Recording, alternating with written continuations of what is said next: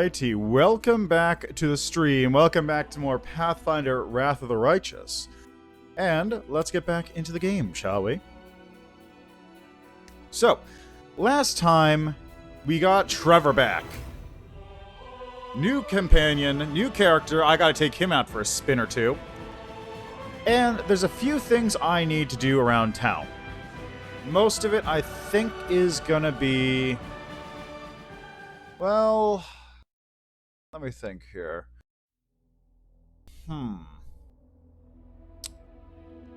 Actually, let me think.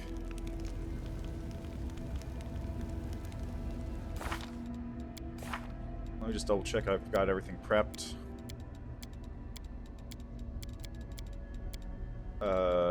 Haste, protection.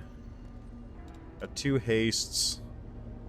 I'll put a...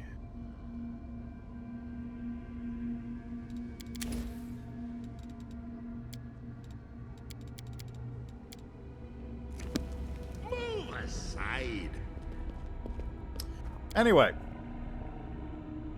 so I've got Trevor now, and I'm trying to think. I've got 2 things I can really do. Like, the 2 main things I have to do are the following.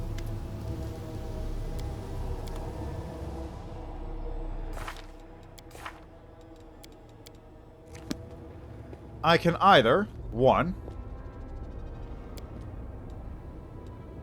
Yeah, Trevor's coming with this time. Yeah, let's do this. Let's take those 2. We're gonna head to the middle city for now.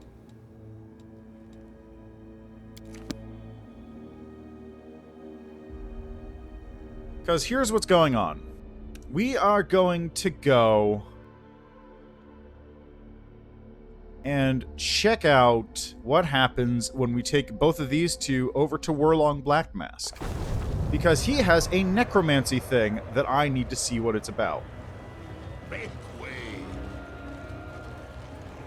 And while we're at it, let's level Trevor up. So, Trevor is a mess of a character. He is a barbarian armored Hulk, a fighter, 2-handed fighter, and he's also a Hell Knight and a Paladin, neither of which are classes I can take on him anymore. So my question is, which one do I go into for him? Improved cleaving finish, great cleave, cleaving finish, cleave, power attack, heavy armor focus, hammer the gap, strong grip, overhand chop, single attack with attack action or charge with a 2... And weapon, he has double strength damage on bonus rolls. Weapon specialization, falchion. Strong grip, +1 bonus.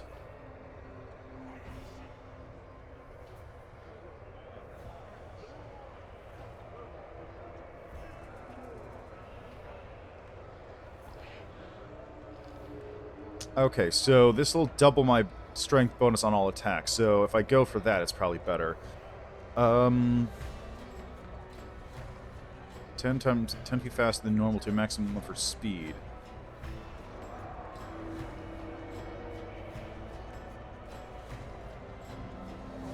Christian heavy armor, armored swiftness.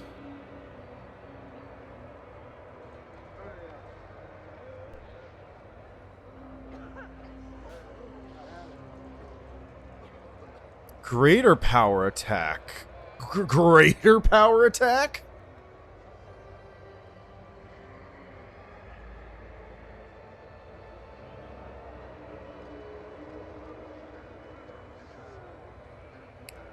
Okay, so he's currently level 15. Actually, no, this will be... More accurately, this will be continuing on.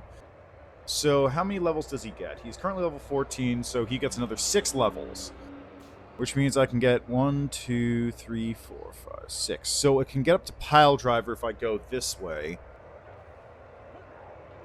Which will get a free action trip. Or... 1, 2...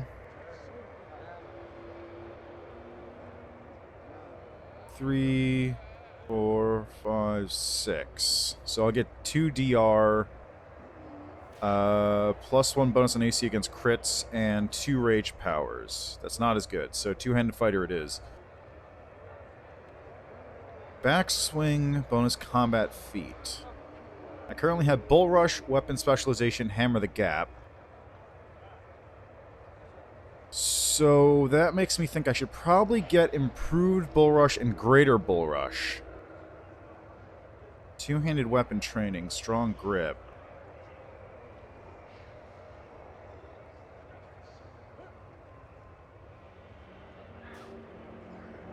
Yeah, let's go with this.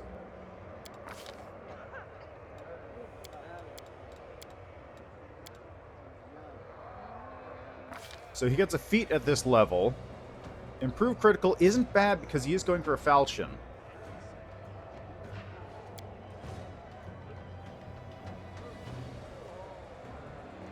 And falchions, what does a falchion have again? Is it, let me see. Falchion Pathfinder. I want to say it's an 18 by 20. 18 to 20 by 2, yes. Okay, so if I go for Falchion, that would be pretty good. I could actually go into the critical focus feats. Okay, let me think here. Improved Bull Rush.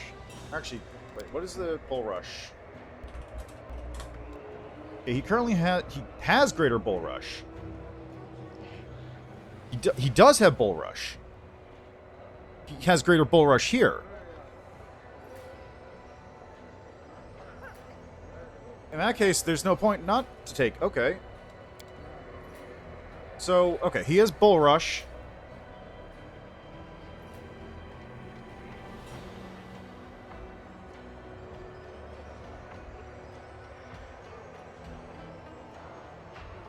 Okay, so weapon focus, probably Falchion. Doesn't tell me, but I'm gonna guess it's Falchion. Power attack, heavy armor focus, cleave, cleaving finish, great cleave, improved cleaving finish, greater bull rush. Because he gets bull rush here, weapon specialization falchion, hammer the gap, overhand chop. Okay, let's go with improved critical falchion.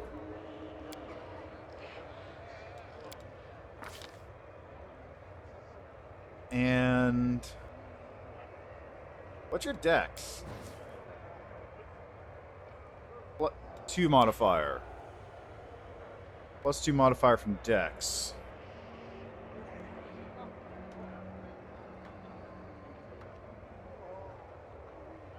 Yeah, let me look at critical here. Train the yard causing pain, plus for circumstance, outflank. Outflank would be a good pick, I think.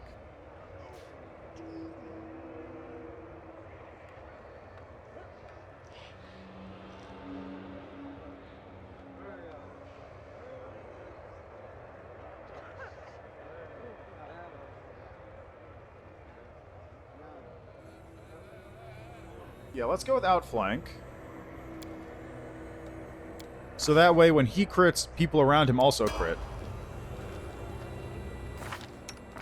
Okay, I'll just go here real quick.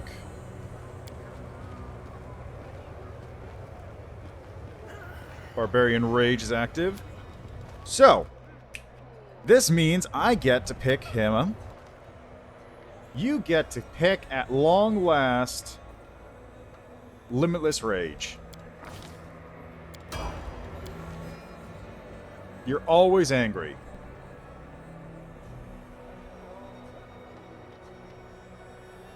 Mythic Bull Rush. Improved critical. Crit multiplier goes to ×3. Mythic Power Attack.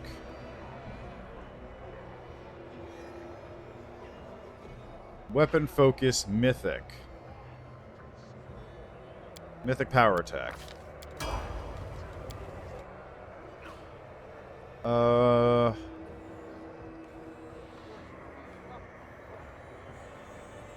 Let's see, what else? Rupture Restraints.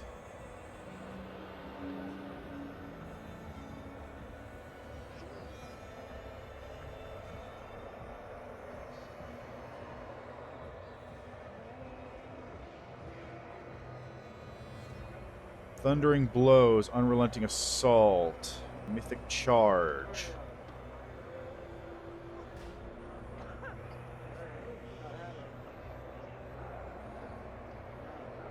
No. Boundless healing. Send summons. Archrange armor. Always a chance. Abundant smite chaos and abundant smite. Let's go with...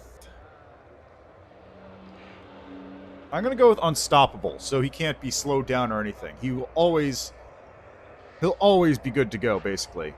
Anytime you become paralyzed, you become staggered instead. If you become nauseous, you become sickened. If you become shaken instead of frightened.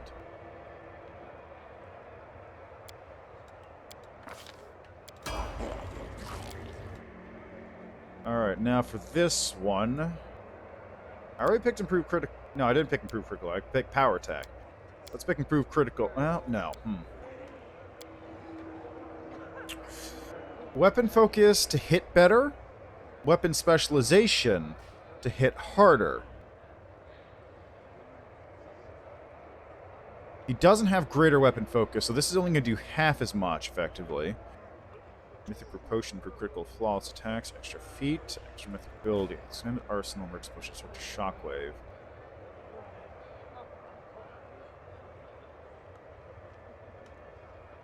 Let's do mythic bull rush.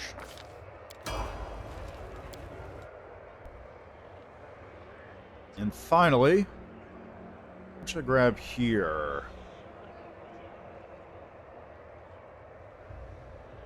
Ranging shots? Powerful shadows? No. Neither of those are useful for him in the least. Last stand? Make him more or less unkillable. He's already going to have a lot of temp HP.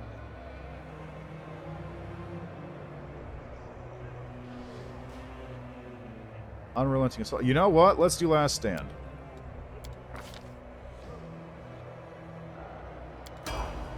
There we go. Trevor is ready to rock.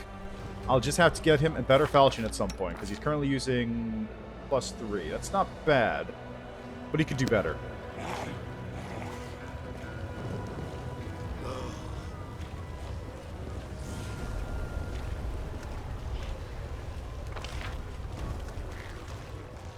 Actually, you know what? Let's go take care of this real quick. It's right here.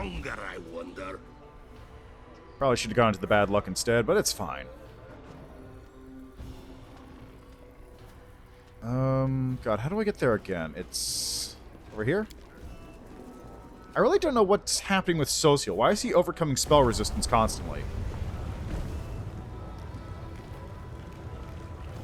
Huh? What's that? That's up there. It's nothing. Follow me, or don't.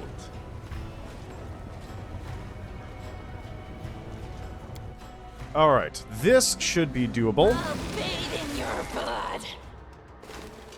Something over there.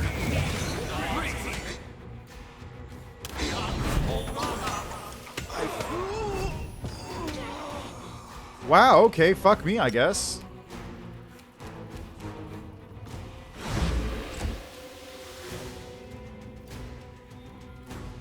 You gonna attack somebody, Trevor?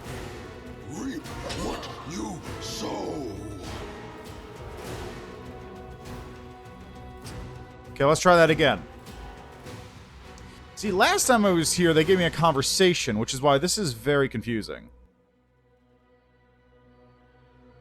Like, last time I was here, they didn't immediately attack me.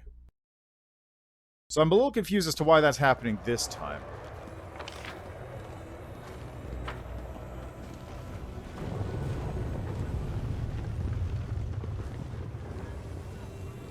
Like, normally they would give you a conversation, say, like, what? You're the Battlebliss champion, what the fuck? But, I guess not now. For whatever reason.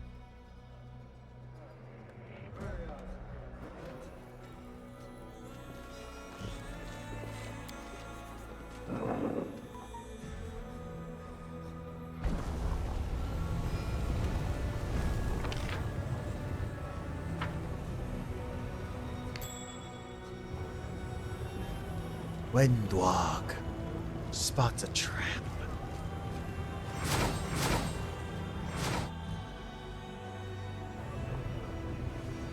Alright, let's do this real quick.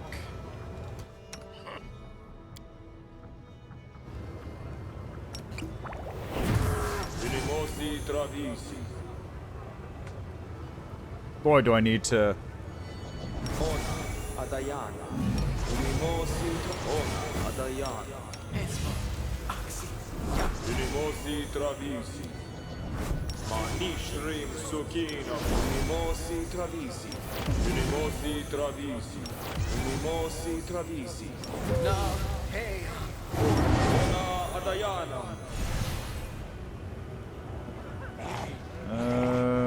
Okay, that's that. This one. And spell resistance. Alright, Socio. Suffered enough.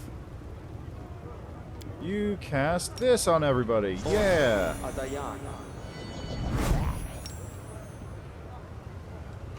Give that to Trevor. Why not? How long does this last again? 1 minute. I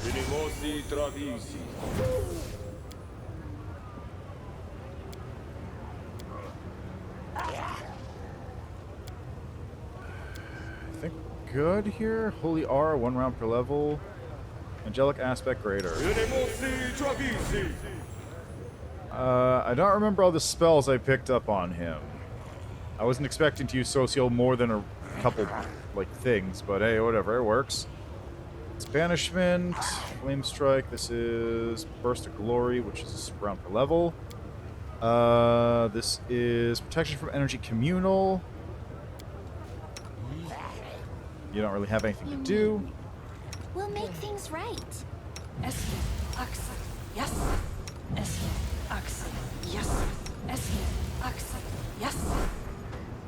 Okay, that's that. Let's enlarge Trevor.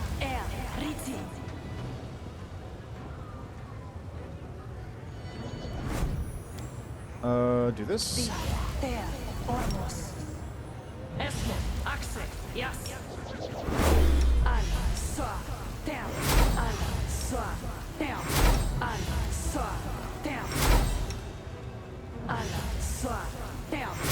There we go. Now...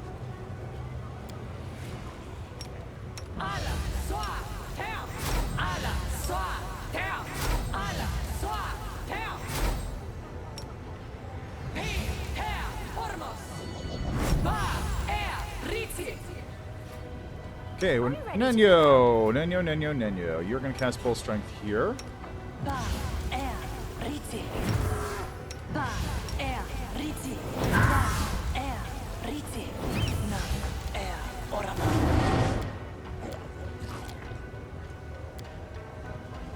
That should do the trick. Let's give it a shot now, huh? Let's see how it go.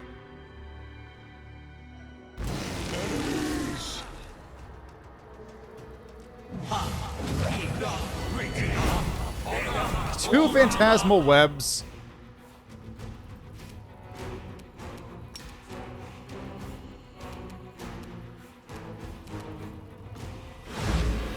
Four out of 20? Plus 20 modifier? Jesus Christ.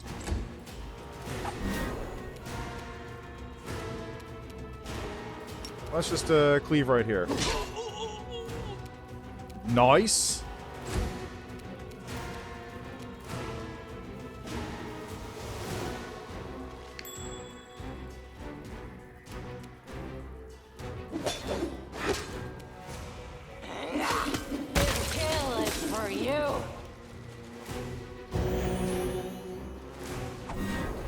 Witch Doctor.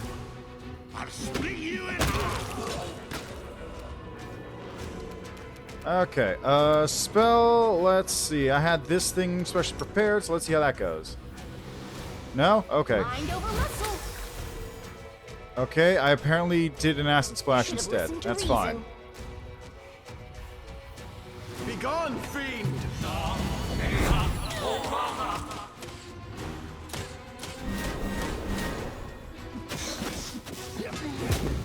Jeez.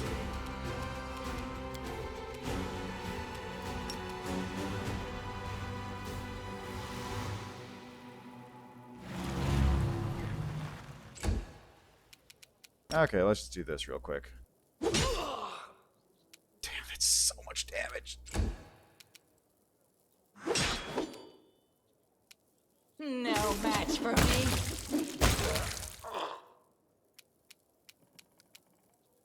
Smear them. Okay, can I get over there to cast this on you now?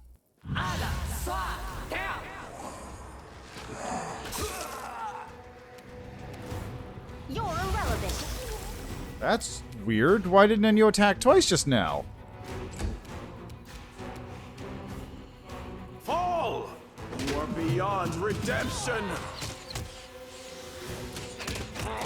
Why are they all attacking Wendu?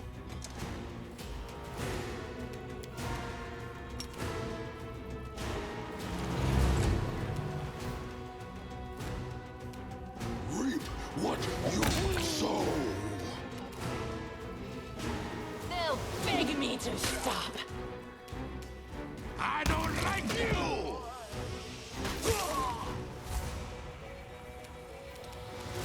Okay, let's do this. Wow, that's not a lot of damage, is it?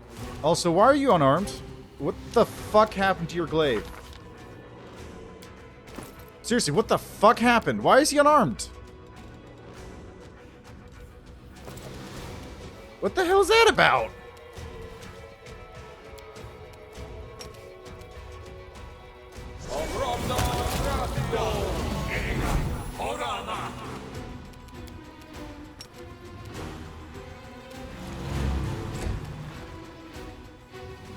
I will rip them. Okay, you're webbed. Got it.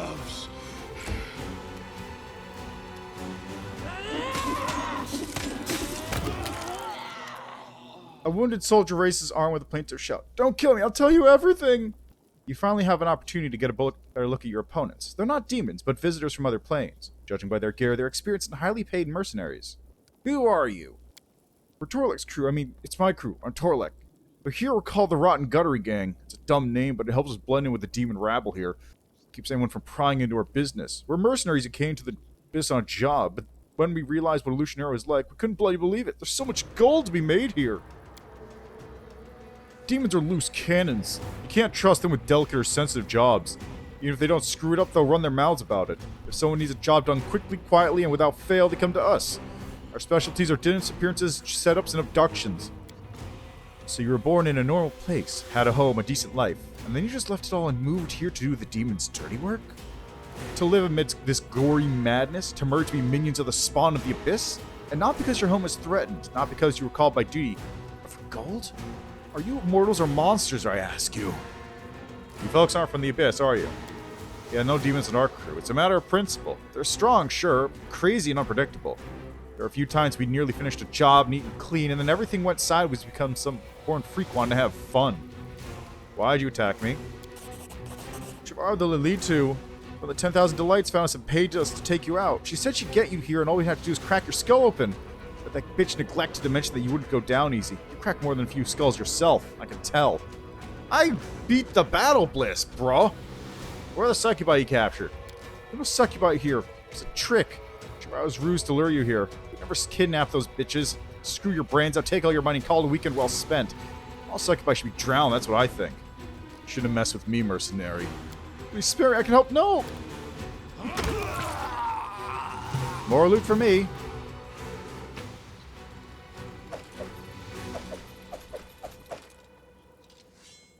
Let's see, what do we get? Braces of Eldritch Scholar. +6 braces of armor grant, +5 competence on Knowledge Arcana, use magic device skill checks.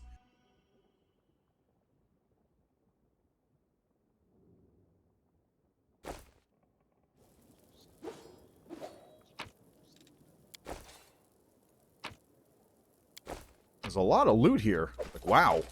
Wow, that's a lot of loot. Entomer. Whenever the wielder of this +4 Warhammer successfully hits an enemy with a charge attack, the enemy must pass a fort saving throw or be entrapped in stone until the end of the fight. While under this effect, the enemy becomes vulnerable to bludgeoning damage as well as slowed down. As Warhammer confirms a crit against an effective enemy, all enemies in a 30-foot area should pass the same check or be under the same effect. Wow, okay.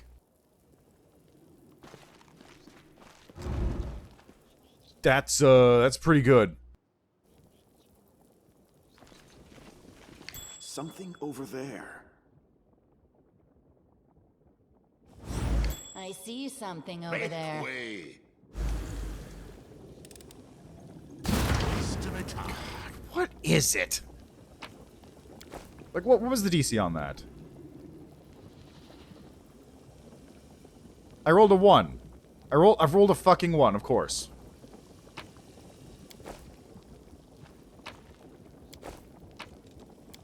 There, doesn't even matter. I can just ignore the trap.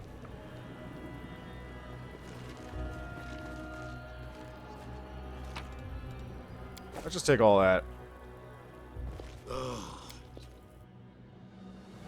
There we go, job done. Now I can go back to Chivarro at any given time. First, let's head back here.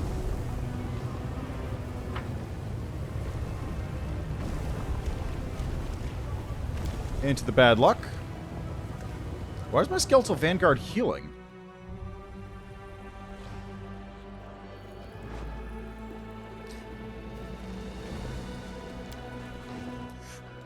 Back to the Nexus.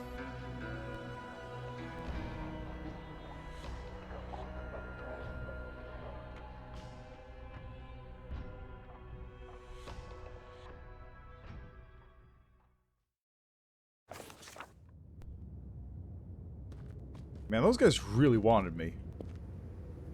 Where is it getting fast? Longer, I wonder. Wait, what? Why does it have fast healing?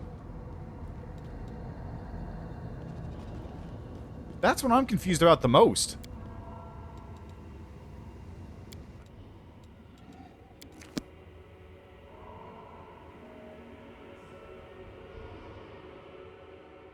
Anyway.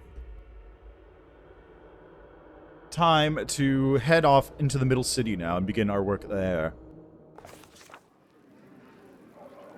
And by that, I mean, now it's almost time. I just gotta get in the elevator. I suppose I could also spend the night here, although I don't really... No, you know what? There's a bunch of merchants up there I can just talk to instead. Make things easier.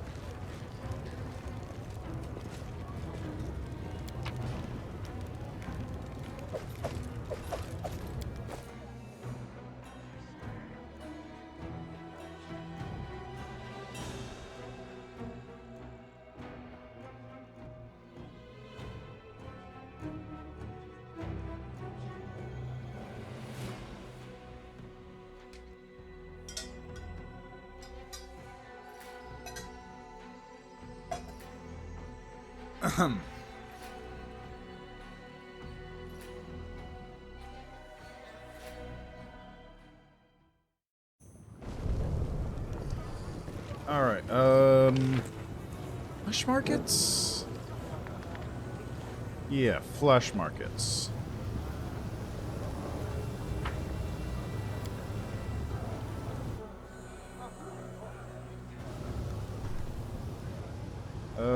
Let's go talk to... which one of you was merchant? There's Axis. This guy over here.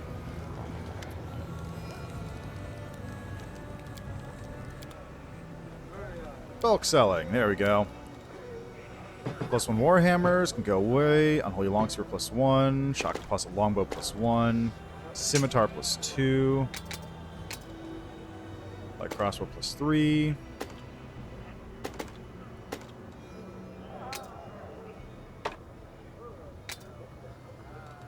Excellent. 2 chain shirts can go away. Heavy shield, armor. That's just a +3 heavy shield. +3 full plate. +2 full plate. +4 breastplate. Oops, I didn't want to sell the Immaculate Petal. There we go. That should do. Alright, before I forget as well, why are you unequipped? Why did you take your glaive off? What the fuck? What is up with that?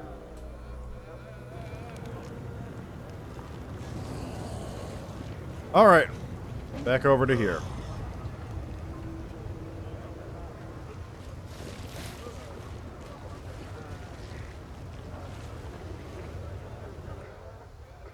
Oh, God. It looks like my party order's also all wrong. Yeah, that's completely wrong. Move that to there. There we go. That's more like it. How much longer, I wonder? You! Trevor bellows like a wounded animal. Without another word, he grabs his weapon and lunges at the slaver. What a fortuitous day. It so rarely happens that a slave who's been sold returns to be sold yet again. Gladiators, take him down! No time for debates. Pour along, huh?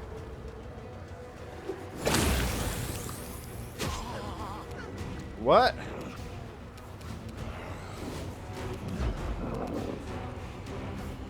Okay, let's do this. I'll rip you apart! God, thanks for the misses. Jesus.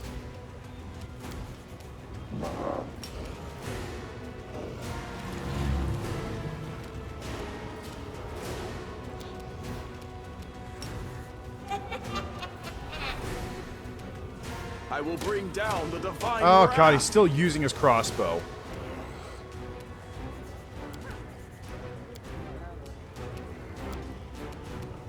Alright, here, take this.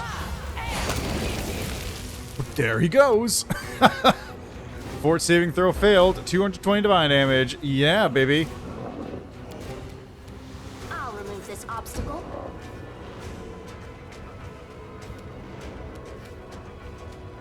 What is going... Why is Nenyo getting double attacks? Something weird's going on there. I won't go down this easy. No match for me.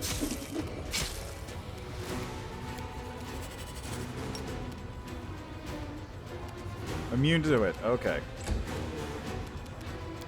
Swap over to this, please. Eternal Rose, I call upon you. I still can't stand? I still can't stand.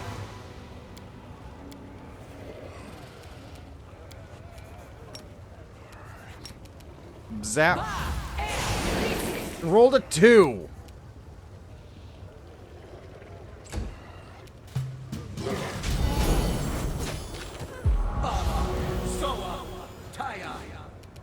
They'll beg me. You didn't need to show up. I just need to, like, stand. Woo! That's some good damage. Begone, fiend. There you go. Problem solved. See? Yeah, +2 falchion. Nice. Gold coin from the flesh markets. +3 dagger. A +4 buckler. Circuit crossbow. Avalanche armor +2. Mystic grace. +3 leather armor made from very light and delicate leather, increasing max dex bonus by 1 and also decreasing arcane spell failure chance by 10%. Also grants the wielder +2 bonus on cast level checks made to overcome spell resistance. Hey, it's not bad. Warlong's lifeless body lies at your feet. A bloody mist rises from his wounds. It is impossible to survive such wounds, yet you hear a voice coming from beneath the obsidian mask. Didn't I tell you? I am immortal. You've killed this body, but I'm still here, right in front of you. The mask grins and winks at you. It looks like an ordinary mask, but is it really? Let's conduct an experiment. Nenyo carefully examines the mask on the face of the dead demon. It smells of decomposing flesh, quite specific. Tastes like rotten meat. What are you doing? You stupid creature. Take your tongue out of my eye socket immediately. Jesus Christ, Nenyo.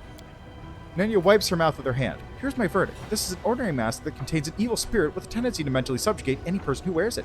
The experiment is concluded. Thank you for your attention, everyone. With tremendous force, Trevor brings his foot down on the mask. The head beneath the mask is reduced to a bloody mess, but the mask itself comes off without a scratch. You're not the first to try that. You're a living mask? So is you I've been talking to this whole time?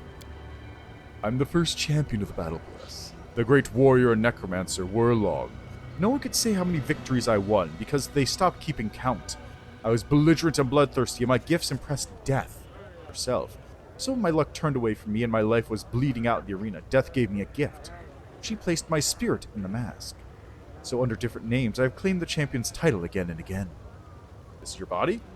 Of course not. My mortal remains have long since turned to dust and black sludge. This body once belonged to one of my followers. A couple of decades ago, the gladiator wearing my mask perished and I took his body. My magic has kept the flesh in good condition all these years. Sadly, you've destroyed this body beyond repair, and now I must find a new vessel. Punch the mask. Your punch leaves the smooth surface of the mask unscratched. Foolish. Do you really think you're stronger than death? She protects me, and you cannot overpower her. Take the mask off. The black stone clings to Orlong's flesh as if they were one. It's impossible to tear the mask off his face. Sense the soul that hides within the mask. So you got Angel, Demon, and Trickster options, plus Lich. From the black, polished stone, a restless, spiteful, and bloodthirsty soul glares suspiciously back at you. It is skilled enough in the art of puppetry to manipulate the bodies and mouths of those who once wore this mask. You can see the dozens, perhaps hundreds of faces of those who wore this mask and gave their bodies to the ghost, willingly or not. Subjugate the lesser undead who dared to show you disrespect. The mask is in your hand. You feel the black, polished stone heat under your fingers until it starts glowing white. This doesn't cause you any pain, but the ghost dwelling within the mask starts howling wildly. You are the master of death. You are her lover, and you are more precious to her than anyone else. Forgive me, I had no idea. Spare me, and I will serve you, I swear! Obsidian Mask of the Champion. The wearer of this mask gets a plus 10 competence bonus on intimidation and mobility skill checks. In addition, whenever the wearer of this mask lands a killing blow, they gain temporary hit points equal to the killed enemy's strength modifier for 5 rounds? That's really good. Can I wear that?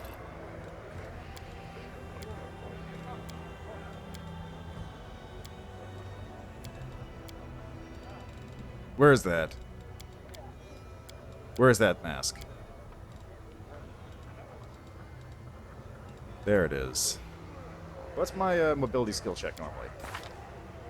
Mobility is plus 5. Intimidate is... Where is Intimidate? Persuasion, I guess. 5. Who would this go better on? Nenyo? Plus 20 mobility.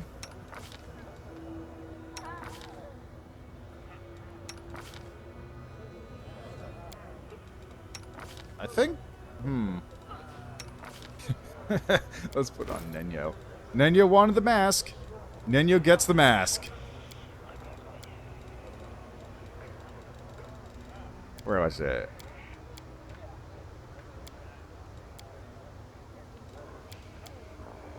There it is. I see no reason to have this. It's a headband on him. Really? Weird? I don't know why it's a headband item. Alright, well, Warlong has been taken care of.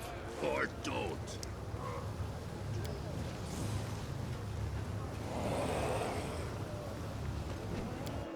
Portal up.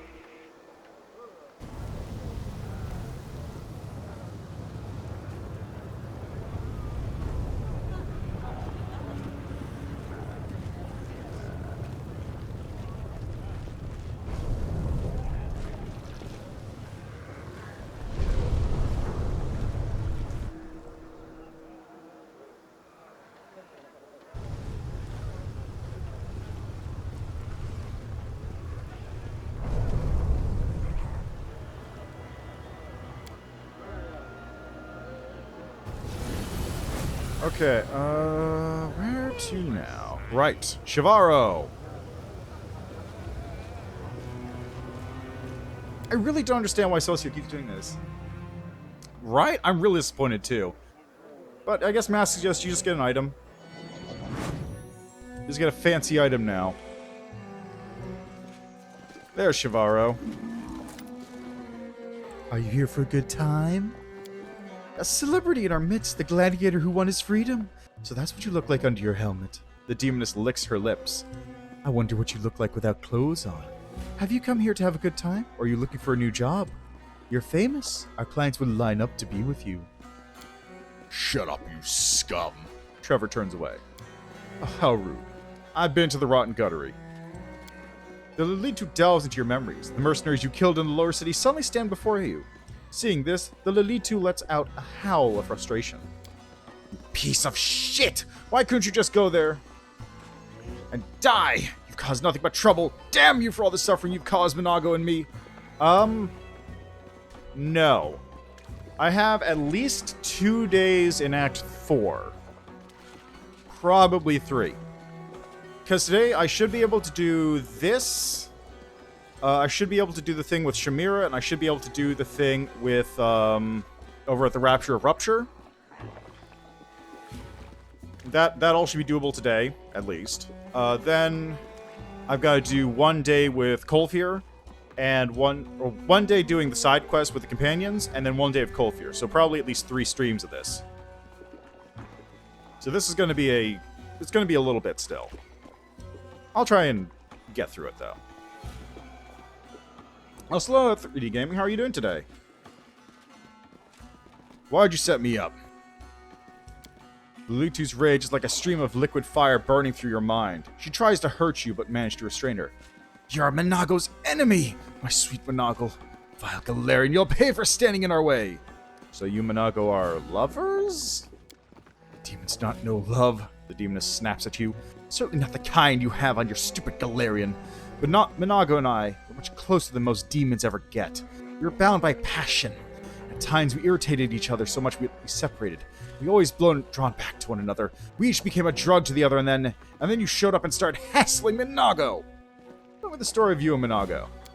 The demon's rage fades. She speaks bitterly and sincerely as if in confession. I always loved to sow chaos, whereas Minago wanted to rule over it. She once usurped me in my own scheme, snatched it right from under my nose, and reaped its fruits for herself. The gauntlet had been thrown. We spent long months trying to kill each other. We were both impressed by each other's passion, and we became addicted to it. No one has ever wanted to destroy me with such fervor. Once I tried to kill her in bed as she slept. The fight somehow turned into sex. It was so much more than sex. In the morning, we both realized we were bound by our craving for each other. Of course, we do still try to kill each other. Minago can be insufferable, and I'm not much better. What if one of us either succeeded? It would be a terrible blow to whoever survived. I know demons should not have such feelings, but there's nothing I can do about it. The two demons truly fall in love, albeit in their own terrifying way. It's believed their hearts have no capacity for love, but you and I both know light is stronger than darkness, and it can shine even in the most impenetrable gloom.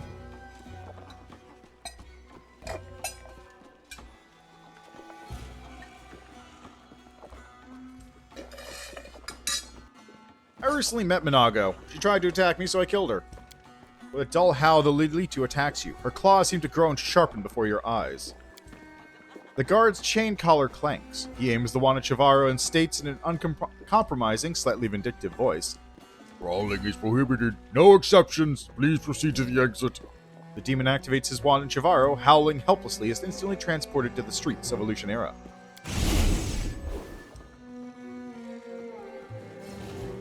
Looks like Chivarro's throne stands empty, and we are supposed to choose a new leader.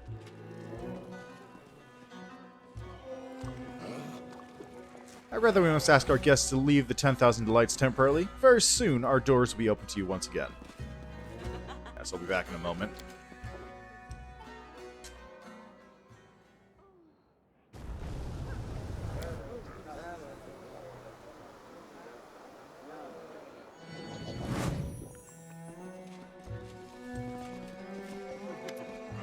You're greeted by a succubus whose appearance is striking, to say the least. Her flawless skin, graceful figure, and aristocratic face would have been her true beauty, if not for the terrible fresh scars.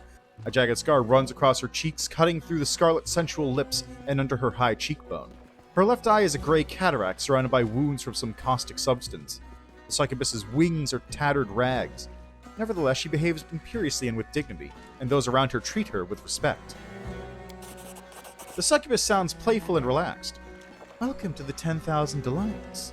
My name is Herax, and I'm the new madam here, thanks to you. You rid us of that insolent upstart Chivarro, sending her after her haughty lover Minaga, so you consider me in your debt. Know that you'll always be welcome here, and my gift will be proof of that. With a graceful movement, the demoness hands you a gold coin. With this, every arch will recognize you as my favorite guest and teleport you here. If you wish to spend the night, have some fun, or restock your supplies, come to me. Don't waste your time on my little crooks.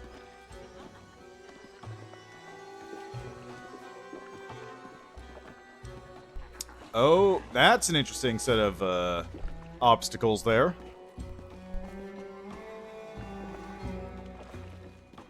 That reminds me of Fallout 4, actually. Just your son gets aged up because you're cryo frozen and is just a complete asshole and doesn't like you. And it's a technomancer, technically, because he's in the Institute, but yeah. Leaning closer with a confident smile, the demoness whispers sensually, "And if you rid us of Chivarro, my gratitude will know no bounds. I think that bitch is hiding somewhere in the lower city. Can you take care of her for me, my love?" I'm looking for some company. What can you offer me? Each of my charges is a true master of the craft. It's years of training in a range of arts, from oratory to the intricacies of sensual massage, have turned talented apprentices into true artists. No one on any plane can compete with them in the art of pleasing both body and soul. Perhaps you'd enjoy the spark of cheerful madness granted by the Fae known as the Mad Glowworm. Her temper is mild, her laughter rouses both body and mind, and the feeling of lightness a night with her gives you more than compensates for the terrible hangover in the morning. Perhaps your heart trembles at the sight of the wild strength and bestial power embodied in our unbridled Rockhorn. Like every incubus, he is strong, fierce, and incomparable in bed. But be warned, at the peak of passion, he does not hold back. The Sinners, a trio of succubi who know no morality and no boundaries, convey their warmest greetings and congratulations on your victory over Gelderfang. They're pleased you accepted their invitation, and will gladly shower you with their kisses. You will drink their lust while they quench their thirst with your life. Every guest is the master of their own pleasure. Usually it starts with mine and conversation. After that, they choose what they like, and all my charges have their own ways of entertaining guests. And while you're having a good time, we'll take care of your friends. They won't feel abandoned, especially that handsome friend of yours. The demoness darts a seductive look towards Social. The cleric just shakes his head. I appreciate your kind offer, but I cannot accept it. Herax pouts. You can't? I'd heard that among your warriors are those who emasculate themselves as a sign of their devotion to their gods. I never believed such tales. What a pity. Such a perfect body. But we'll figure out something for you, you poor thing. Intimacy based on payment instead of sincere fondness makes a mockery of the honorable feelings. It will degrade you, not to mention those unfortunate creatures, especially those who trade their bodies under duress. Tell me out no time to choose. I want to know more about this place and its owner. Do you mean the former madam of the 10,000 Delights or the new one? Who are you? To everyone else, I'm the respected madam of the 10,000 Delights. The protector and patron of this palace of pleasures, the strongest who lives here, the one who has earned the right to replace Chivarro on the throne. But you, honey, can just call me Herax. The succubus's smile is both seductive and unsettling. You look awful. What happened to you? Herax lightly waves it off. You mean my scars? A trifle. I'm a succubus. We're all beautiful and charming. We aren't bothered by the odd questions that haunt your kind. What happens if I'm not attractive? What happens once my beauty fades? This is why we're not as obsessed with our looks as you mortals. Have I ceased to be gorgeous because of a few scars? Flaunting her wounds, the succubus tilts back her head and laughs, a pleasant, arousing sound. I wonder, can you actually... no? She's got a unique model, I think, but I can't tell if it's scarred up. I left these scars to serve as a reminder of how I got to where I am. As a reminder for others, that is. Now the smug scum will think twice before challenging my authority. Though you are a creature of the abyss, Shell will not let me fail to acknowledge your beauty. Celestial shakes his head with regret.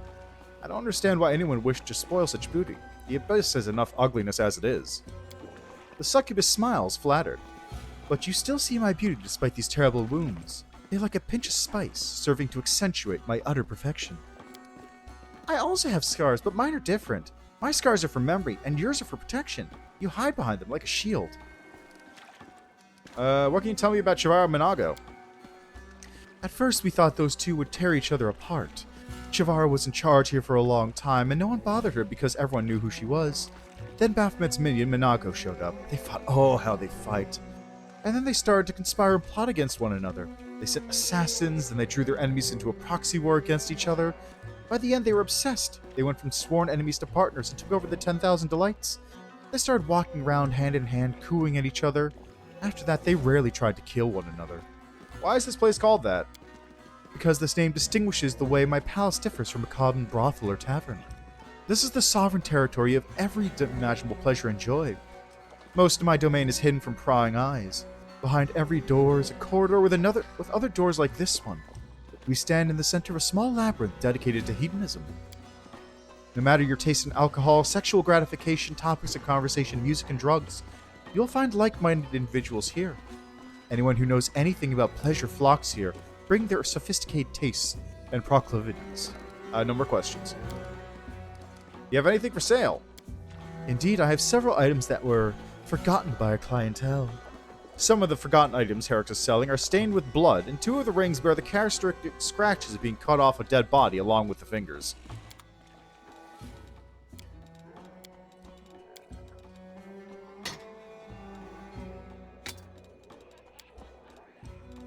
Alright, so what do we have here? We have Deep Rip.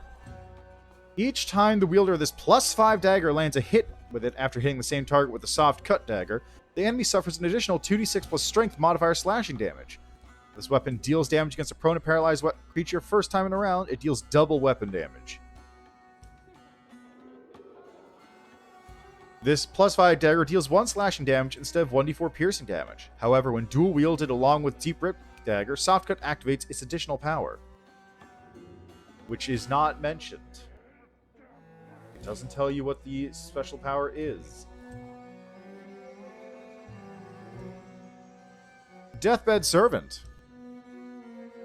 Wielder of this +4 flail is under a constant effect of the Cloak of Dreams spell, as if it was cast by a 15th level wizard. This +4 Shock Elven Curve Blade deals additional 2d6 slashing damage against blinded enemies. Whenever the wielder of this blade lands the first hit in a round, the enemy must pass a will saving throw or become blinded for 1 round. That's really good. Whistling Killer. This +4 Thundering Dart deals sonic damage instead of piercing damage. On a critical hit, it deals 1d6 sonic damage per 2 cash levels of the wielder to all enemies in a 50-foot area.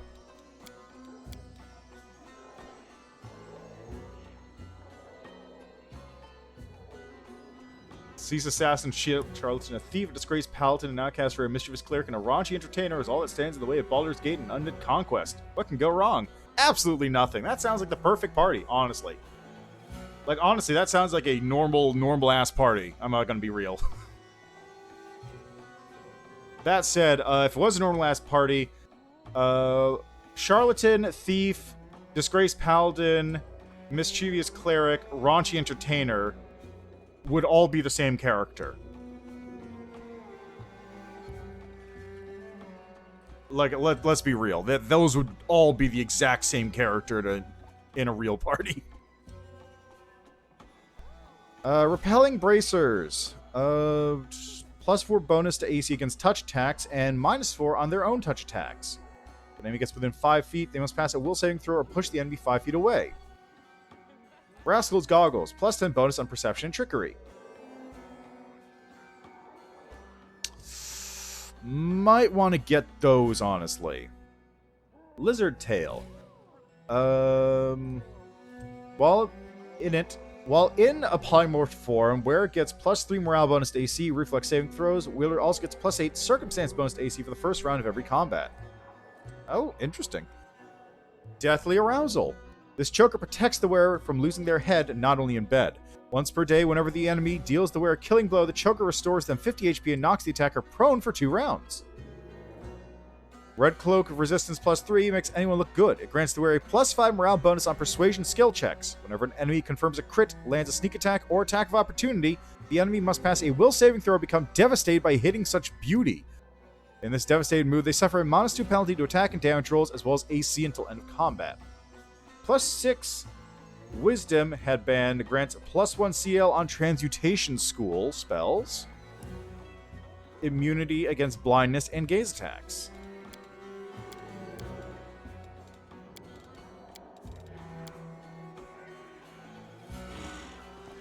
Alright, now on here.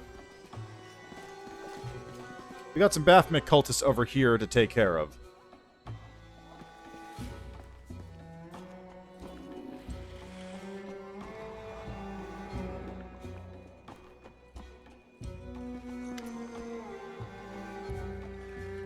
The demon worshipper raises his filmy eyes at you. For a while, he tries to understand who you are, but ultimately gives up.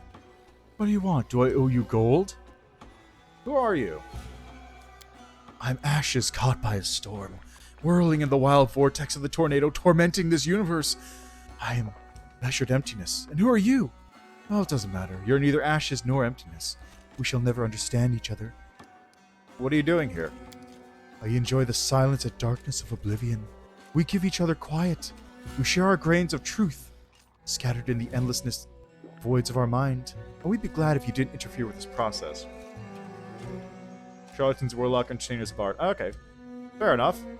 I'm just saying, like, those character archetypes are not necessarily exclusive to each other. You could totally have a Charlatan, Thief, Entertainer. In fact, if you have a Charlatan, it's very likely that they are also a Thief and an Entertainer. I'm looking for the Spinner of Nightmares. The Spinner of Nightmares?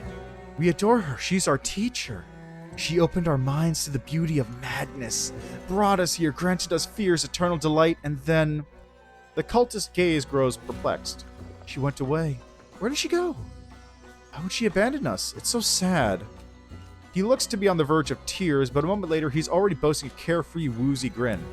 She left us so many presents. They're all in her caches. Oh, so many of them all around here.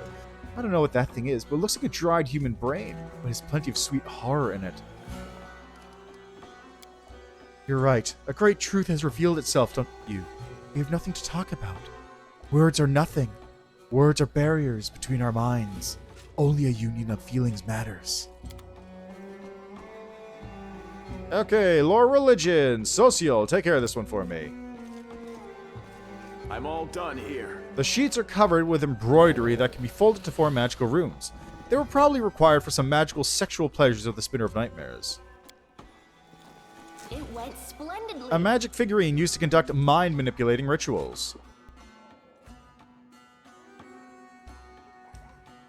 A success worthy of praise. A bookshelf is a popular choice for a stash. The pages of several books are in fact cut out neatly, but the caches are quite empty. Anything for you. The backside of the altar conceals a small indentation for a cache. Unfortunately, it's empty.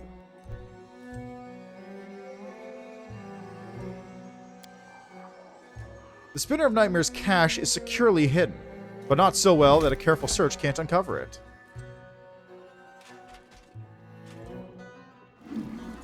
Chaotic notes in a nearly illegible handwriting. One phrase stands out. Sometimes I regret that I can't finish this endless game of cat and mouse with Hylor. But I took away his daughter, and he'll stop at nothing in his quest for revenge.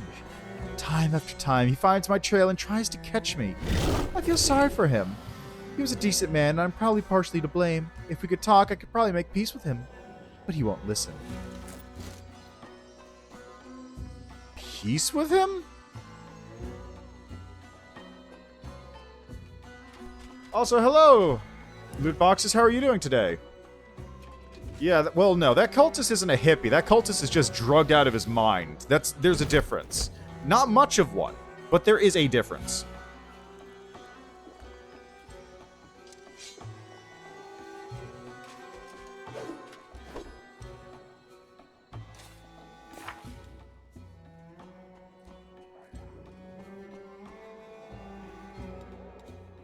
Huh.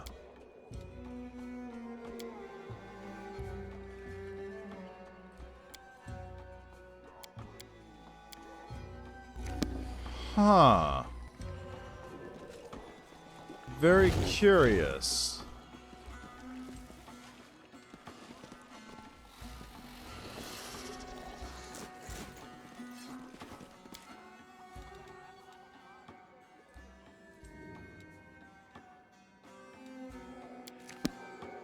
I mean, I wouldn't say it's a slur, but it's kind of getting there.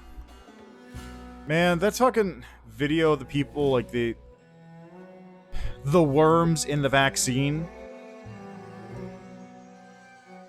God, people are fucking... I long to live in a realm where it's as magical as those people think it is.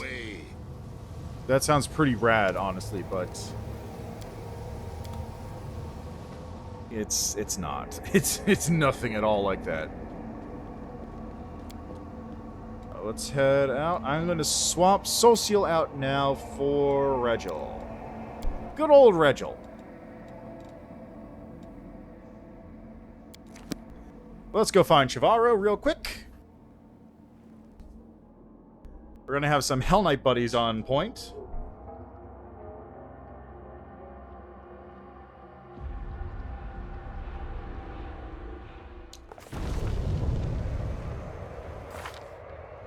Does Regil have outflank? He does have outflank. He also still has charisma drain. Oh god, I never fixed that.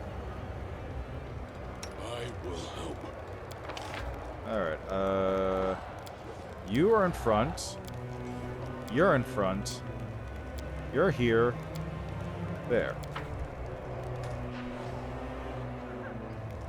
Oh, hello, Hermit Gamer. They're doing moderately okay yet? Not really, no. I haven't found where the Lich stuff is here. Now, where's Chivarro again? She's in this area someplace. I want to say maybe she's over on this side? Yeah, hello. Hello. But no, I have not really gotten up to any Lich nonsense in the Abyss. The only thing I've done so far is I got the mask from Wurlong, which barely counts as Lichery. It's just a, like, minor... Yeah, well, I haven't had any huge issues with combat yet. But that is subject to change in the near future, no doubt.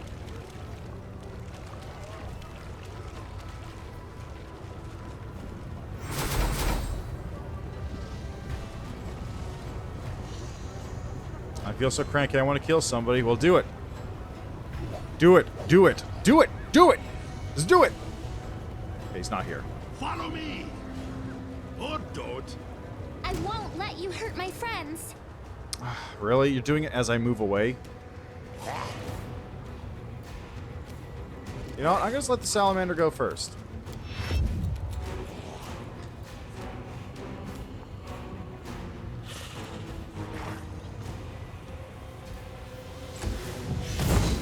Fire snake, huh?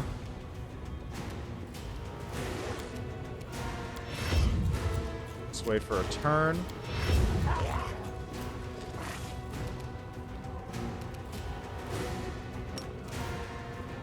Retreat is not an option.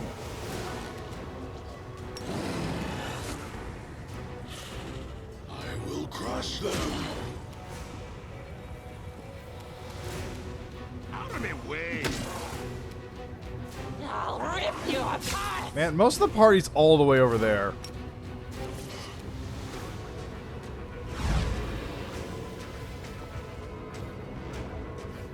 You're irrelevant.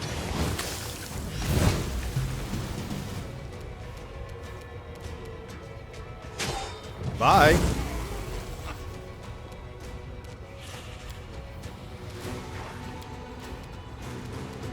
Okay, he frozen salamander needs to die, I think. Kneel before me.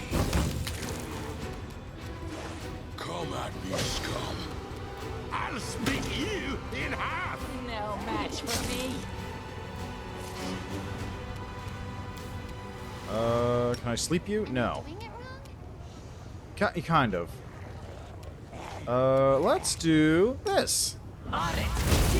Go! Problem solved. You should have listened to reason. Nice one.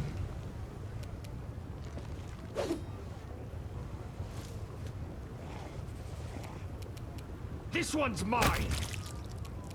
Reap what you sow. Smear them. Oh, that's a good crit. Okay, you can just Scorching Ray this one.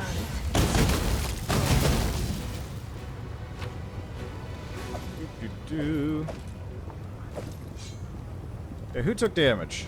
Skeleton almost died. Cool.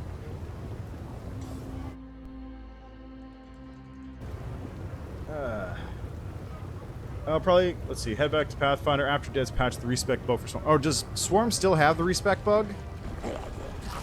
Because I heard that they patched the Lich one, but I thought they also patched the Swarm one.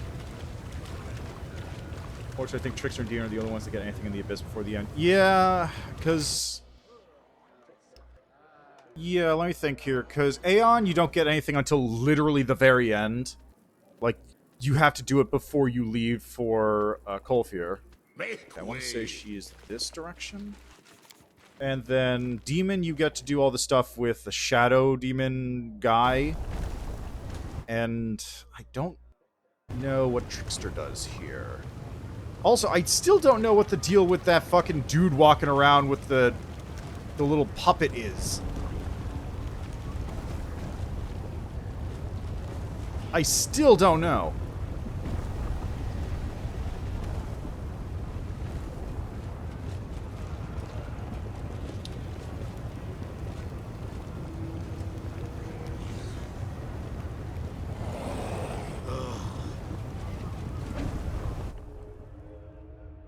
Alright, got Knowledge Arcana here.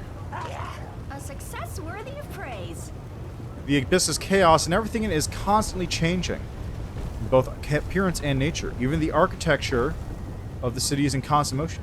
This is the constant guiding principle of its design. I never went here, did I? How much longer, I wonder? I mean, that's fine. It's Trickster. Well, what a sweet little bird. We're gonna eat you up. Pathetic lowlives, don't you recognize me? I'm Chivarro, Madam of the 10,000 Delights! Damn it, forgive us, mistress. Please don't please don't kill us. Have mercy. Because if you lost everything, I have to deal with this scum. Now I shall settle the score. Hey, you scum, I'll spare anyone who helps me kill this mortal.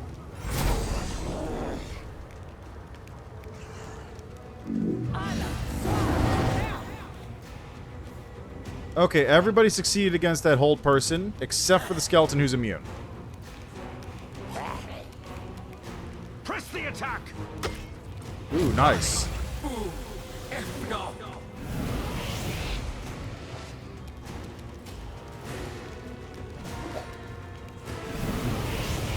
Alright, Nenyo, time to use the spell that I've been preparing this whole time.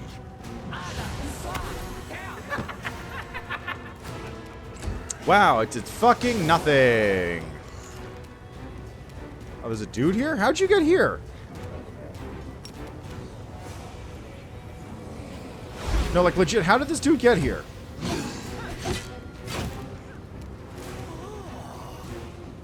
I'll rip you apart.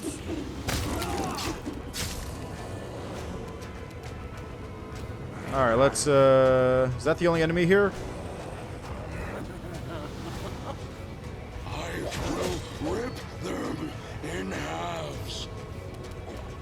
I don't like you. Is he still not dead? I think he's still not dead.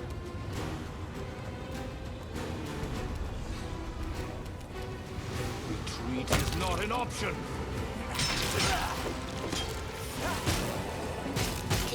I dedicate my body to science. Ah, jeez.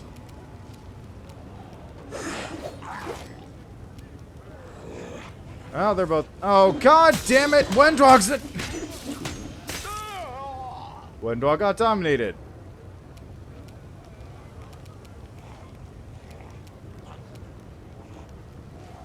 I will crush them. Out of my way! And there's the missus. I've seen worse. Okay, Wendog is no longer dominated. No, Wendog is still dominated. Still fight.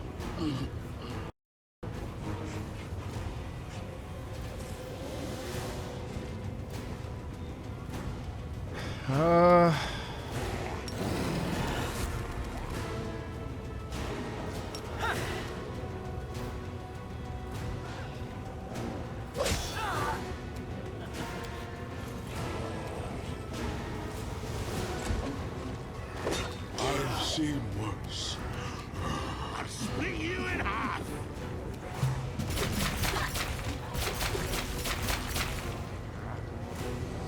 I don't think they fixed the Lulutu. I don't think they fixed the Lulutu. Remember my name. Wendwag.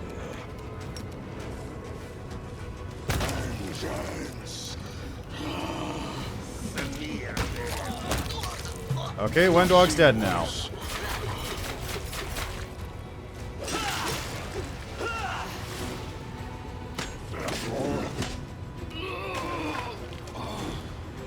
Sick. I don't like you. Okay, Yeah, so what happened was, one of the Babaos just teleported right into my party, instantly killed Nenyo and Ember.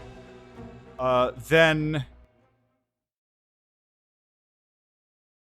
Apparently... Okay, so... Allegedly, in one of the patch notes, they said they had fixed Lilitu because Lilitu had way more natural attacks than they were supposed to have. Don't need That seems to have been a lie. Like, that was a very big lie. Then Wendog, who is the character with the most damage output on my party, got dominated and attacked my entire party. And then that was it, really. I had nothing else. Like, that's all I could do.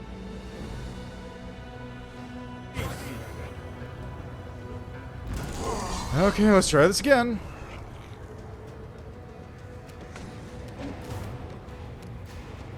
I will delay until after menu, I think.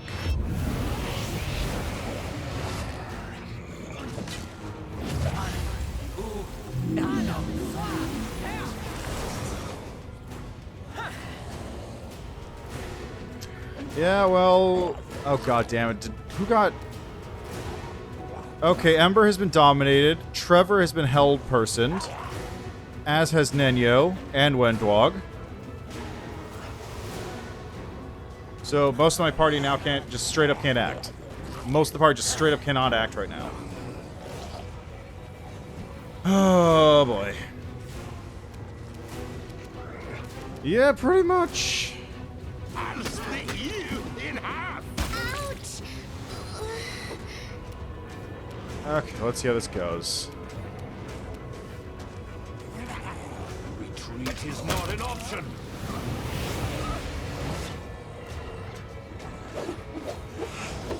There's one teleporting right into my midst again.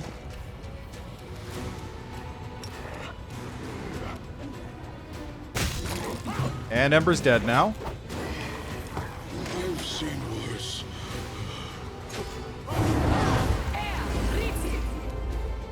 Smear.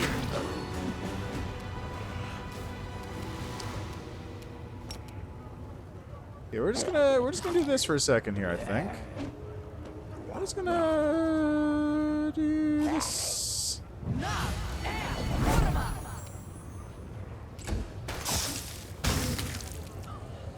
Okay, who's around to kill? Kneel before me. There we go.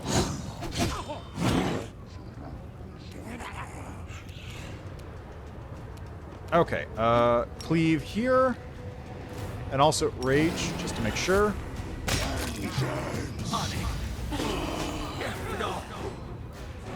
I can still... Oh, Christ, that's a lot of damage.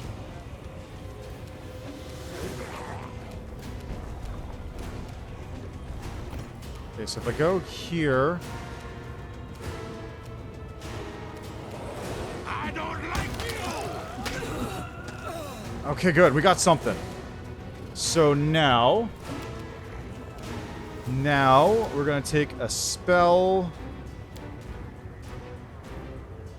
We are gonna just disintegrate her and miss. Just total miss. Okay, Regil, you're gonna smite Chaos.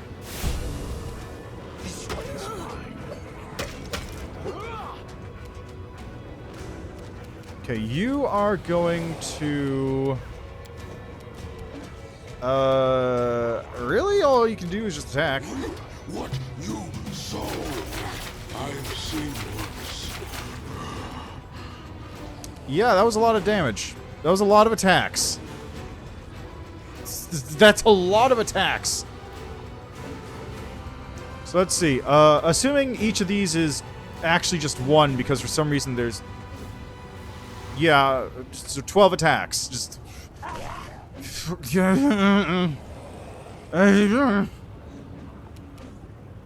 of my way! Nice. Nice rolls. Not sick. Immune to magic missile, actually. Straight up immune to magic missile. Yeah! Alluring Charisma. Mighty Fists. Ring of Luck. Cloak Resistance +2. I don't think any of these had anything else useful.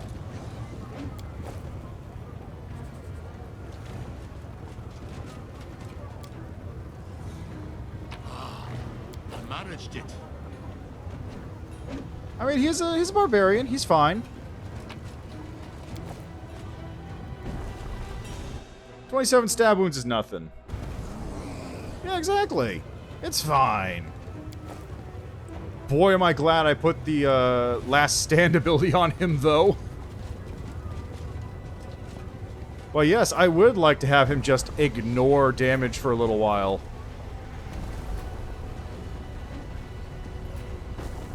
That seems like a very good thing to have on a barbarian. Okay, now that we're done with that nonsense, let's head back and take a little nap, I think. Man, Trevor's build is fucking wackadoodle.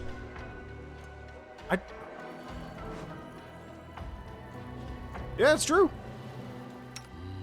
Not in this game, though.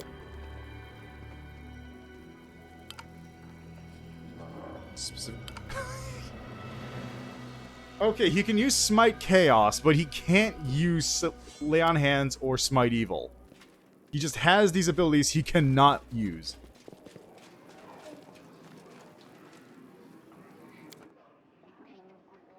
Oh god, that's a lot of damage. Yeah, of course, I've seen Phil...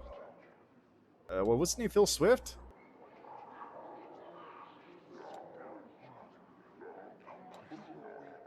Okay, let me go back to the Nexus and take a nap real quick. I need to... My skeleton is dead, and 2 people are dead. At least. So I gotta do this.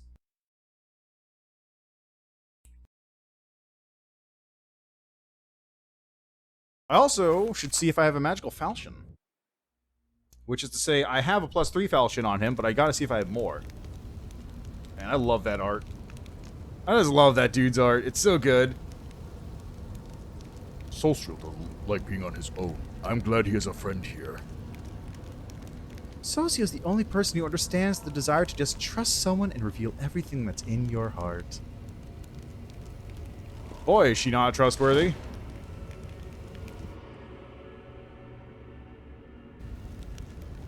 Alright, let's see. Do I have a falchion?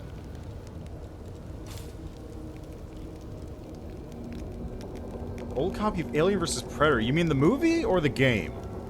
You're pretty sure there was a game, right?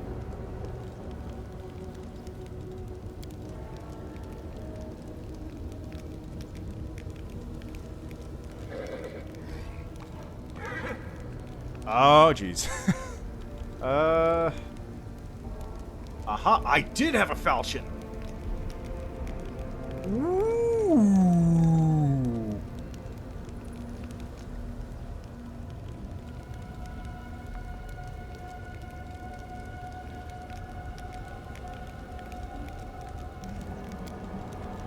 Actually, wait. Weight would be a good way to sort these, because falchions are going to be the same weight. Now it's falcata. Yeah, seems like a good pick.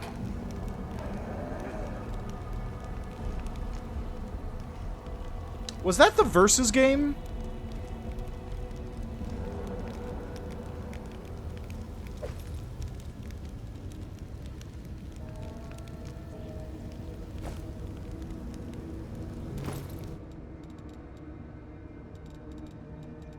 What makes them terrifying? Like what's alert? Alert feat. Alert. Combat trait. That's a trait. Feat? Feats? Agent of Fear. No. Alertness is a feat.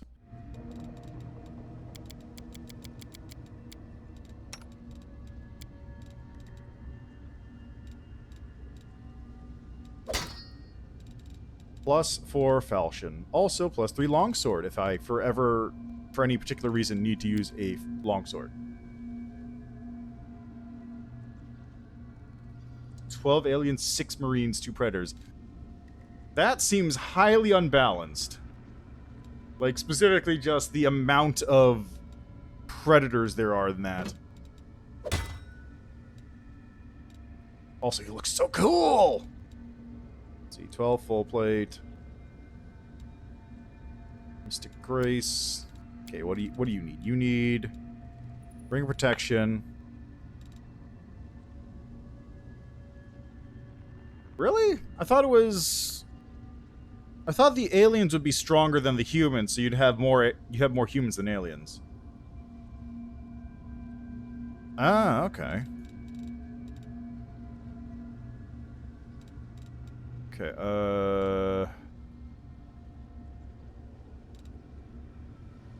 Oh. Lurky is +5 to initiative. Swashbucklers get their decks and mods to initiative. Oh. Ah, so you just go in that case. Right, the predators being very few in number, I get. I'm just surprised by the aliens, because I figured the aliens would have, enhanced strength and whatnot. But I guess if the humans actually do have very good guns, that would do it.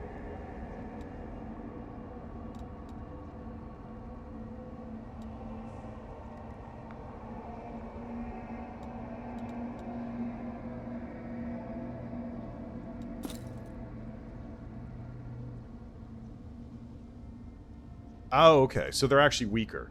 Got it.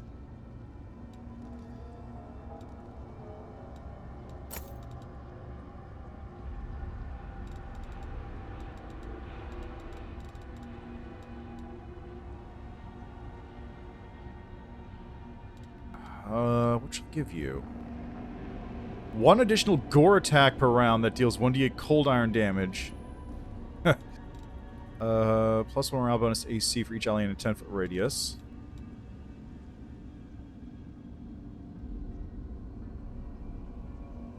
Oh, that's perfect! That's perfect, because this is a bleed falcata! Yeah! +3 cloak of resistance. Oh, that actually sounds really fun. Just doing the single player and having to constantly worry about things. Just attacking you from anywhere. Oh, yeah, do you have athletics? He does have athletics. I heard about some people talking about that. The new Critical Role stuff.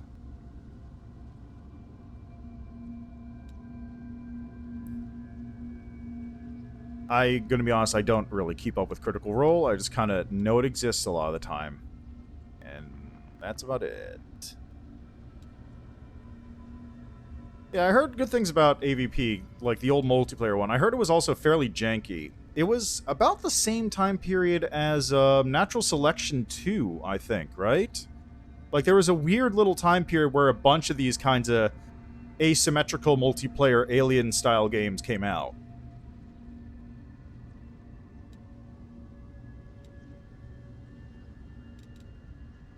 Okay, are there any bracers I could give you that would work? No. Braces of armor. +6 braces of armor grant +5 competence bonus. No. Ring, gloves. I don't really have any other rings I could give him. Yeah, I think he's probably in a good place, honestly.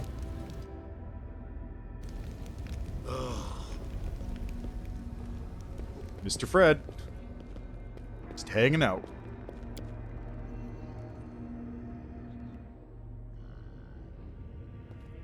God, I forgot I was huge for a second. I just see the skeleton like, why is the skeleton so small?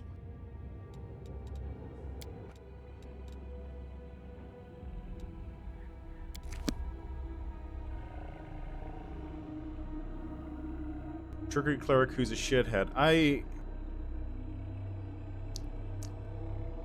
All I remember really, the only real contact I have with Critical Role is when Season 2 started, I saw the silhouettes of all the characters. I was just like shown the silhouettes and I just like did a quick guess of like what each of the characters is going to be based on their silhouette, and I was like 75% right. So that's really the only thing I have about Critical Role. I was like, oh look, the short one's going to be a goblin rogue. Or a halfling rogue who's going to be chaotic neutral and probably steal from the party. And that one's going to be some kind of tiefling, happy, everyone's happy together character. Where the hell is my skeleton?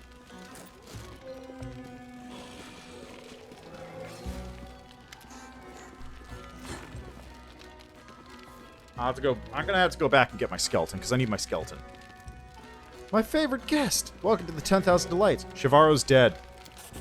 Herrick's laughter is light and cheerful, as if you were discussing an inconsequential matter rather than a murder. What excellent news! You're my hero, my knight in shining armor. I've heard it said that in Galarian it's customary for a lady to grant her knight some token as a sign of her affection. Let this remind you of your friend from the 10,000 Delights. What do we have? I got Headband of Wise Negotiator. This headband grants its wearer a +4 enhanced bonus to Charisma and Wisdom. It also grants a +4 bonus on saving throws against mind-affecting conditions. That's pretty good. That's legitimately pretty good. God, was there another? Rapture of Rupture. Noticulate. Harem of Ardent Dreams.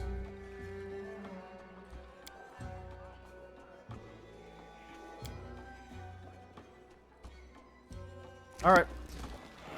I'll just really quickly do this. Get rid of that. Ooh, I forgot to drop off Entomber.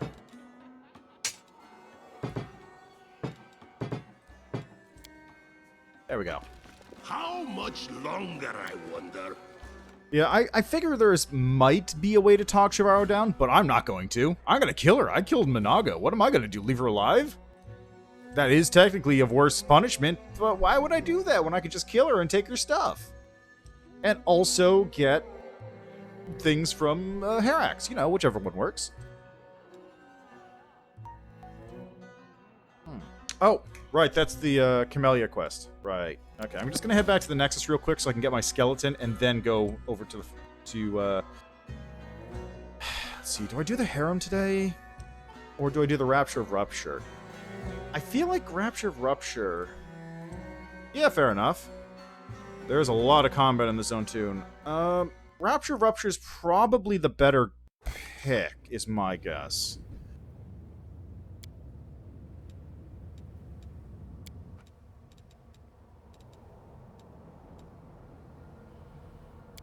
Although I am gonna head to... the Harem real quick, just to make sure that I can get into it, because I might have to fight the guards out front first. I love Mischief. Every group I play doesn't have long until Chaos and Mischief starts happening. So that's fine as long as it's like fun mischief and fun pranks, and not like just as an example. One of the games I was running at one point, I had... Because the party at any given point was kind of mixed in terms of how many people were there. Like, I'd have a somewhat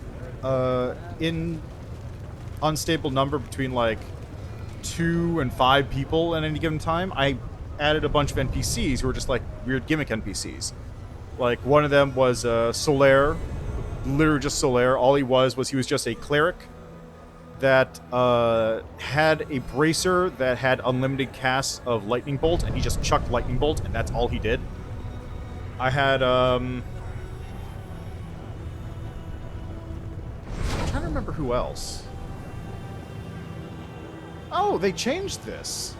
This used to be a fairly long thing you had to go down to get to this point. A success worthy of praise. The islands floating in the air are not the byproduct of some crazy magic. It is the energies of chaos that endow them with their bizarre properties. And they're not even the most amazing thing that can be found in the abyss.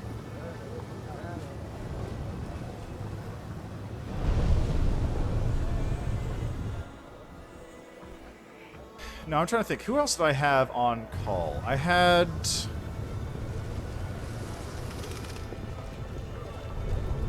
Really? Wendog, what did you roll? You rolled a 5. Of course you rolled a 5. That was the trap, wasn't it?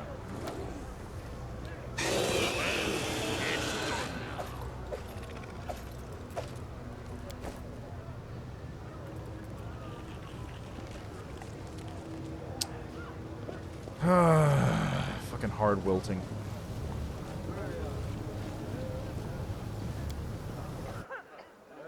I feel like every single time only Wendog would actually make the perception check, she fails because she rolls a 2 or something. Okay, you guys want to fucking go? You guys want to fucking go?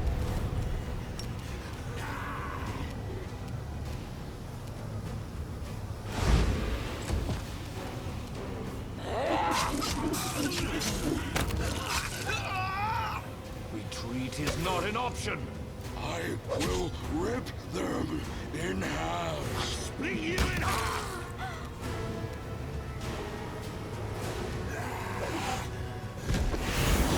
Jesus Christ! No.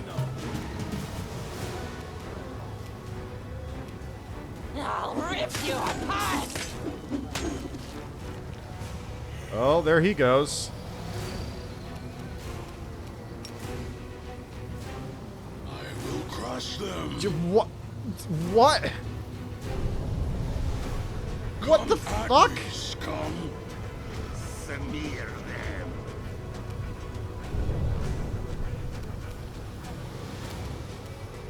No, I'm just gonna take care of this alchemist right now.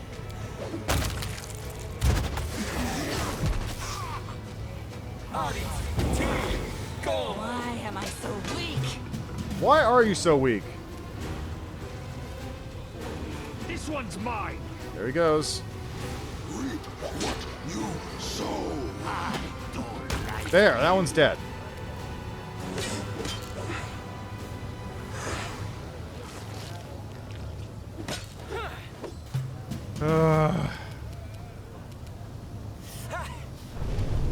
They'll beg me to stop.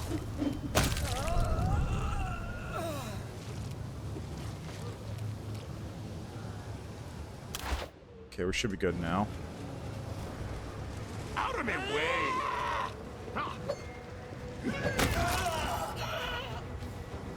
Oh, Christ.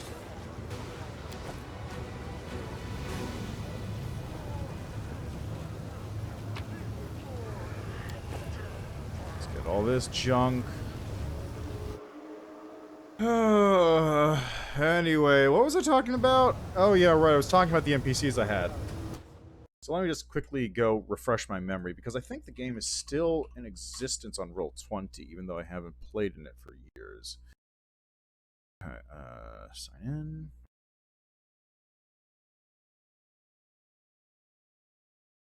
Okay, it was the Emerald Spire one, yes. Trick declares an illusory double they can control. Use the double to infiltrate a closed library. Use the double to move the librarian, who then started chasing my double around. Rearrange the books, putting them in the wrong spots and turns everything around. Fair enough.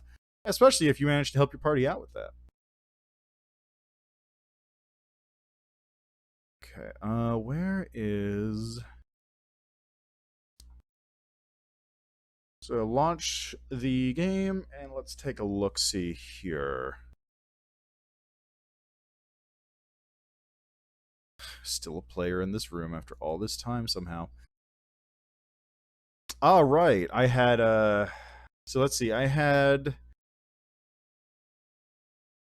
Solus of Astor, who is the lightning-tossing cleric I mentioned. We had Manfist of Lundtown, and he's literally just a character using... Hold on a second.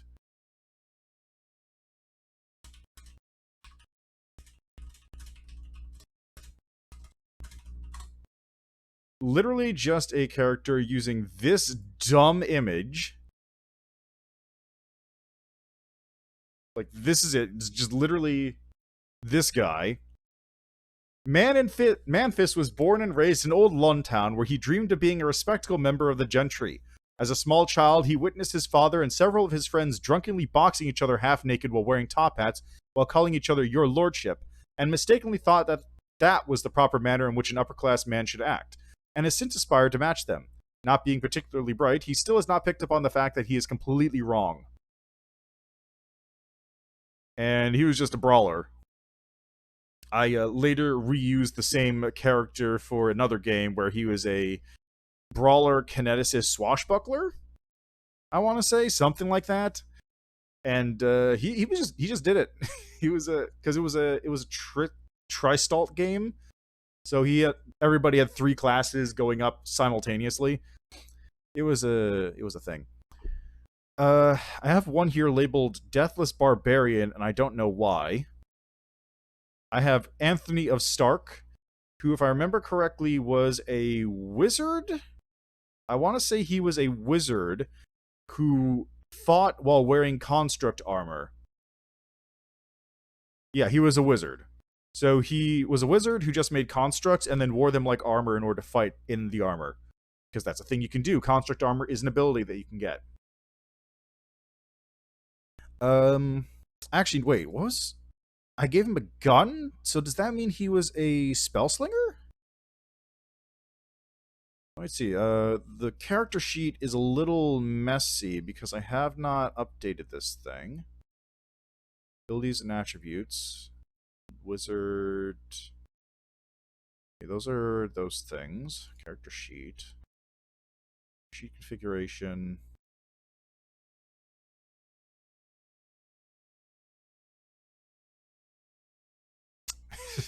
I mean, that's honestly a pretty accurate thing to say. Migrations. Where's he? Role template info here, like character import. Okay, none of this is information I can use. Anyway, he was so that's what he was. He was a I'm pretty sure he was a spellslinger wizard who had construct crafting feats, used them to create constructs with construct armor as an ability, so that he could wear the construct and use them to, like, do shit. And finally, I had one character by the name of... Hold on, do I still have that tab open? Okay, no. Final character was run by the name of Sergei Rumblebelly, who was just Regis. And Regis from Icewind Dale. And his deal was he was actually stealing from the party the entire time. Like, the party was getting about 60% of the gold it normally would have. And... okay, so... 2 things. 1, Crushing Despair is a thing in the game. And 2, it's still the strongest monster you will have to fight.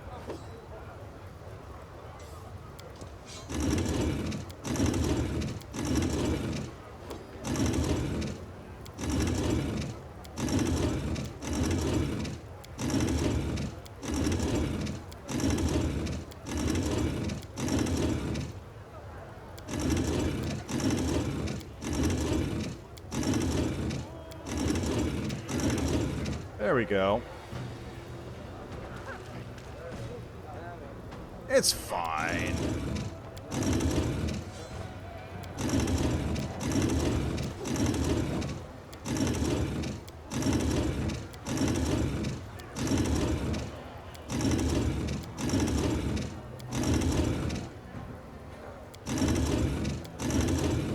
There we go. Where do you One dog. want me? Don't know? Don't care. Anyway, yeah. So the deal with Regis was just he was just there as a guest NPC, so they could hire him on to do work whenever needed. And just at the very end, You're a good person. near the end of the game, they accidentally tripped him, or he fell over, and all the gold he was hoarding just spilled out of his pockets. So they got to catch him red-handed.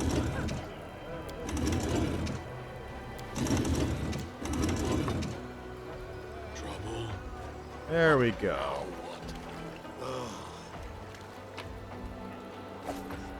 Welcome Respite. Whenever the wearer of this +5 banded mail is attacked in melee while being prone, stunned, or staggered, attacker must pass a reflex saving throw or suffer from the same condition for 2 rounds. In addition, grants immunity to fire and acid. I don't need any. That's not bad at all. We'll do it. This war must end. You require my unbiased opinion? I crave your commands. I am ready.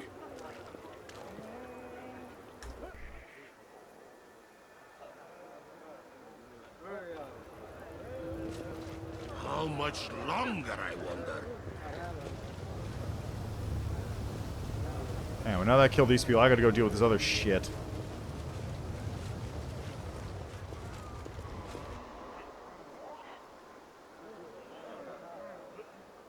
Yeah, I want to go in. First time here?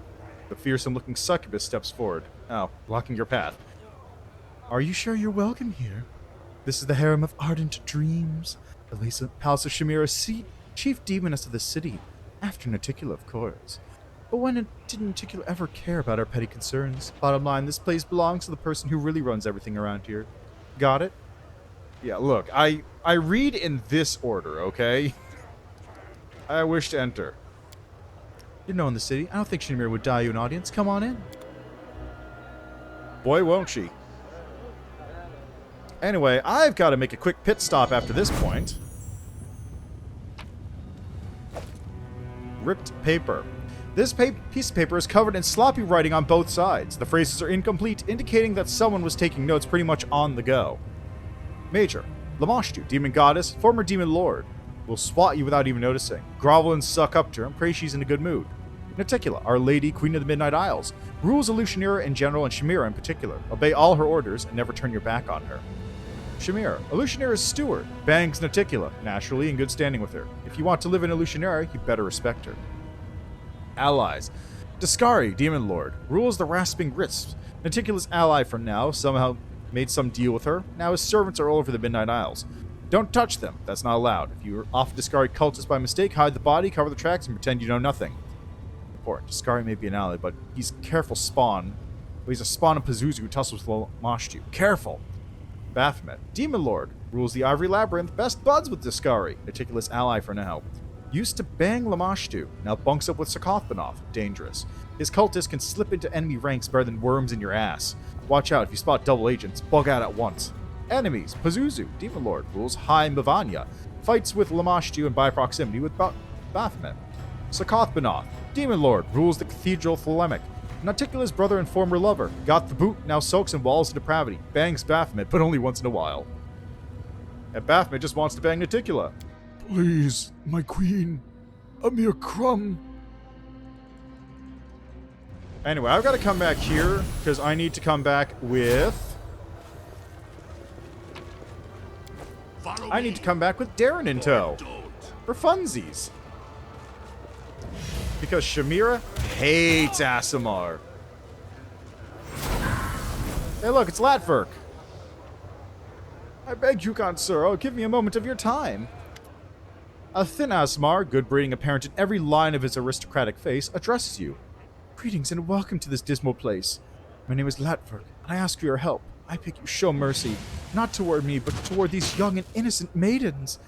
They are my wards, in which they were unfortunate enough to be abducted by demons. Sanrei herself bestowed a revelation upon me, which prompted me to settle here and aid my brethren doomed to a dark and cruel fate. While my strength is all but gone, I swear it, I need assistance now more than ever. Aasimar women drift out of the house, standing like silent shadows behind Latverk. The faces of many of the women are covered in scars and their gazes are cold, as if numbed by suffering and despair. An Aasimar who lives freely in the abyss and is just as freely performs good deeds. This may be the most suspicious activity I've yet seen in these parts. Thanks, Regil. How can I be of assistance? Freeing enslaved Aasimars has become my trade, you see. These women are former captives whom I saved from the monster's clutches, and I protect them to the best of my ability.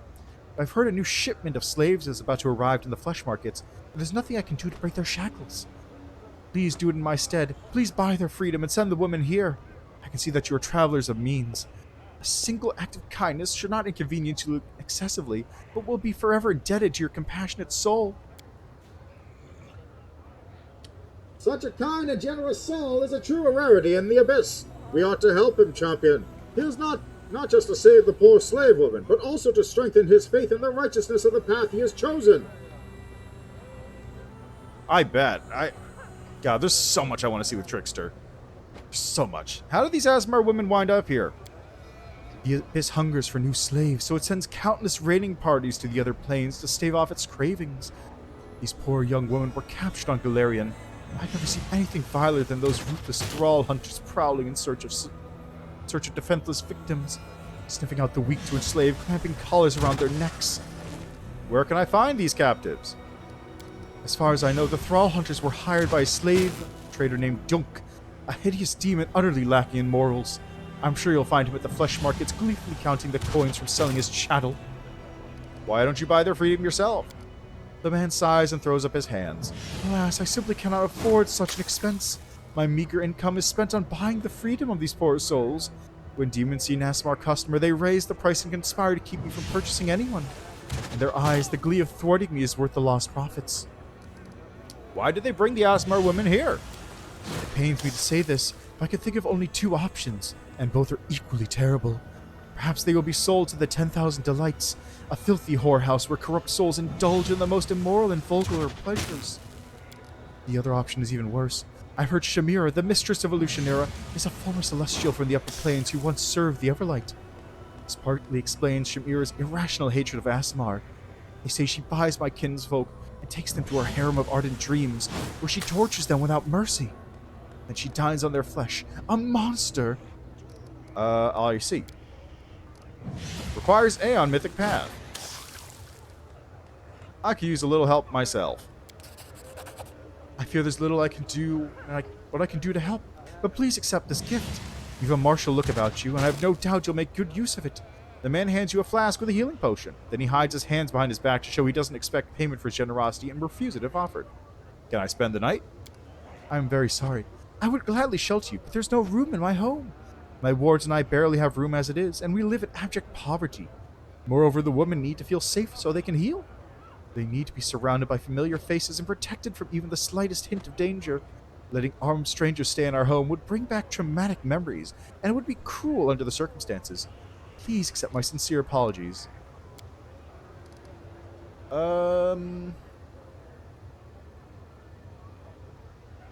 I do not doubt this. You could hardly have expected to meet a member of my race in the Abyss.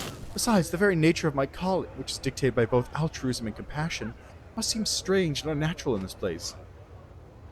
I'm used to questions and will gladly provide what answers I can. How do you survive?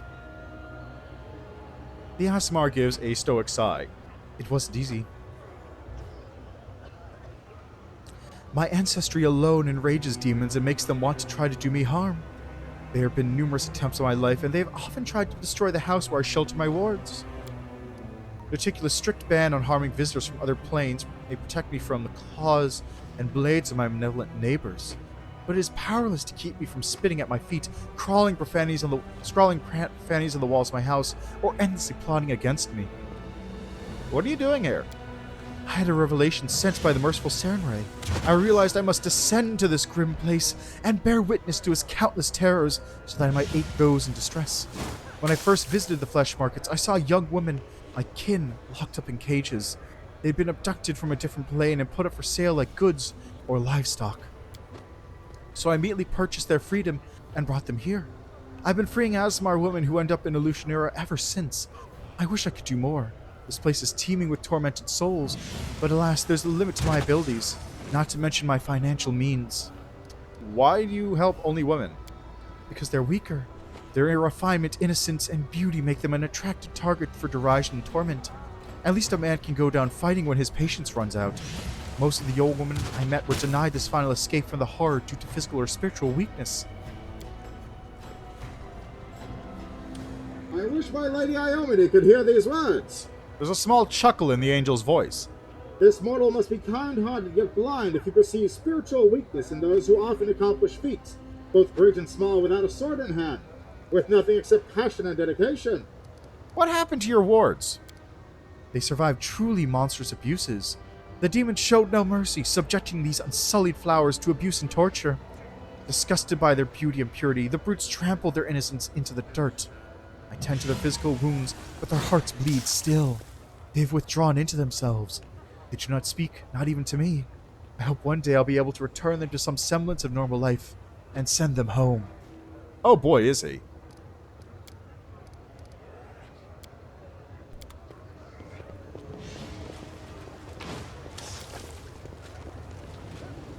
Okay, gotta take a save right here.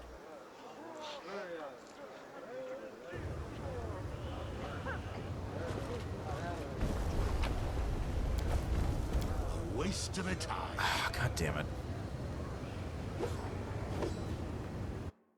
See, the problem with the Herald is that he is always willing to believe the best and good in people, which is a problem when you're in the Abyss and when you're evil. Because you're totally able to just lie your ass off and he believes you 100%. The only thing that gets him to turn away from you is when you finally take the, when you finally meet Naticula and you get the deal from, Arilu. Like, that's the only thing that finally makes him go like, oh shit, I fucked up. Everything else up to that point, perfectly fine. I love the Abyss. He doesn't mind. He doesn't care. The symbols inscribed on the walls belong to the language of the Titans. Again, a thing I can't put in here. Move aside.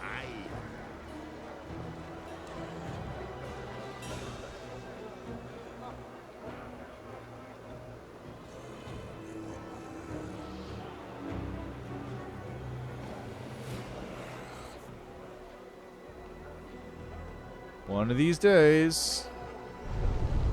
There we go.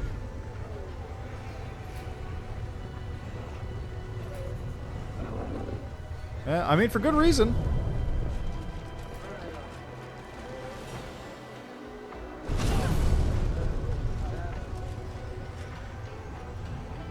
For good reason your bullshit meter breaks. Tell me, and I'll do it. Portal up.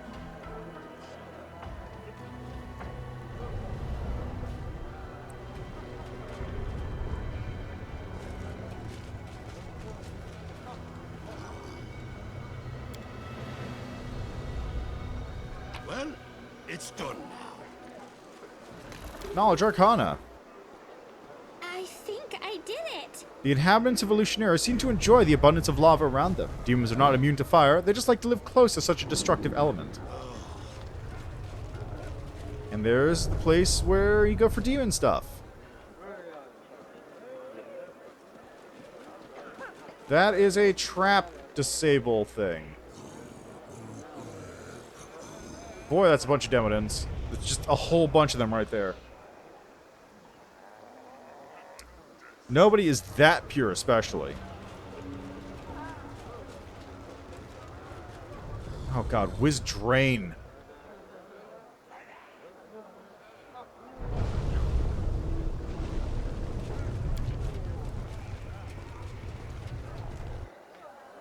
I'm gonna have to restore a bunch of people. I don't like it.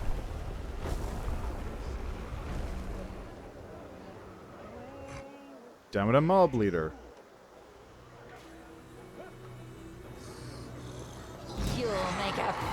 trophy. Oh, that's awkward.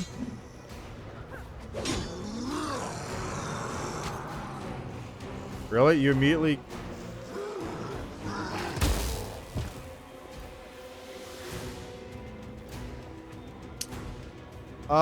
where are you guys going?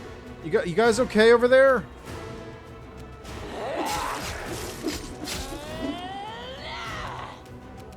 Are you guys okay? I've seen worse. Why did they...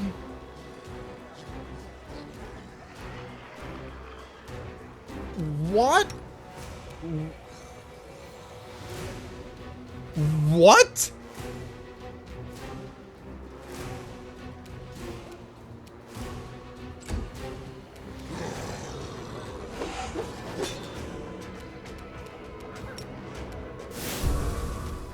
Retreat is not an option. What?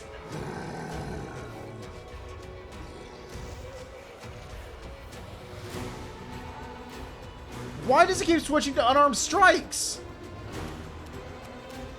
What the fuck? Split you in half. Why does it keep switching?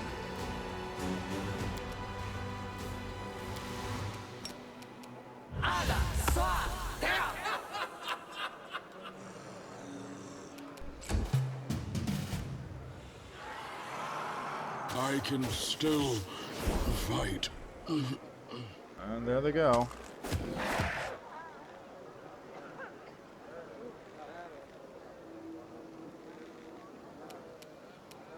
I'll rip you apart!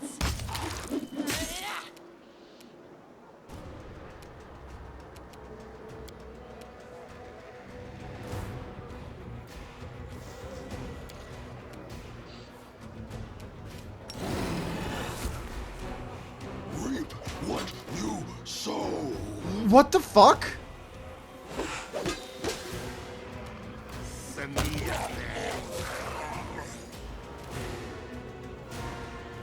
What the fuck is going on?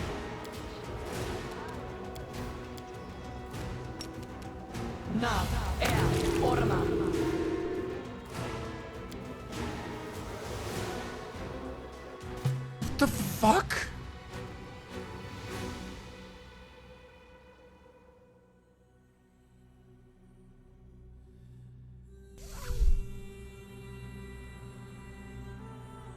Why do I keep getting disarmed sometimes?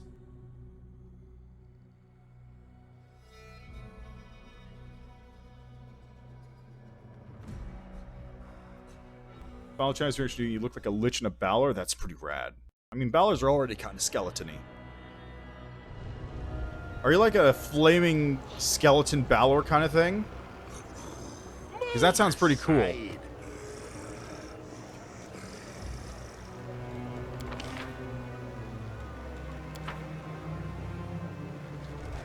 Okay,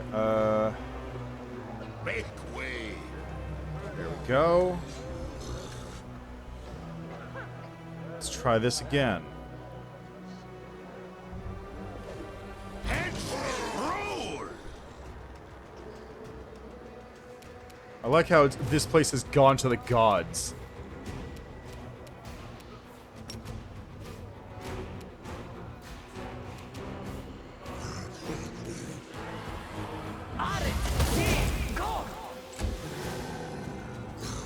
I'll rip you apart! Where are you guys going?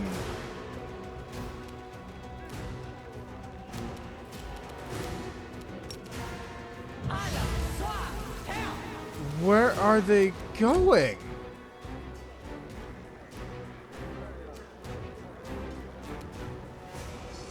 What?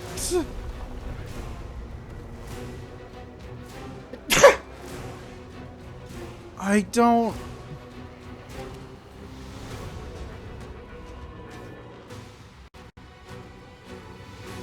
Something's wrong here. Something is very wrong here. I'm gonna...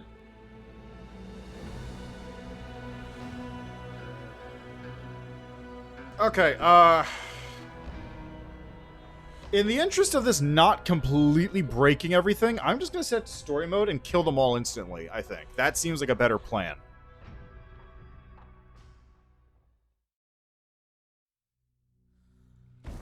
Like, I don't even want to... I don't understand what is going on with this. I'm just going to do this. Like, this is not a functional fight right now. Enemies. Yeah, this is not functional. This is not functional. Retreat is not an option. Okay, there he goes. This condition is irrational. I'll split you in half. Okay, can you... You tag this one before he leaves. Yes, good. What you sow. Okay, who's... Okay, it's this one. No match for me. Okay, good, thank God. Now I just have to deal with this guy who's over there in the wall?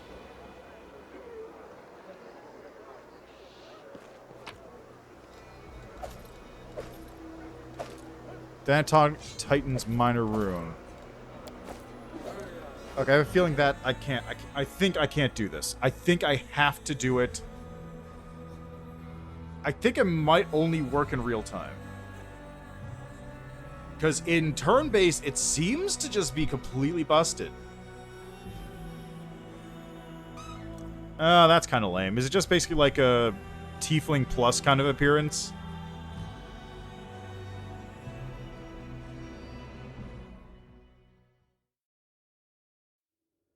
Yeah, it's nothing fancy. Turn that off.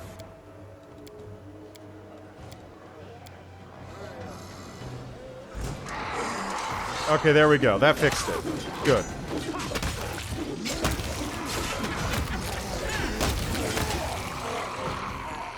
Okay, good.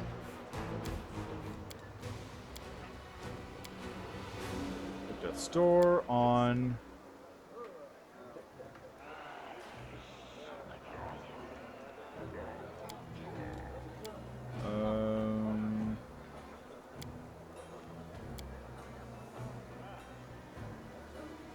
Retrain, weather effects, speed, behavior, increased, one, off.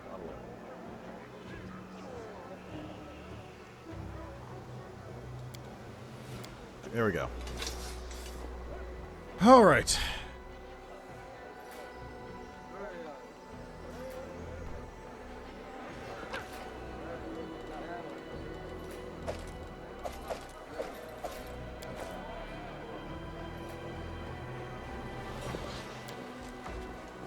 If I had to guess, Swarm was probably brought in as a choice. Also, hello, Apollyon.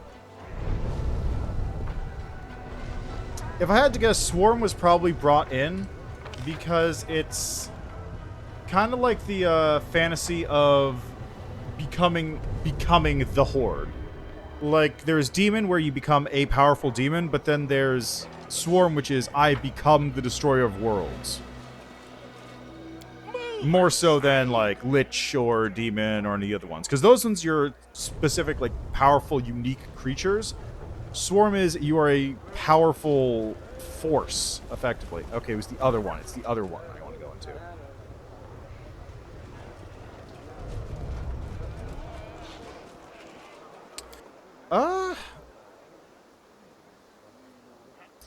Because Locust devouring swarms is a thing. Also, let me check something real quick. Is Worm That Walks copyrighted?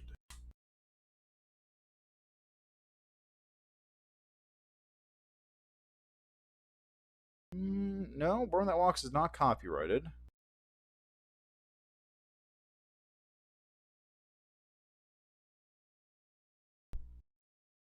This is a template. Is this... That's Bestiary 2, so it's not. Okay. Yeah, I don't know. My only guess is because Xanther Vang exists, and people said like, "Oh man, what if you could become Xanther Vang?" And that's probably just that's probably just all that's there to it. Like, that's probably the start and end of it. Just, oh man, what if you could become Xanther Vang? And that's it.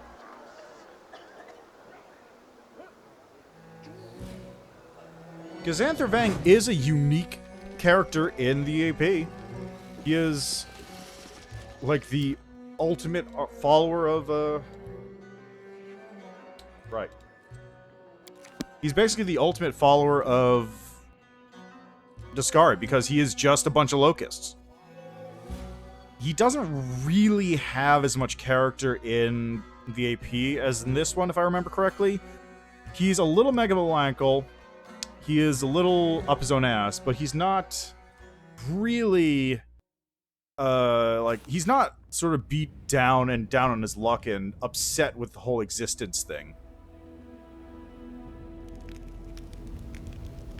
At least not from what I recall. I didn't even ask you nothing.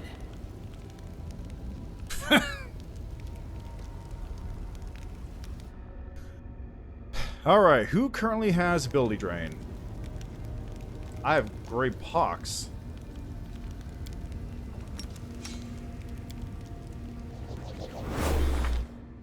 Okay, you're fine.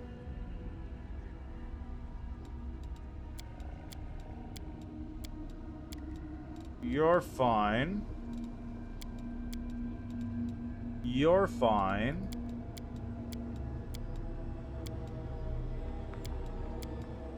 You have Charisma Drain. You have Wisdom Drain. You have Wisdom Drain.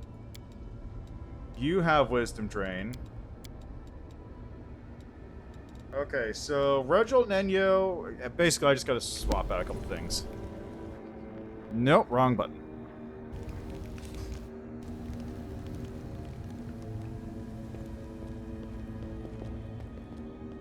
Yeah, well, again, like I said, I'm pretty sure it's just because, one, Xanther Vang was in the AP, and you could have turned yourself into Xanther Vang.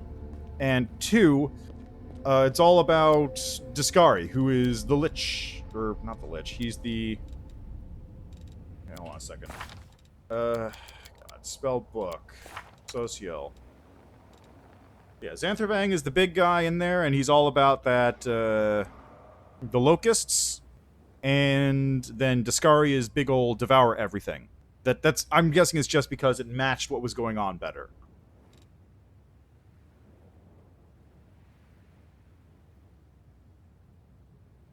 Okay, now I need to get let's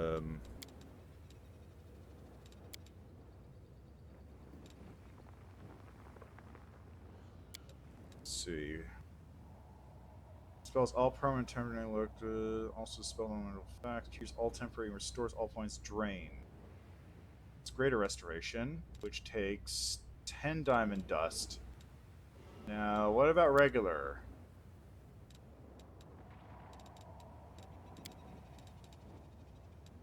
Where's regular restoration?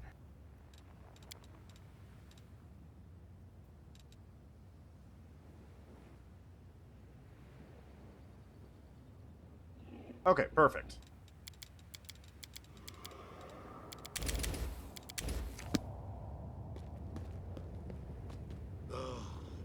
Yeah. Yeah, if you're... Like, I'm going to be going down all of them, so I'll be able to see for myself. But, it is nice that you just have the option to do whatever. How much longer, I wonder? Alright.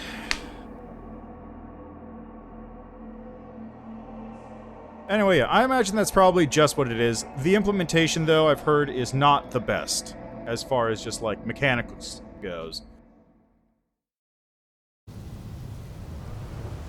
Alright, Socio, please help me.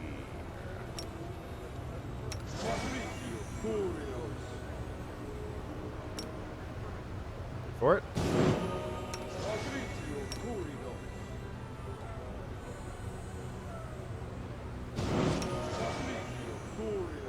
6 wisdom, Jesus. 7 wisdom.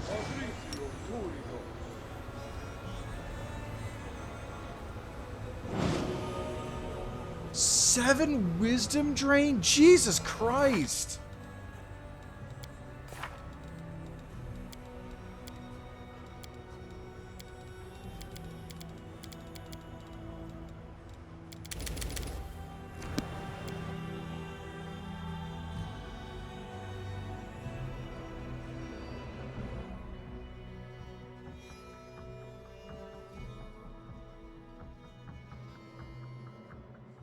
Well, I mean, like, what? The only 3 late game paths really are Demon, Dragon, and Swarm, right? Oh, and Legend, I guess. Demon, Dragon, Swarm, Legend.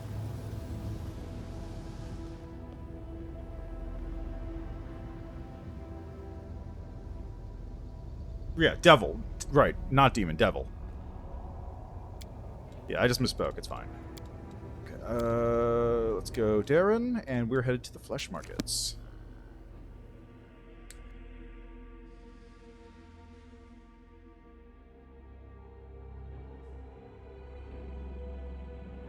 And really quickly, let's just level Darren up because I haven't touched him since, like, Chapter 2, I think? I mean, I've touched him since then, but I haven't touched his build.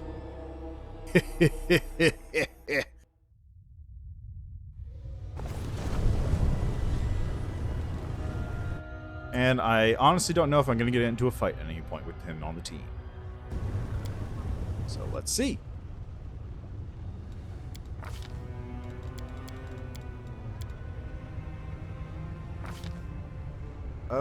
No. No.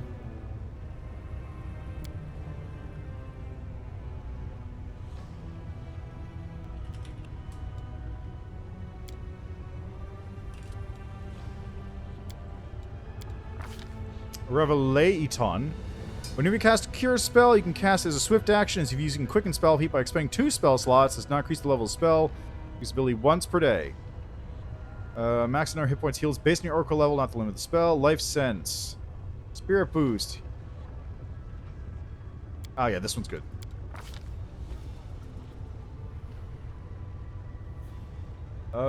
Second level spell.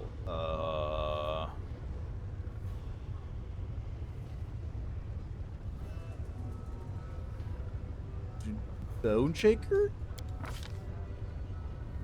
Animate Dead.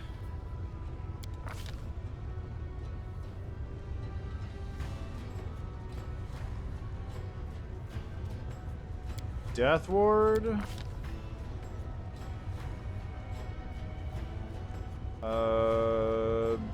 Pillar of Life.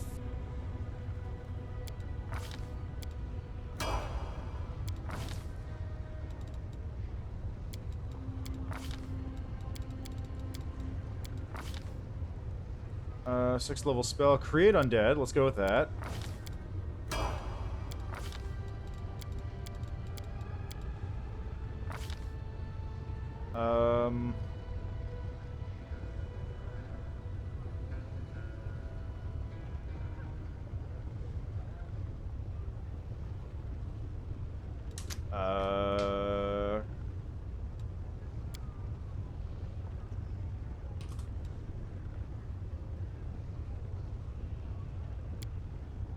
Spell pen?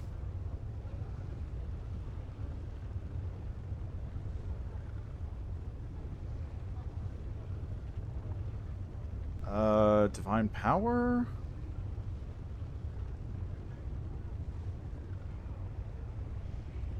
Yes, I could cast Crusader's Edge on people. 5th level spells. How about... Raise Dead?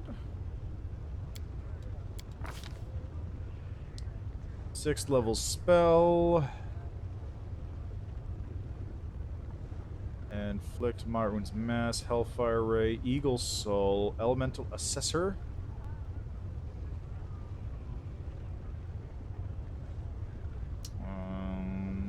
go harm.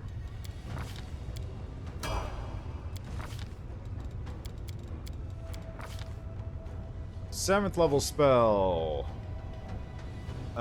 Destruction. Inflict serious wounds, jolt and portent. Restoration, resurrection.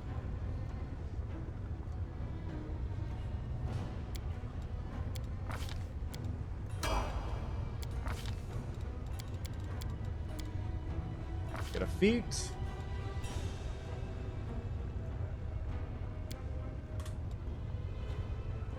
Greater spell penetration.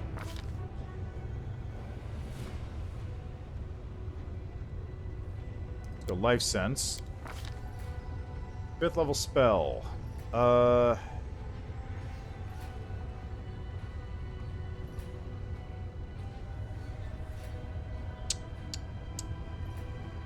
Life bubble?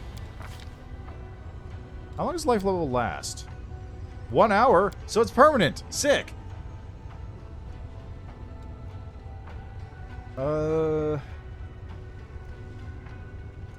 Inspire recovery. 1d8 per 2 cast levels. Bring my life party members to die within 2 rounds.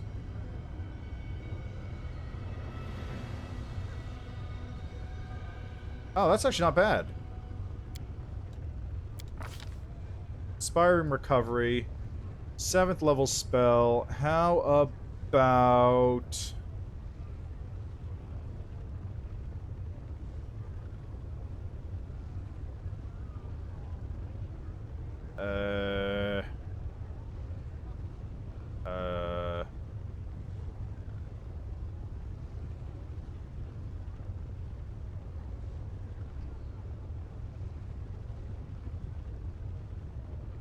Destruction. Now, mythic abilities. He has mythic channeling, enduring spells. Spell penetration mythic.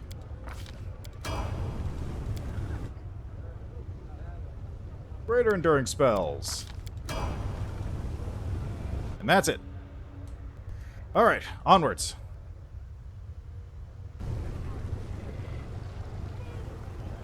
Oh, right. First off, I gotta get her over to here.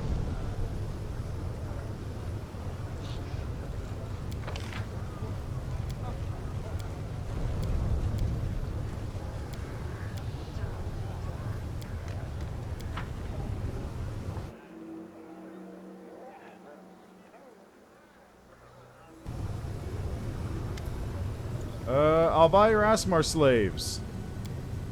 Oh, I see you're a connoisseur. I'd like to warn you that these little birds will cost you a pretty penny. You probably scared off the man of the 10,000 delights, but for Shamira, to whom I intend to sell these fresh ASMR beauties, 50,000 is spare change. I'm willing to sell them to you for the same price. If we do not intervene, these women will be doomed by the celestial blood that flows in our veins. There's nothing more tantalizing for a demon than befouling, abusing, and destroying any being with ties to the upper planes. You have no right to stand by and leave these unfortunates to a terrible fate of torture and death. Deal. The fat demon glows with happiness. You won't regret it. In the Abyss, goods like these are a rarity. I wish you the most exquisite enjoyment of your purchase. If you wish I can give you an excellent recipe for braised shanks, just send one of your household slaves to pick it up. The demon winks at you, then looks at the Asmars with palpable longing. The slaves stare at you with a mixture of hope and fear in their eyes. Their faces drain of color as they wait for you to seal their fate. With a predatory glint, Wooden eyes rove over the beautiful Asmar. So we brought them, and we freed them. I wonder what reward we will get for rescuing them. The freed slaves cower under the huntress's possessive gaze. Not far from here is an Aasimar. Go find him. The Aasimar women look at you, their expressions piercing. You see a mixture of gratitude and awe in their eyes. Thank you, stranger. We will not accept any help in this terrible place. We will not forget it.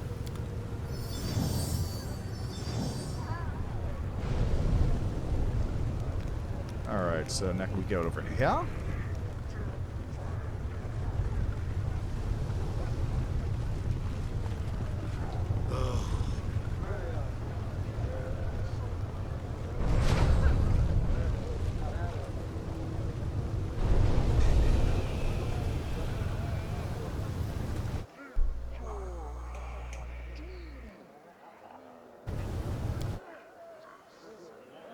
How so? Oh, do you mean because of, like, the purple clouds everywhere? How it's all fairly colorful despite being the deep, dark, demonic abyss? Alright, before I do anything as well, let me just head on over to here. Because I want to see what's about to happen with this. How much longer, I wonder? And also, I'm going to save. I don't know, early 2000s kind of went into dark fantasy kind of stuff. Really? Nothing? Not this one? Huh. That must be down in the other sections.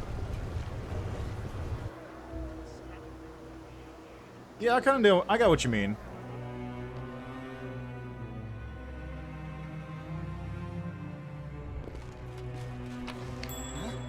What's that?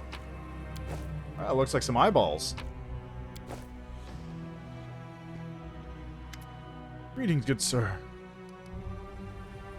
Did the prisoners I freed manage to get here? Thank you for your mercy and generosity. I've sheltered and cared for them to the best of my ability. Being a slave was a huge shock to those women.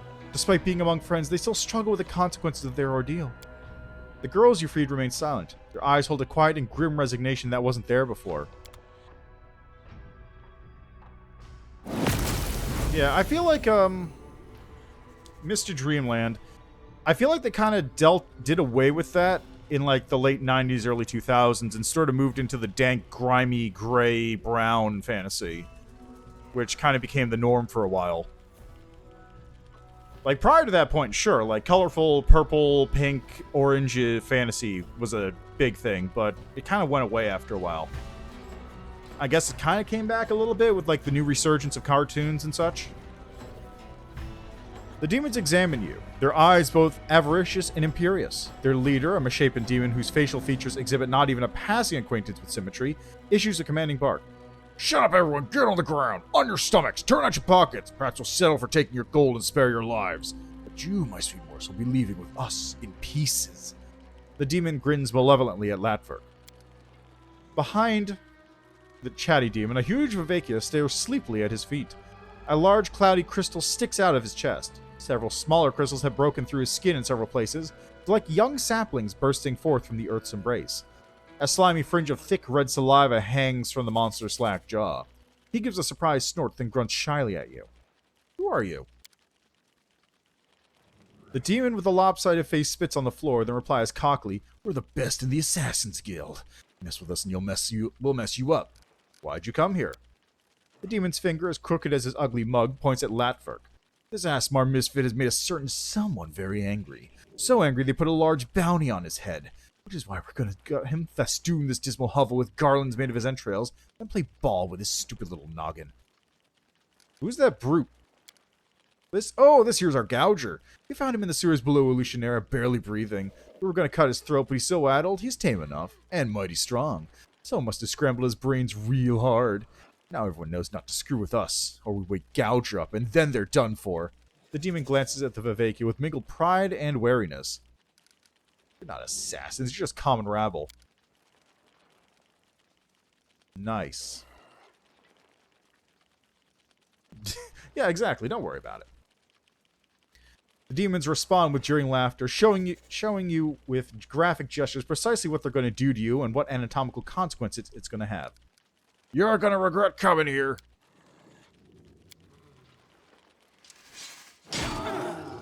Get him, Gouger! The demon takes a wild swing at the Vellexia's side, slashing it wide open. Drops of blood fly in a wide arc as the talkative bandit leaps nimbly away from the giant, whose eyes light up with unbridled hatred. The monster gives a deafening howl. I'll bathe in your blood.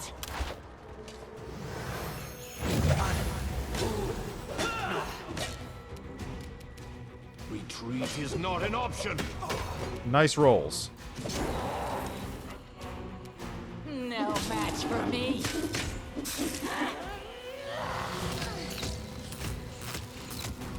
Nice rolls. Okay, none of my good spells are currently available. So let's just summon some undead. Get to it, boys. They're not going to do much. They're not going to do much.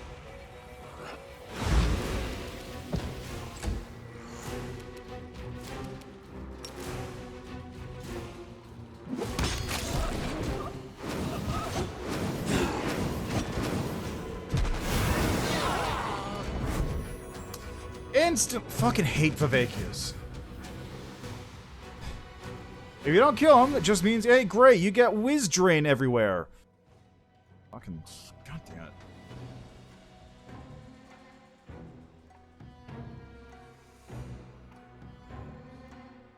They're not that strong otherwise. It's just they liked spamming energy drains. And their breath weapon, which does whiz drain.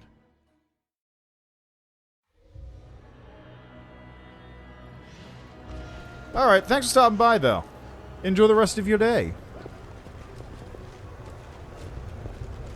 Alright, let's do this real quick.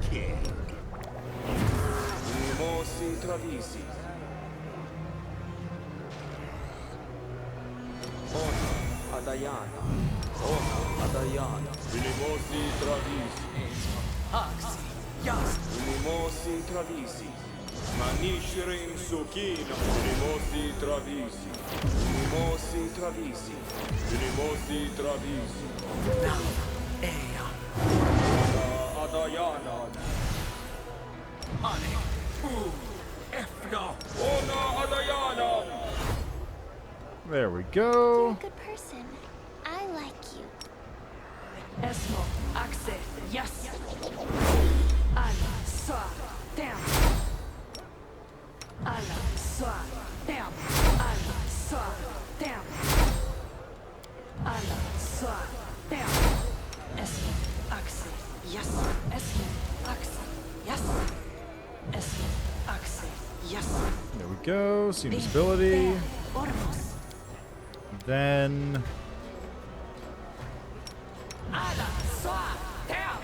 Ala, Sa, down. Ala, Sa, down. Ba, Riti. I don't think I need to do this. I probably Are we won't ready need to to do move out? this. I hope I don't need to do this. Riti. Ba, Riti. Riti. Okay, Fighting for a now righteous you... cause is certainly different from a simple massacre. The former is more bloody and performed with people. Okay, Darren, whatever you say, bud. Alright, let's go. Let's go again. Watch all this buffing go to complete waste as I do nothing with it.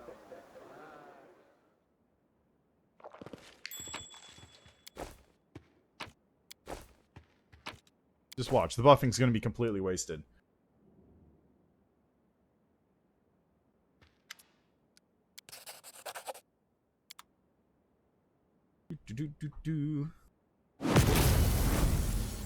Yeah, well, he's not really rotting. He's just kind of thin and very pale. The demons lose their bravado and exchange nervous glances, taken aback by the steel in your voice. The leader of this band of misfits mutters in a shaky voice. Well, maybe not assassins per se, but it sounds more intimidating. We'll shit their pants when they hear it, so we don't even have to shank them. But you, sir, are no fool that much, I can see. Folks, let's not bother the nice gentleman. We'll just turn around and be on our merry way then, shall we? The demon's tone takes on an air of groveling. By the time he's done speaking, he's practically pleading with you. Also, you have to remember, you are a human living on Earth. This is a bunch of demons hanging out in the abyss, where I probably look good by the standards of things that are here. Gibraliths hang out here. Weird flying balls of flesh and eyes. I look way better than one of those. Who sent you? We don't know her name. Everyone calls her Red Mask because that's what she always wears. We have no idea who or what she is beneath the mask. She sits in the bad luck all day, guzzling booze like there's no tomorrow. Who is this Red Mask? Damned if I know. Some kind of woman, definitely not a demon. She's one of yours, an outsider, but she's got an edge to her, and her mask is scary as anything. I think I'm going to kill you all after all.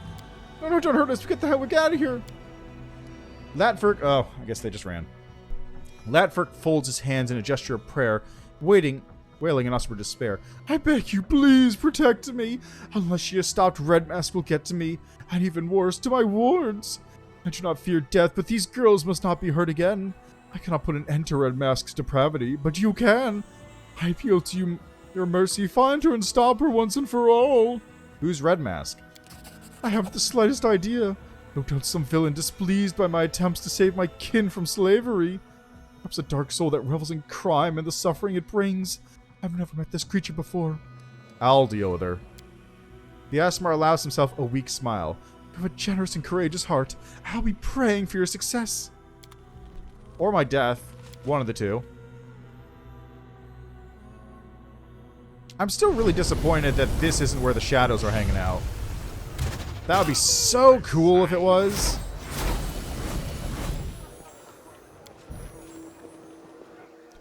Alright, Harem of Ardent Dreams time.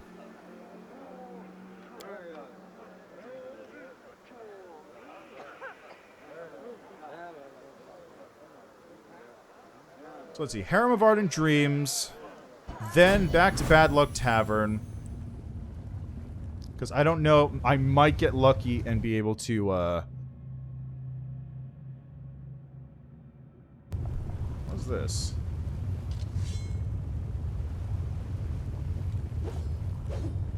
Okay. I might be able to get the trinket that'll let me teleport back here faster. So I don't have to do the Flesh Market walk.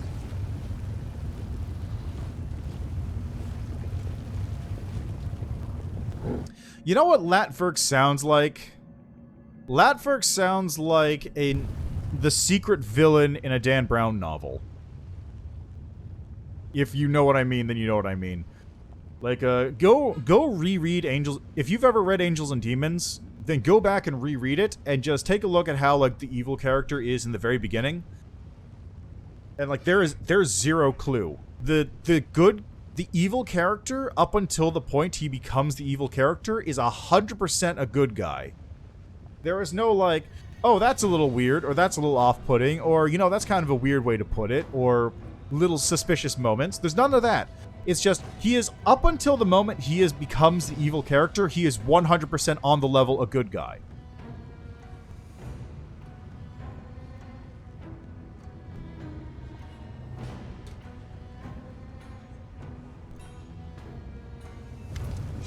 A red-haired, beautiful demon sits majestically on the throne, an aura of bright light blazing around her.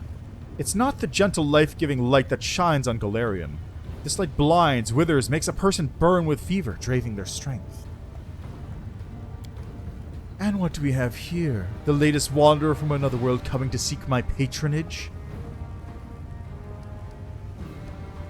Less of your arrogance. You have no idea what powers I command. Shamira just shrugs, looking bored. No matter what powers you possess, I doubt they would impress me more than the two Balors who started a fight in the middle of the city, and whom I had to force into obedience. I doubt you'd be a match for an infuriated Merilith robbing some cunning thief. Negotiating with you will hardly be more difficult than negotiating with the unknown monster that emerged from Ishar and planned to devour this whole island in a single gulp. If you seek to impress me, you'll have to do something more than just boasting about your powers. Yeah, but it's the same, it's a very similar sort of thing, though. Like, Latverk is suspicious, but it's mostly just the way that the other Aasimar women act. Like, specifically when you go back there, the two Aasimar women have, like, a new gaze of determination and resignedness to them. Which makes you go like, oh, he's the bad guy here. But the first one is just like, he seems too good. But that's really, you can't really pick anything up from him directly. I came here seeking your patronage. Shamira looks you up and down, with a little contemptuous expression, then answers with a scoff. So what use can you be to me, you foolish little mortal? The most powerful demons serve me. What can your pitiful self offer me that they can't? In your mind, Shamira's voice sounds calmer, though it is still arrogant. In truth, there is one thing you can help me with, Galarian, but the others mustn't know about it. Work for me, and I'll grant you a share of my attention and patronage. No doubt you have already heard of Nahindrian crystals, objects of astonishing power that grant their owner incredible abilities. Everyone in Illusionera knows they exist, but no one knows what they are or where to get them. No one except for that smug cow, Shamira. I want you to find out what they are. My advice is to start searching in that pile of refuse known as the Lower City. Ask for Zephorian, my predecessor, now a beggar. If that pathetic wretch is still alive, he may know something. Now go and don't bother returning until you have the information I need. Here, take my mark, so that the arch near my palace will let you in. I don't want to waste my time waiting while you wind your way back through the streets of my city with valuable information.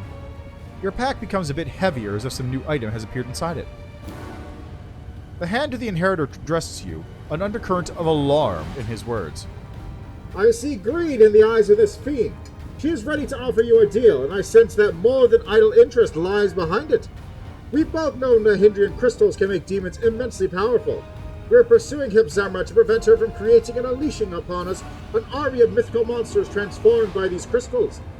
Yet if you reveal the secret of the crystals to Shamira, we risk simply trading one enemy for another. Our mission demands that we make concessions, but it does not mean that we must do so blindly. Obey every demon's request. Weigh each of Shamira's words, remember how cunning she is, and do not let her turn you into a tool she can use to commit atrocities. Armor your heart and do only what you must, not what she, with all her promises and charms, will try to convince you to do. And be prepared to find a knife in your back at any moment.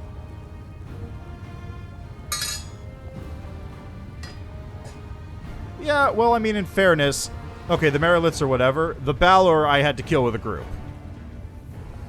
You and Shamira aren't friends, I take it? In your mind, Shamira's voice answers with an arrogant scoff. Be friends with that miserable cow? Of course not. I'm courting her to learn her secrets, but it's a constant struggle not to put her in her place. Baphomet's minions are far too bold here in Illusionera. Tell me about these crystals. You haven't heard of Nahindrian crystals? Ha! Are all Galarians so stupid and unobservant? They're purple crystals. Possessing them grants immense power. Unfortunately, only high-ranking servants of Baphomet know where to find them or how to use them. They use the crystals to gain tremendous power. Now they strut around in Illusionera like they own the place. Why should I look for Zephorian?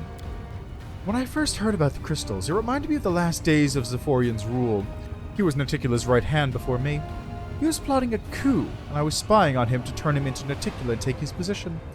I remember that he was paying to get his hands on a purple crystal of some kind, and that he eventually succeeded. I didn't pay much attention at the time, but the current situation makes me think. Perhaps it was a Nahindrian crystal he was after? If so, Zephorian might know something about them. Where should I look for him? There's a note of disgust in Shamira's voice. In the depths. If he is still alive, the gravity of Naticula's punishment would have dragged him to the very bottom of Illusionera. Dig through the garbage, talk to the vagrants and beggars. You surely don't expect me to do it, do you? Why'd you choose me? Shamira answers with an exasperated sigh. Because you're neither a demon nor a resident of Illusionera. You're a wild card, an insignificant Galarian. No one is interested in your exploits, and you will not draw any unnecessary attention. You're not bound in service to any demon, and therefore, if you dig up any information, you will bring it to the one who will pay the most for it. That is to say, me. You won't run to your master, because you don't have one. At least not here in the Abyss. If I gave this task to one of my servants, I could be sure of only one thing, that they would sell the information about my interest to my enemies, and then, if they learned anything about the crystals, they would use this information to benefit themselves instead of bringing it to me. Everything is clear. Does the name Loathe mean anything to you? Yes, Loathe is well known and highly esteemed in Illusionera. He is Naticula's advisor and in charge of matters related to magic in Illusionera. Shamira's voice grows irritated. That's why I'd be happy to see that cursed dimwit doing some real work for a change. Instead, he is cowering in his palace because some Deskerites put a price on his head and hired a group of toughs from the lowered city. Why should I have to pack up the slack for that pathetic coward? With a sigh, Shamira hisses irritably under her breath. Curse Naticula's hospitality for bringing these strangers from other planes to my city and my harem. I like being the Sun Saint reincarnation. So here's the thing about that. Is it more interesting to make him a reincarnation, which makes him just a pure enemy? Or have him be raised to be antagonistic. Just, he's not antagonistic because the ancient ghost of a vampire tyrant is in his blood. He's antagonistic because he wants to be antagonistic, or he was told to be antagonistic. Also, I'm getting a lot of pings on Discord. I don't know why. What are these different Discords? There's one for this Discord, one for this game, one for this game, which isn't really a game.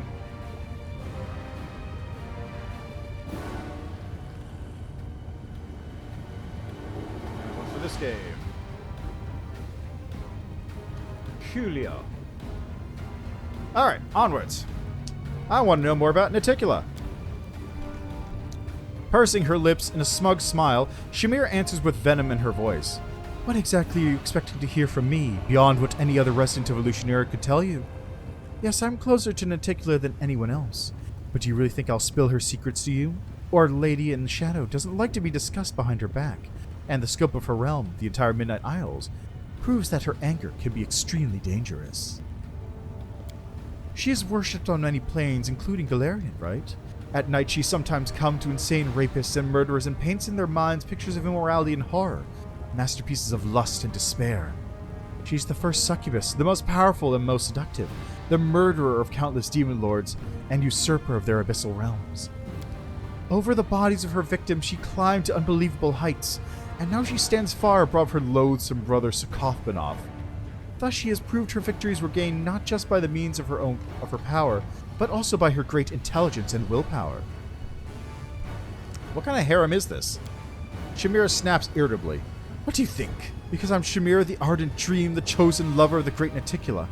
Every time she grows weary of plotting conspiracies and craves wild passion and warm caresses, she comes here to her harem. Doesn't the word harem mean a group of individuals always ready to copulate with the master or mistress of a harem? The name should accurately describe the function of the establishment. For instance, residence of a former angel intended for copulation between the above-mentioned angel girl and Lady Naticula, which also performs the functions of a city hall. City Hall of Harlotry, so modern, so naughty. Thanks, Darren. I missed that, actually. I've seen you with Hepzamra at the flesh markets. Tell me about her. Hepzamra is an honored guest here in Illusionera. I'm not going to discuss her with every stranger I meet. In your mind, Shamira's voice sounds nervous and angry. Don't use your brain at all, Galarian, to ask such a foolish question. You can't show any open interest in that horned scum. Did I somehow fail to convey that the most important requirement of the task entrusted to you is discretion? With a dark sigh, Shamira starts to speak in a patronizing tone. Hepzamra is no mere offshoot of Baphomet's line, but a Nephilim, his own daughter. Considering how fertile that old goat is, this might not sound very impressive, but she is the most powerful and capable of all Baphomet's children. To attract her father's attention, she sacrificed her 5 elder brothers and then, to earn his approval, her own mother. Baphomet generously shared his power and knowledge with her. He even gave her command of his favorite toy, the Templars of the Ivory Labyrinth. Moreover, he entrusted her with a secret mission directly linked with Nahindrian crystals. After that, the cloven-hoofed twit became insufferably arrogant. I could barely refrain from ripping her head off. Be extremely careful during your investigation. Hepzamra is strong, cunning, and cautious to the verge of paranoia. If she catches the merest whiff of your interest, she'll immediately eliminate you, and you'd better pray to your gods that not even your shadow points toward my harem and hints at my involvement. The checks at the end of it are absolute bullshit. Oh, I've heard. I haven't gotten that far myself, obviously, but I've heard that they get kind of ridiculous. Tree of reincarnation, get some memories.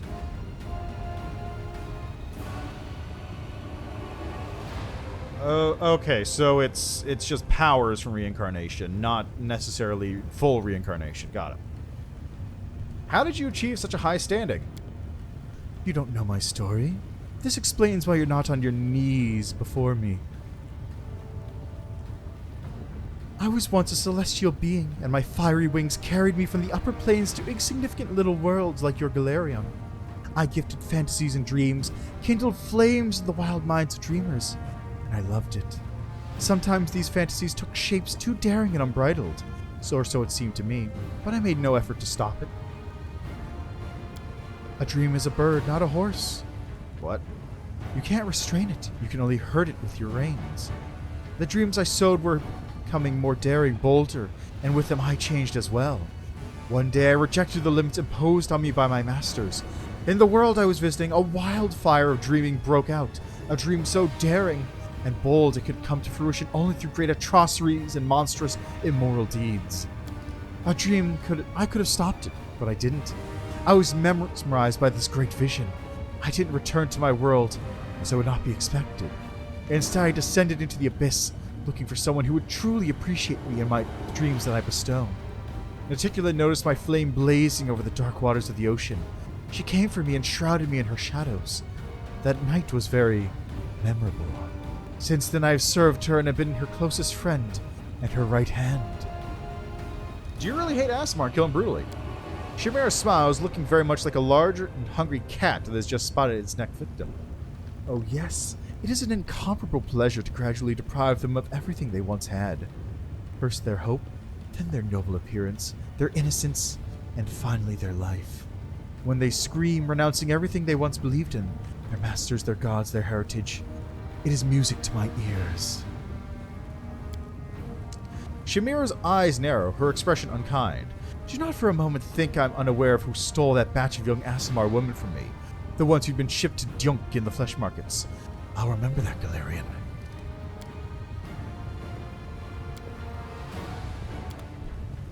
Well, I'm a little disappointed that nothing came out of that with having Darren in the party, but maybe something will happen later. I gotta see if Ember can get Life Bubble, or maybe Nenyo. Actually, you know what? Let's see. Darren's got a spell book.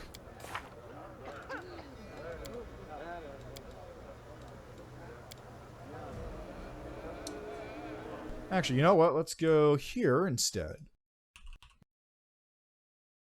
Whoops, that's not what I wanted. I want to go to SRD. Life Bubble. Life Bubble is a cleric oracle. It is just a 5th level spell. Okay, everyone can use it except Ember. Awkward. But I could use it with Nenyo, and that would cover the party, basically. I just need Nenyo to learn it, which means getting a spell book of it, probably.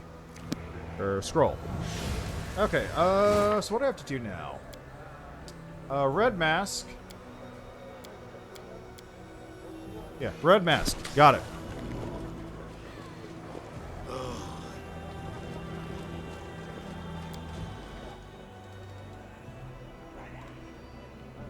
I gotta find Zephorian, too. Can't forget about that. I mean, I know where Zephorian is. The problem is getting him. Because it costs 100,000 gold to get him.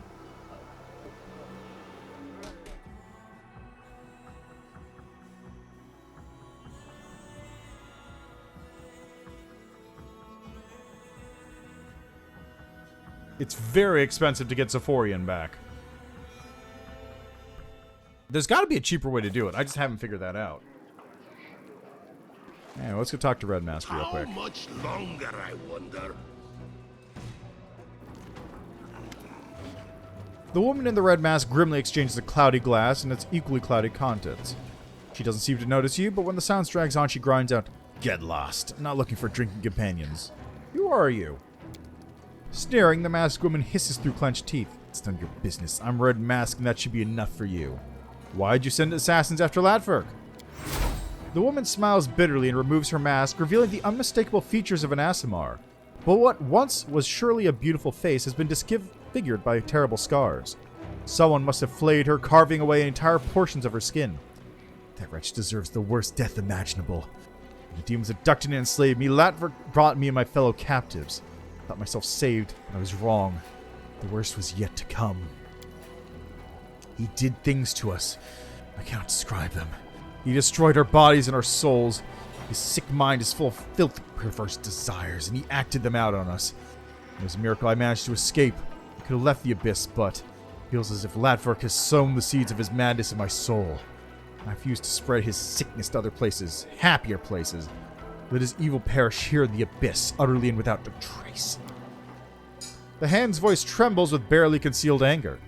She does not lie. Her heart aches with a desire for retribution. Latverk is a liar and a traitor, and he must answer for his misdeeds.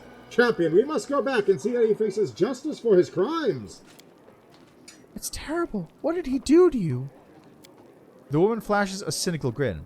Am I not pretty enough for you? Are you afraid? Yes, I'll never be called a beauty again. Oh, it's not about beauty or anything else he stole from you. I'm scared of what he's given you. He shared his pain with you and took root and grew. There's a thorny tangle of suffering in your heart, and you're impaled on its spikes. What's Latverk doing you? Because he's a madman, a blood-soaked lunatic draped in the raiment of a holy savior. A psychopath, a filthy deviant whose sick desires can only be sated by the suffering of his victims. What happened after you escaped? Walked the path of vengeance since then. Calistria, patron goddess of all who have been wronged, has shown me I must dedicate myself to this path. I am the retribution that stalks villains in the night, paints the darkness red, and makes the streets ring with their pitiful screams as I end their miserable lives. Latverk deserves a fitting punishment. I'll help out. And go to his home and repay the man for his many sins. I'll be waiting for you there. I'll fall upon the deviant like the blade of vengeance itself. Together, we'll ensure that he pays for his crimes with his life. The hand's voice is pensive and sorrowful. I weep for her.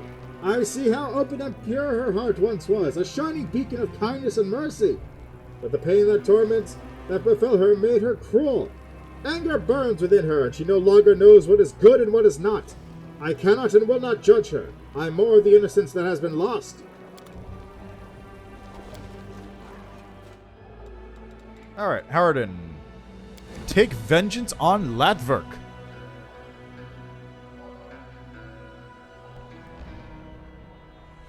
That seems like a good plan. Yes. Mm-hmm.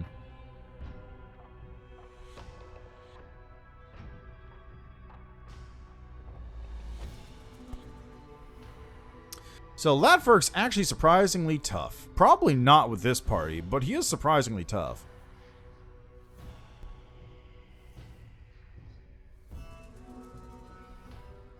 Okay, so what is the plan today then?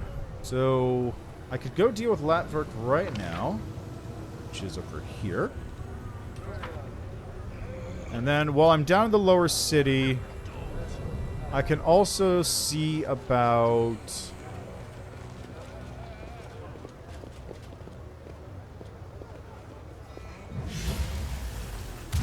That was weird. While I'm down in the lower city, I can also see about going to that first Demodand thing, which is... Where is it again? It's... Where's that thing located again? I don't remember. Looking even paler than before, Latverk greets you in a trembling voice. Did you stop her?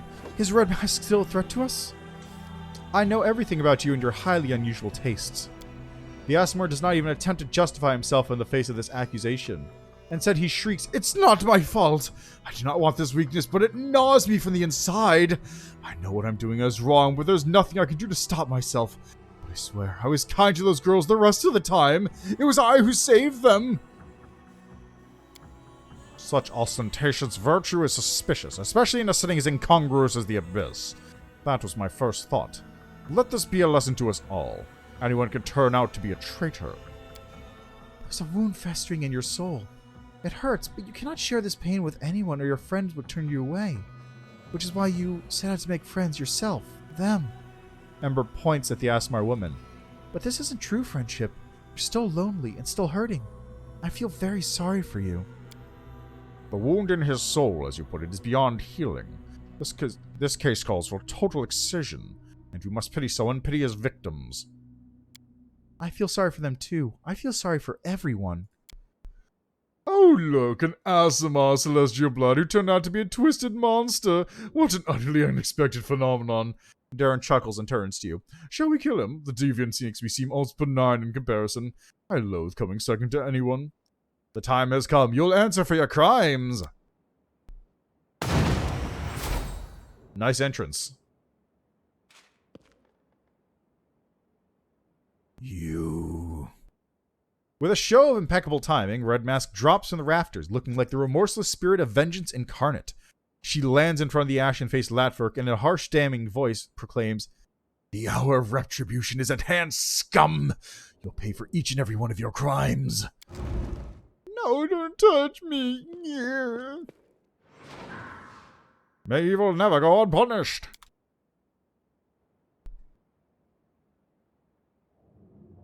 She's just gonna tell me to go after him? Yeah, he's not even gonna talk to me yet. Move aside. Alright, and let's just do this.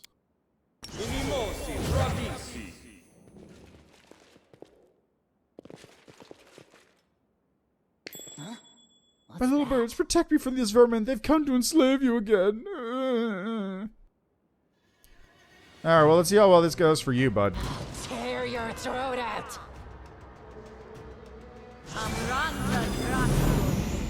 And... where is Ember? Oh, she's way down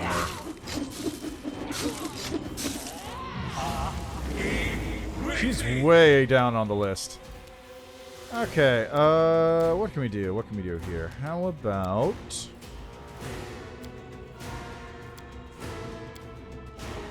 let's do Bone Shaker. Retreat is not an option. Wow, nice rolls.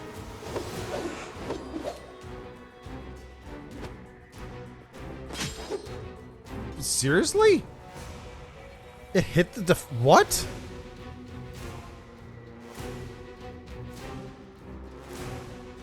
What?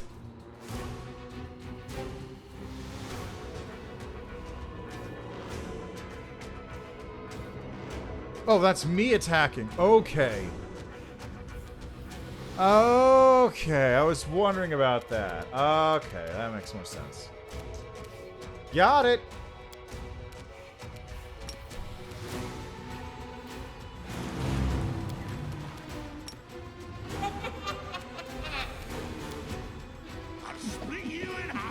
Jeez. Well, that's awkward. Okay, let's do this. Fucking seriously? She rolled a nat 20? She rolled a nat 20? Oh my god.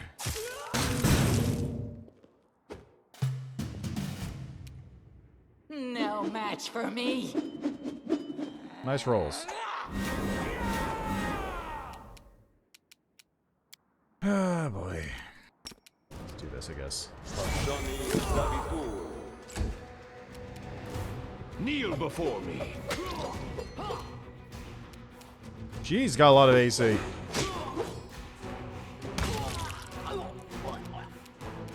Okay, let's reduce your saving throws.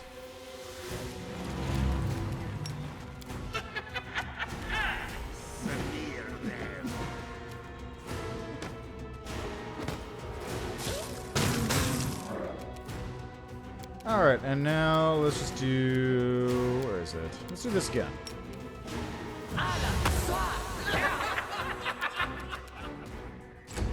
There we go, problem solved. I'll rip you apart. Hey, problem solved. The Asmar screams, desperately smearing tears and blood across his aristocratic face. I beg you, spare me! This disgusting trait, this addiction, it makes me hate myself. I was weak by Zrel, no longer allow my vengeance. My weakness to harm anyone else. Bring me to justice if you wish, but spare me from your vengeance. He's yours. Latverk casts a frightened glance at the captives, eyeing him with predatory intent. But they're my little birds. I love them. I've been taking care of them. They would never harm me.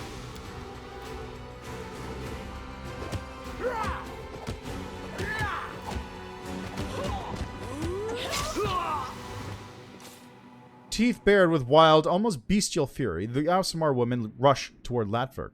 They have no weapons. They tear into him with teeth and nails until the madman's agonized screeches give way to choked, gurgling whimpers.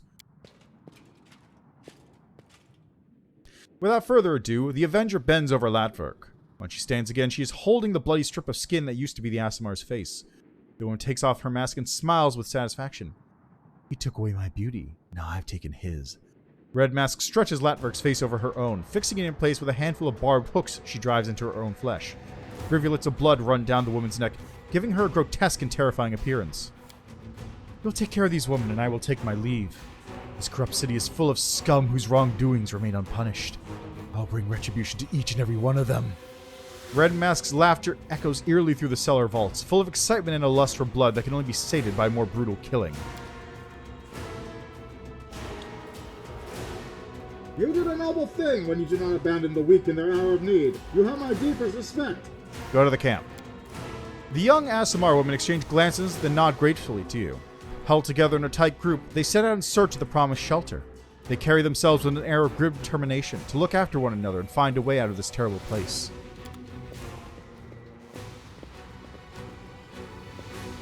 Give me this loot. Abrupt End. +4 Shocking Burst Shock Finesse Wielding. Wielded to this +4 Shocking Burst Kukri gets a +2 insight bonus to attack rolls against enemies armed with shields.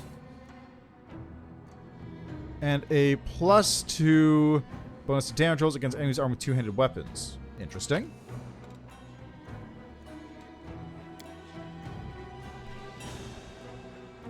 Roaring flames are devouring the Temple of Roses. The petals of the flowers darken, curl up, and finally turn to ash. The moment of utter pain and ugliness that comes before final serene eternity. Burning idols seem to grimace, cry, laugh, and turn their fiery gazes upon me. The heat grows unbearable, but I dare not turn my eyes from this sacred fire, admiring its every precious moment while my eyes still serve me. Laymen will call me a vandal. They'll say that I destroyed a priceless piece of art because I hated everything beautiful. I do not believe this. I love the temple more than my life, and I lit it with fires that burn in my heart. For can there be a higher devotion than melting together with the object of your admiration into the shining splendor of oblivion?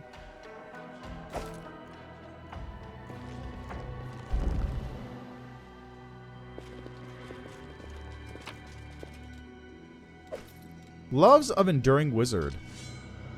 When the wearer of these gloves casts a level 7 or higher spell, they get 20 temporary hit points for 1 minute.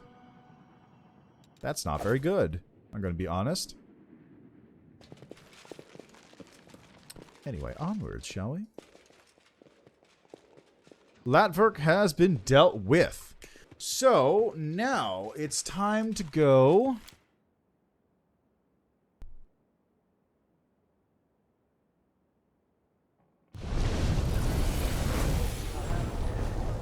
Let's see, what are... I guess... Yeah, I guess down to the lower city.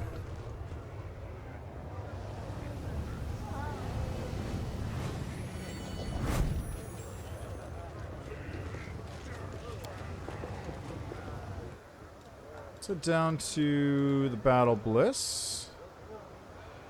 God, where was that thing?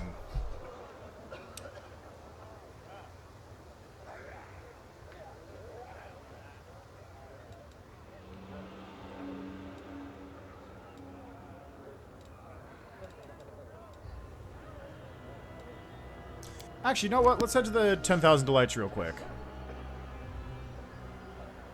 Instead of doing the hunt for Zephorian and associated hunt for the weird Titan thing, which I don't remember exactly where it is anymore, we're going to pop through here.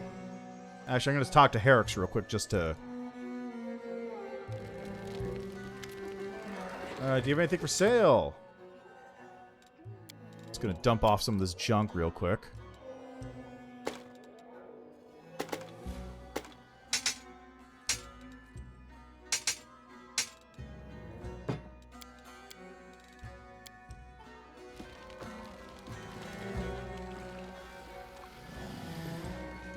Alright, let me talk to you real quick.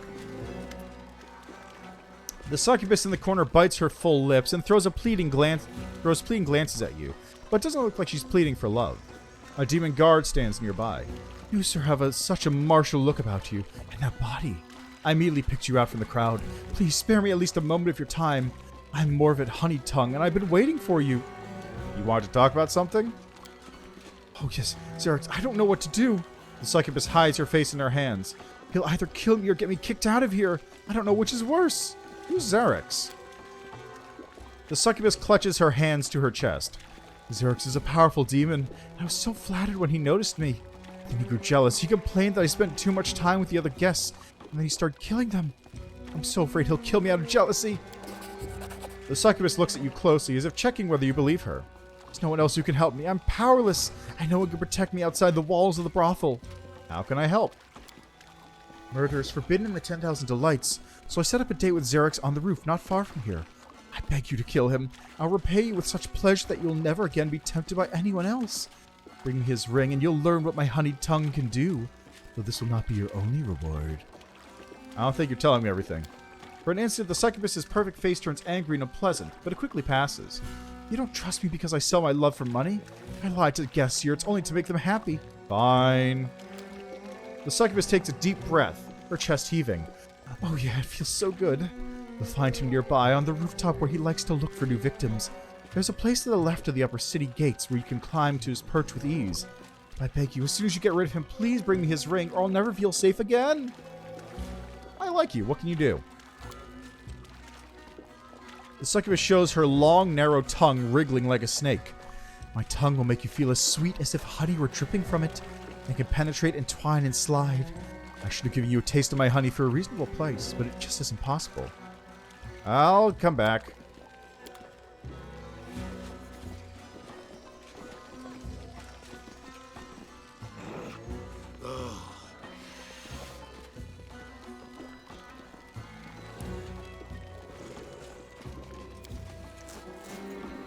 Let's go deal with this nonsense real quick.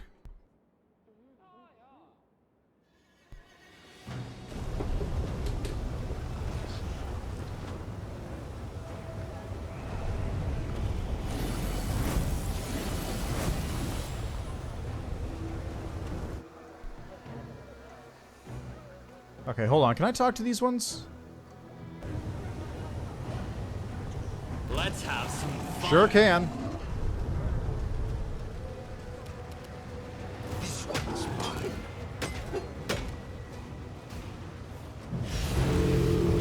Phantasmal killer? Yeesh!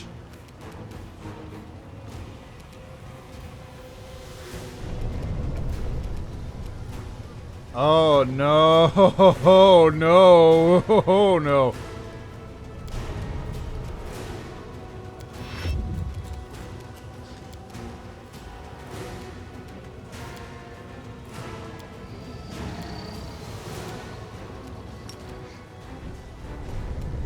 Now, air, Orma.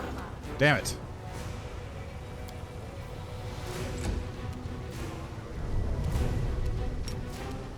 This thing refuses to cooperate. There they go.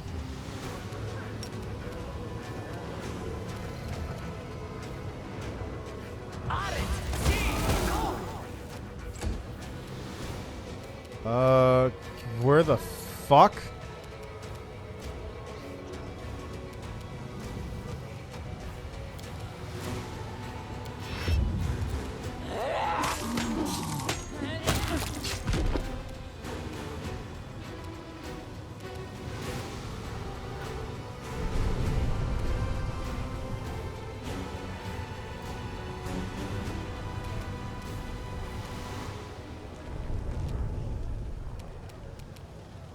I don't like you. Press the attack.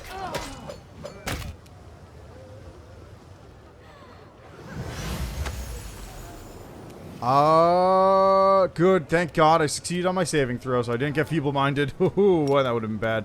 Now, air, Orma. Good, fuck you. Okay, where's this other fucking lily to? Where is it?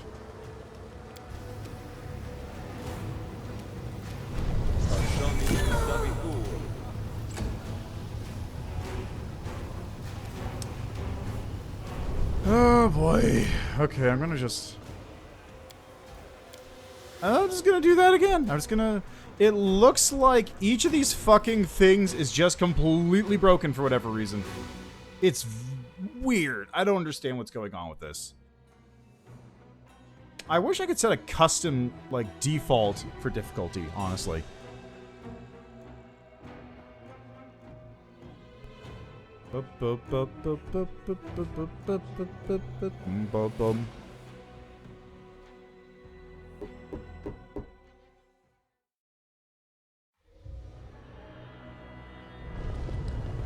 Okay, let's do this.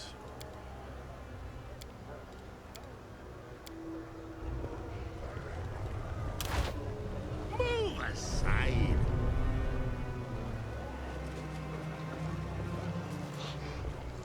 Close ranks.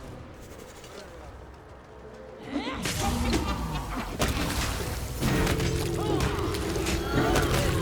is for you. Is anyone dead? Nobody's dead. Good. Okay. Well, that's taken care of.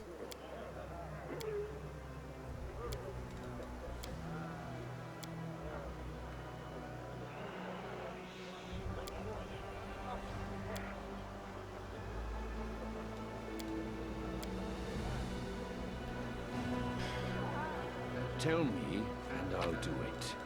Alright, we got fancy breastplate, ring of protection. Ooh, actually, that's a very good ring of protection. Is that it? Is that literally all it was? That was nothing. It was nothing at all. Ah, fine. Oh, I think this is it, isn't it? That's him.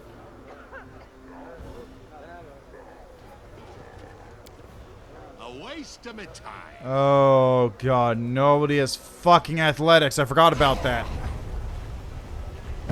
It's the one nobody has.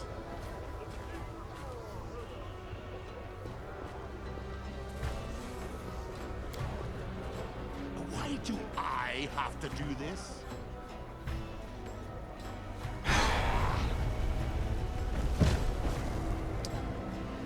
Okay, better plan.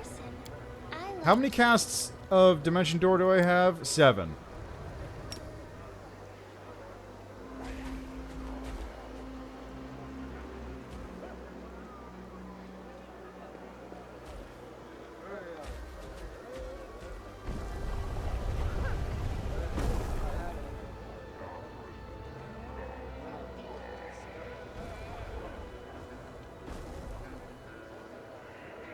Okay, better idea.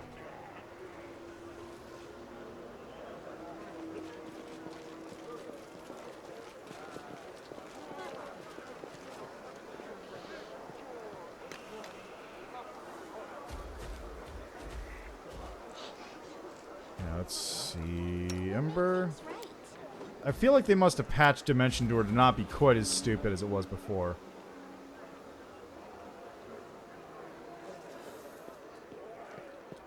Can that reach? Yes. That can just reach. Trust in yourself.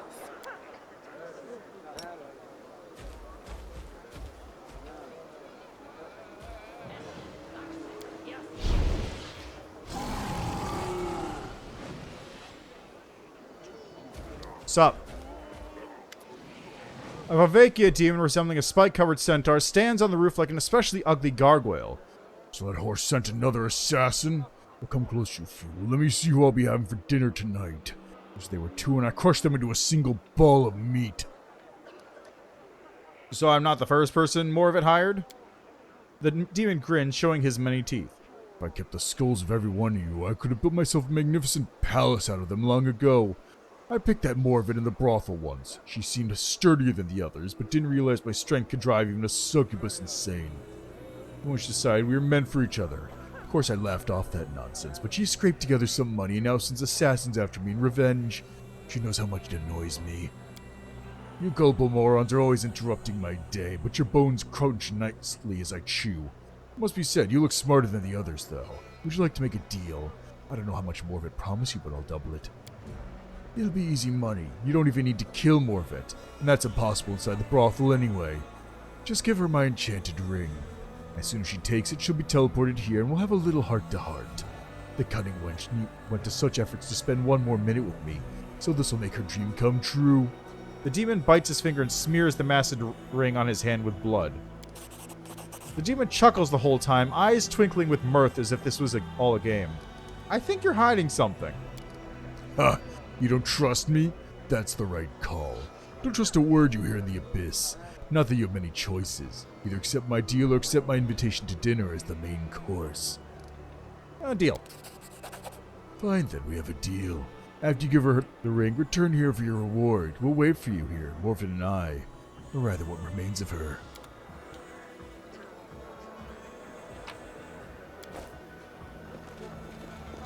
Takes 36 to get down? This war must end. Okay.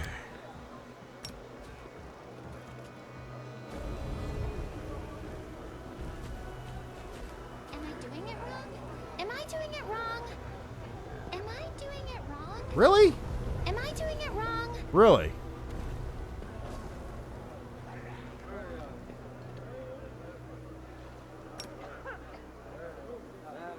Am I doing it wrong? Am I doing it wrong? Oh god, I'm Am I trapped doing up it here. wrong? Sodi is restless. I wonder why. Am I doing it wrong? Am I doing it wrong? Am I doing it wrong? Am I Seems doing like it. it. Okay, fine. Let's take everybody over here. We're gonna take fall damage, I'm This guessing. experiment has gone awry.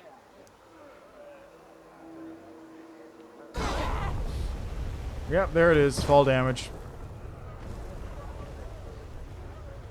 Alright, back into the brothel. Get over here.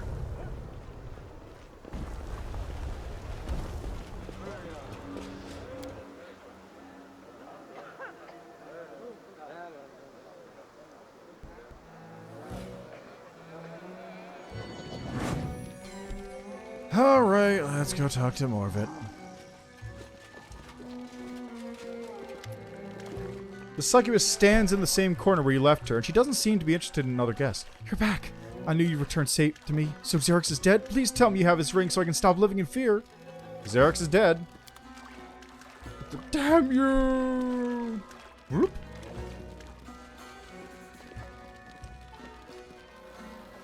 How much longer, I wonder? Okay, now we do the same nonsense to get back onto the roof.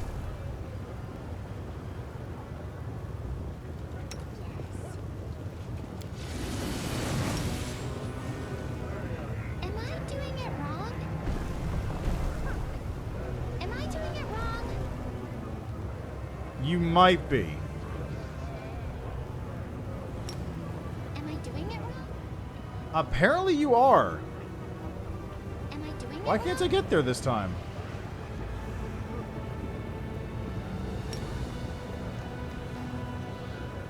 I can do this. Apparently not.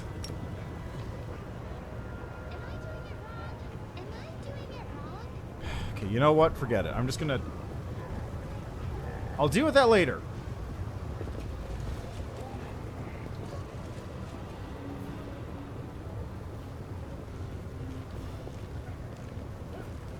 Okay. Follow me. Or don't.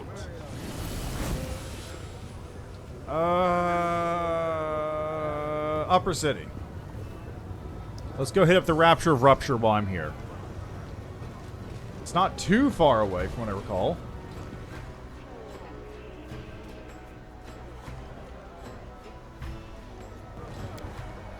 I'll hit up the Rapture of Rupture, see about finishing that sequence, since it's not particularly long since I have the teleports everywhere I need to go.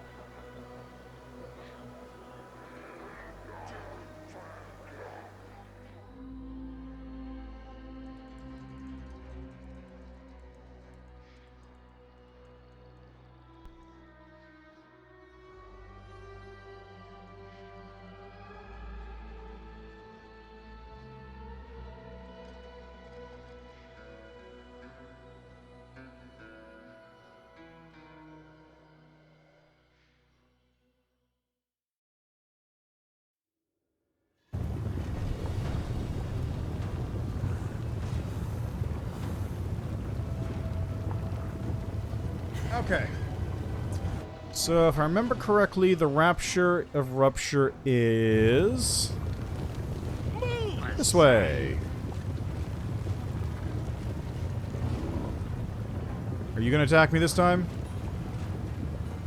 Yep, sure are. Never a dull moment. Battle formation. Travis.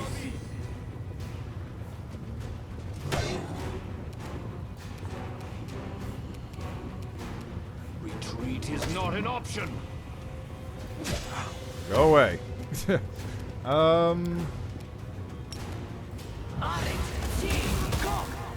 Some good damage.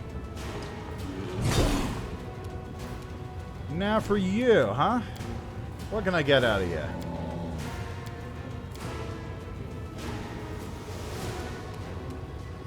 How about a Flame Strike? Flame Strike seems like a good pick.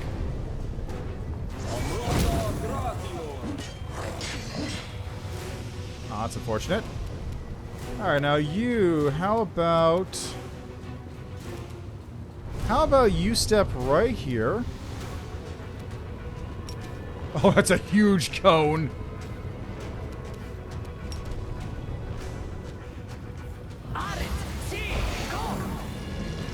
Well, one of them is now a dog. No match for me. That one's now paralyzed. I'll split you in half. And I managed to miss it each time somehow.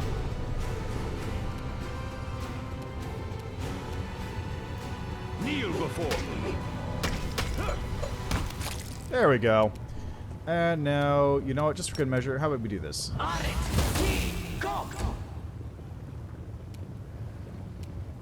Now you, what can you do? You can do... what's a nice little targeted spell? Ah, this one.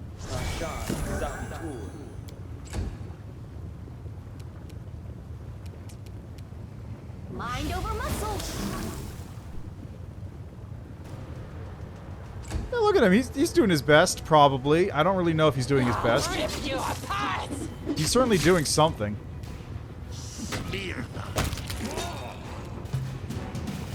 Oh, he actually did. He actually hit me. He did hit me. He managed to overrun Regil.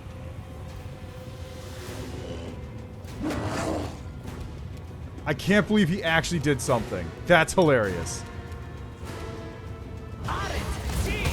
Oh, yeah! That's the guy who was there in the very beginning. I forgot about him. He got knocked all the way over there. Whoops.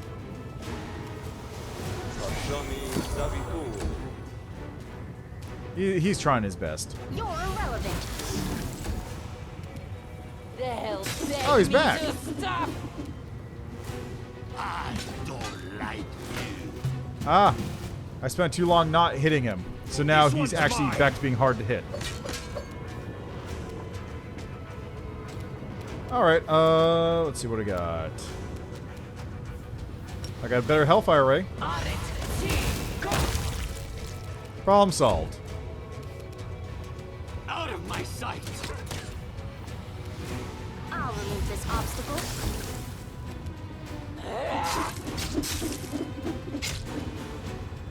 Out of my way. Bye, Doki.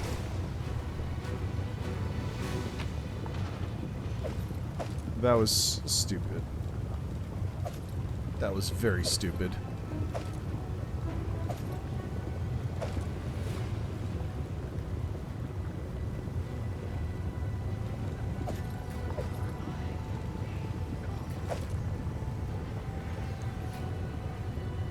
That worked out shockingly well, but also was very stupid. Ooh, smoky.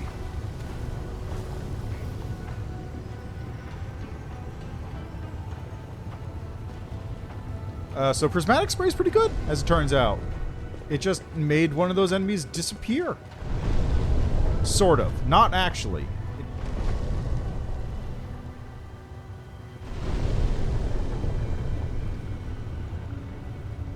Gotta wait for the island to just rotate around here. I wonder, honestly, if in speedruns of this game, they have the cameras, like, preset to certain angles every time they approach one of the, things. Is my skeleton still alive? Yeah, he's still alive.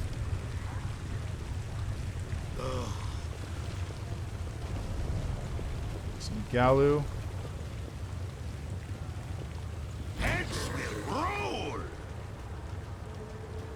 Alright, I guess we're fighting these guys now.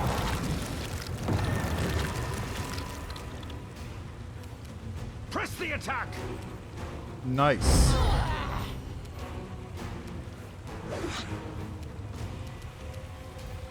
No match for me. Oh, staggered figures. I'll split you in half! No, that's not enough damage.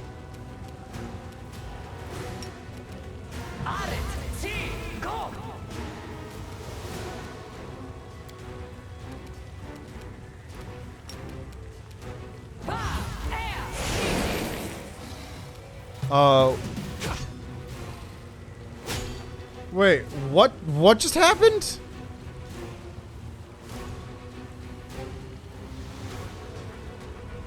Galu force anything, so Shadow or D. What? I only did 21 damage to the Galu? Okay, because it made it save, so I guess. It is not an option. Go. Ah, jeez. I'll rip you apart. Oh, this is such a pain in the ass to fight.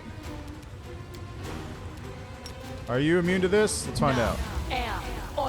I think they're immune to it. Sure is. Oh, Christ. Okay,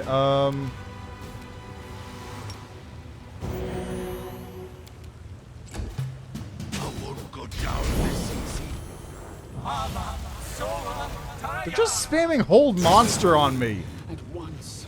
They're literally just spamming hold monster. Beg me to stop. Now I'm angry. Okay, let's see here. Let's drink. Thorn Body.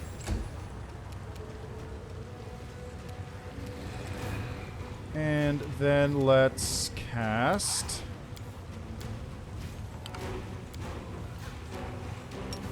How about an Icy Prison right there? Succeeded. Damn it. By 1. 2, technically. I won't go down this easy. Kneel before me. That one's dead. Who died? Darren died. No match for me. Remember my name. Angry. Wendwag.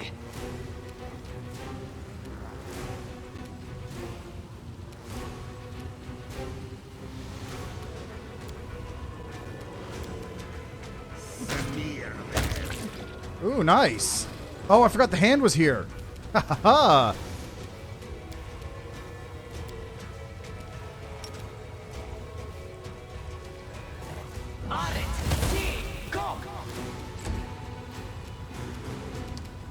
Alright, what else we got here?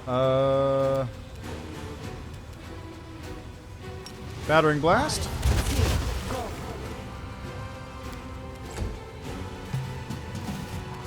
This one's mine.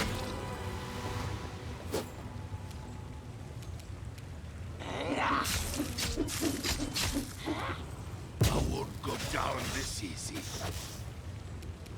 Okay, let's see here. I don't like you! Nice. Alright, now you spell another spell of magic. How about a Fire Snake? And you can spell a spelly spell of magic as well. How about Blue Dragon Breath? Immune. Sick. Press the attack. There we go. I'm gonna have to go back to base after this. Plus 2 falchions.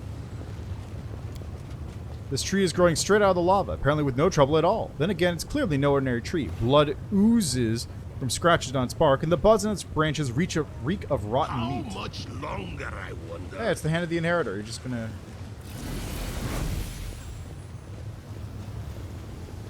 Hold on, I still need to rehearse my role.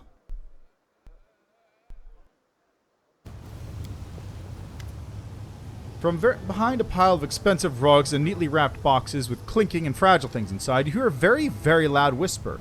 An oddly familiar stage whisper. Grandma Gridley, my horn is falling off! Calm down and let me fix it. Alright, whose foot did I just step on? And whose chest spikes keep catching on my fake tail? Grandma, don't push me. Let me do that on myself. What are you doing here? Oh, my dears, this can't be real. I think I just heard the commander's voice. It sounds crazy, but for sake of argument, let's just say it wasn't my imagination. Let's say we truly, through some miracle, met the commander in the middle of the abyss. Well, in that humbly unlikely scenario, I would enter in that we, being true artists, sought inspiration and material in the most suitable place. We've already spent a great deal of time among the Crusaders. Now let's turn our efforts to the other half of the character in our play, the demons. That's why, our imaginary friend Commander, we're sitting in the middle of the abyss covered in thick layers of makeup wearing fake horns and tails. To blend in with the locals, you see. This is a true challenge for an actor. To play a demon so well that even real demons don't suspect a thing. After all, it worked perfectly when I pretended to be the Hell Knight's paralictor and showed up at their camp for an unscheduled inspection. Oh, how they ran and dashed about. In the end, I ordered them to dig a trench in the shape of a fig. Ow, Grandma! Why are you stepping on my foot again? For the love of all that's holy, please just get rid of the makeup and go when you get back to Dresden. I don't want the patrols to mistake you for attacking demons. Certainly, of course, imaginary commander. Though I'm honestly not sure if this paint will wash away or the horns will come off. I used a very strong glue. Speaking of Dresden, Grandma, don't you have this feeling we forgot something? Our dinner basket? Grandma's knitting? Lambkin? Lambkin is in the room with our dinner basket. My knitting is sitting on top of it. This is terrible, my dears. We have to go back. Okie dokie, then. Into the Rapture of Rupture. You're surrounded by the sound of a melodious voice that seems to be coming from the stone pillars all around you. Greetings, esteemed guest. Are you here to seek the hospitality of the illustrious Lady Vellexia, or are you here on other business? The entrance to this manor greets you politely. It is far more gracious than the impudent foul-mouthed door of the 10,000 Delights. What are you? I am both the gate and the gatekeeper. My responsibilities include greeting guests, ascertaining the purpose of their visit, and deciding whether to allow them entry to the manor. Whose manor is this? This manor is called the Rapture of Rupture, and it belongs to the incomparable Lady Vellexia. She is the shining star of Illusionera and its most glorious resident. After the magnificent Lady Naticula, of course. Who created you? Lady Vellexia enchanted me herself, and personally entrusted me with my responsibilities. She possesses a wide range of fantastic talents. I am just a humble testament to her skill, and cannot compare to the true masterpieces she creates with her abilities. Can I come in? If you seek the patronage of the illustrious Lady Vellexia, I will not stand in your way.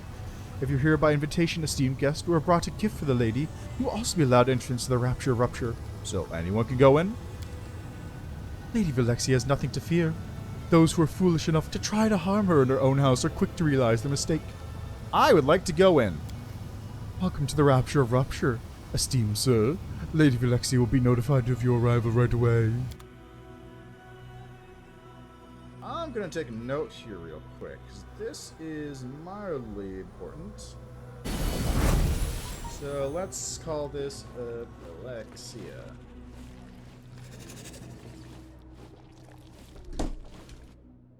Alrighty.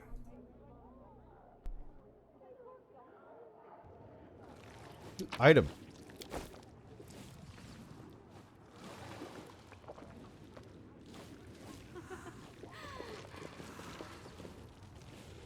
Your presence in this place is extremely unexpected. I would like to discuss the reasons for your visit. You hear Jerabeth's voice in your mind. She sounds friendly, though slightly wary. So we meet in the Rapture of Rupture. I cannot help but wonder, by what whimsy of fate have our paths crossed again? Why are you in Illusionera? More importantly, why are you here? What brings you to the manor where I have taken refuge? What are you doing here? I'm enjoying the benefits of my newfound friendship with Vellexia. I've become her servant and companion, and she has given me all the protection and privileges afforded to her inner circle.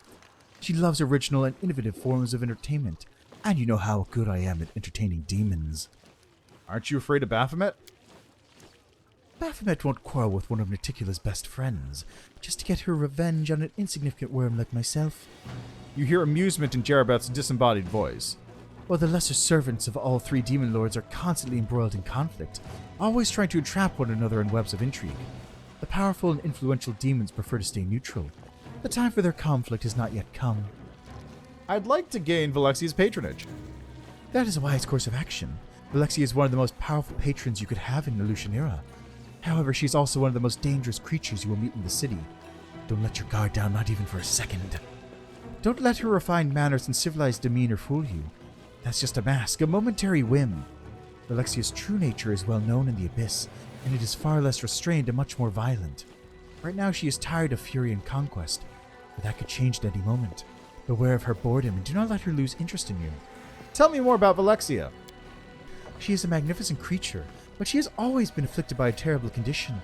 She is consumed by boredom. Her entire life is an endless agony, and each day her torment grows worse. Her efforts to elude this terrible condition are always short-lived and unsuccessful.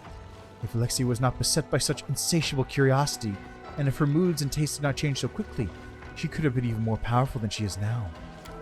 It is possible that Vellexia could have been a worthy rival to Naticula several millennia ago. She might even have claimed the throne that now belongs to Our Lady in Shadow.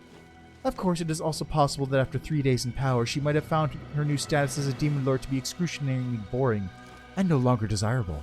I have to go. Here we go. This is the dumb part. And by dumb part, I mean fun, but also... Oh boy, this part's annoying. The demon that comes to greet you has blonde hair and is wearing a modest but elegant dress. She seems surprisingly friendly. Her soft voice and impeccable manners seem out of place in a city where extreme passions and boundless indulgence prevail over temperance and moderation. A new guest has arrived? How exciting! A mortal from Galarian, if my eyes do not deceive me. What brings you to my manor? This is all very intriguing. Vellexia, we have clashed in battle many times. Her claws were always stained with the blood of those she killed on the battlefield. Now she looks different, but I'm certain that her true nature remains unchanged. She is still violent and dangerous. You must be on your guard, champion. Everyone talks a lot about you. Who are you? Vellexia laughs happily. Ah, how refreshingly direct. Well, let me tell you a little about myself. My name is Lady Vellexia, but it is common for others to add a few epithets before my name, often something like magnificent or illustrious. I hold considerable influence in the upper city. You could even call it my little queendom. I'm the foremost member of the city's elite, and all the aristocrats of Lucianir acknowledge me as their de facto leader. You might even be under the misconception that the city is ruled by Shamira, but... Shamira is nothing more than a glorified cleaner, entrusted with the responsibility of tending to the latrines. I, on the other hand, hold sway over the most beautiful, powerful, and influential demons in the city. You see, my dear friend, Naticula, allows me to lead the nobility because I look out for her interests. She knows that I am loyal. Unlike most demons, I do not aspire to power beyond what I already possess. I would never stage a coup against Our Lady in Shadow, nor would I ever use my position in society to support anyone else in such a foolish endeavor.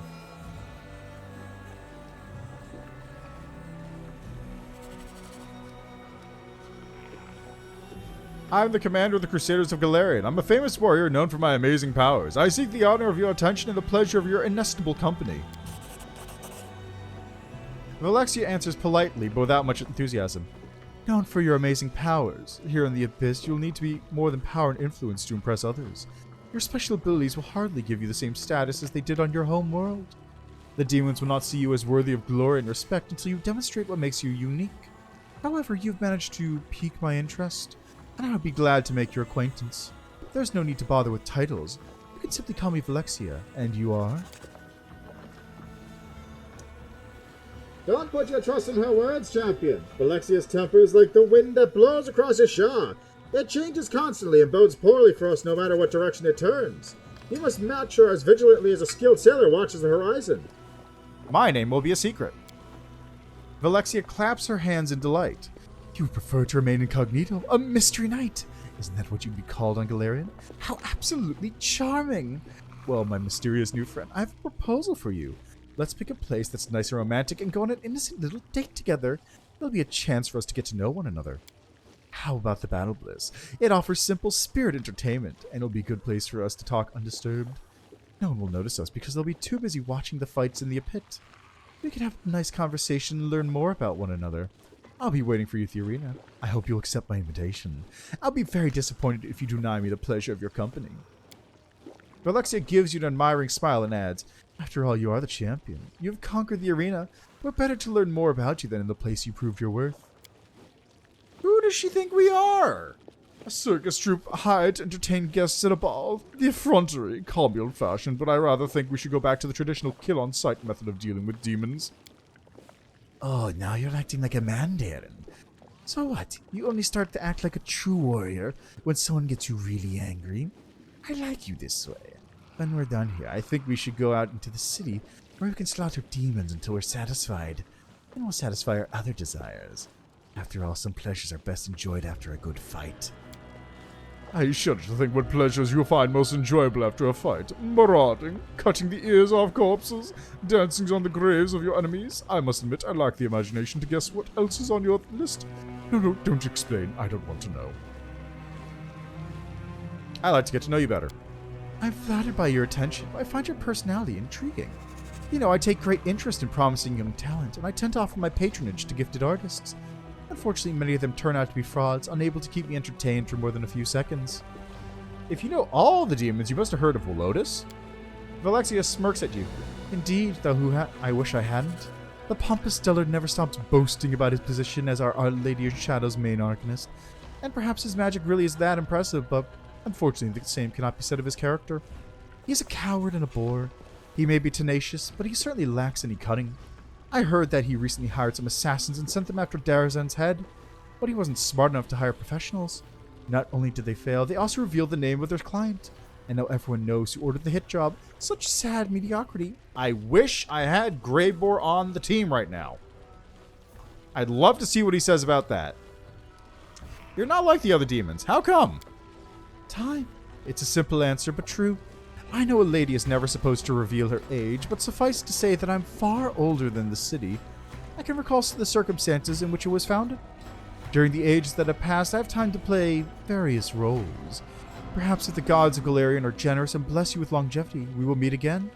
But if that does happen, say, 1,000 years from now, I will be completely different. As time passes, I grow bored with each new version of myself. And since boredom is my sworn enemy, I have to reinvent myself to escape its grasp. When you feel bored, it's always so horrible. You've tried so much in your life, but have you ever tried to become good? It's very hard and takes a very long time, so you won't have a chance to be bored. Vellexia eyes Ember with mild curiosity, as if observing a mildly amusing animal in a zoo. Is she here to entertain you with her oddities? I also enjoy the company of jesters, though I wouldn't like to have one of them as my constant companions. What made you interested in me? Oh, you're so modest. Vellexia nods knowingly. You're a Galarian warrior, and you're responsible for securing several major victories in the World Wound. You had the courage to descend into the abyss, and now you've chosen to pay me a visit. Moreover, you're not here to wave a sword in my face, but to have a nice conversation. Now be honest, if you were me, wouldn't you be intrigued? You're very powerful, aren't you? It's true that my name carries a certain degree of prestige here in Illusion Era. My advice, based on millennia of experience, can be truly valuable, and my adventurous life has allowed me to acquire extensive connections, as well as an impressive collection of powerful curiosities. Oh no, really, just listen to me, talking your ear off like a market seller. The demon laughs at herself good-naturedly. Are you skilled in the magic of enchantment? Yes, that's one of my many talents. A life that spans thousands of years can be a challenge for even the most lively and curious of minds. I'm always looking for something new and exciting to do, so I've studied many strange subjects. I take particular interest in anything bizarre or unusual. Why do you like to support young talent? Vellexia glances at you coyly and gives you a charming smile. I could have told you that I'm driven by pure altruism and the desire to perform good deeds, and you would have thought me the kindest and most noble of demons. But the truth is that I'm easily bored, and by attracting the young and the gifted, I can discover something new every day. They keep me entertained, and to be honest, they add to my prestige. I like making new friends, and with my help, those friends can become very influential indeed. What happens to those who fail to interest you? Vellexia looks at you uncomprehendingly for several moments, then bursts into a peal of musical laughter. Ah, you've heard those ridiculous rumors. Don't pay any attention to them. They're all so boring. Whoever invented them has no imagination. I've heard rumors that I kill them, that I keep them in my dungeons, and even, just imagine, that I rape them until they drop dead of exhaustion. It's all an extraordinary load of rubbish. I haven't done anything like that for at least a couple of millennia. Thanks. I have to go.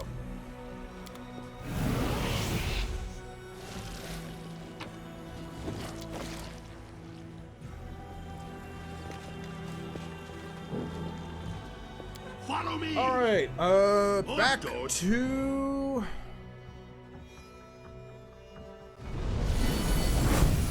Okay, first we're going to the Nexus. Hi.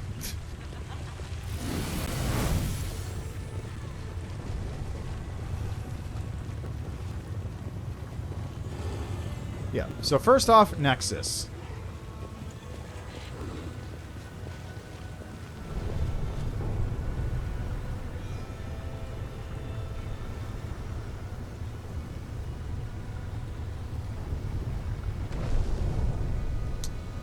Oh man, they really don't need to fix that. It's a little... every time it chunks like that, it makes me nervous.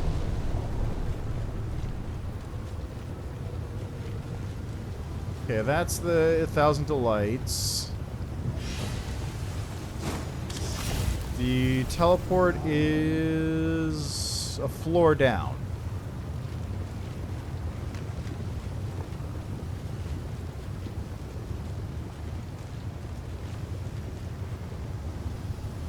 So just gotta hop in here real quick.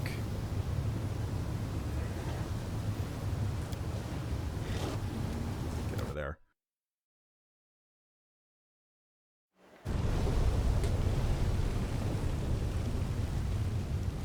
There's the old Palace of Incest and Degeneracy over that way, I think. Ooh, wait, while I'm here... Yeah, it's over here. Okay. While I'm here...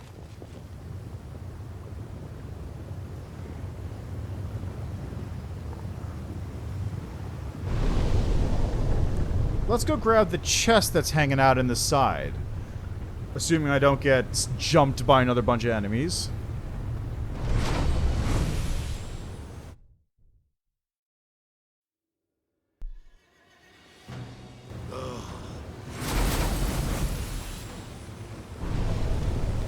Yep, there's that again.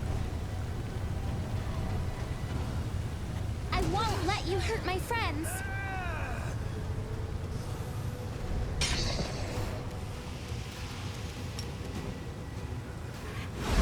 Okay, good. He's down.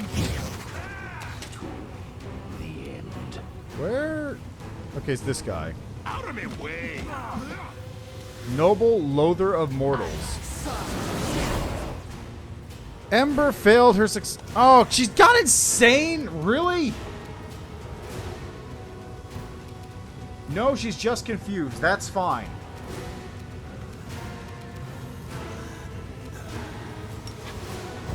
She's just confused. That's perfectly fine. Rip you apart!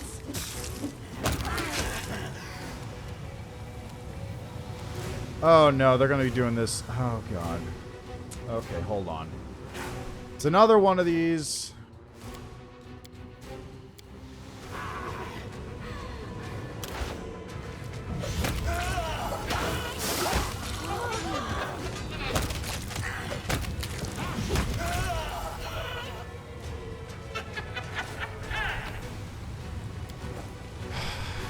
These are so annoying. I don't want to have to keep doing this, but it's just easier than dealing with that shit.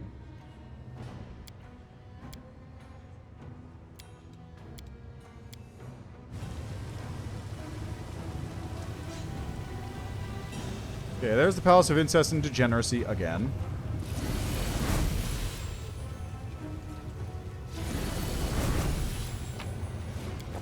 Some dinosaur bones. How much longer, I wonder? Here we are.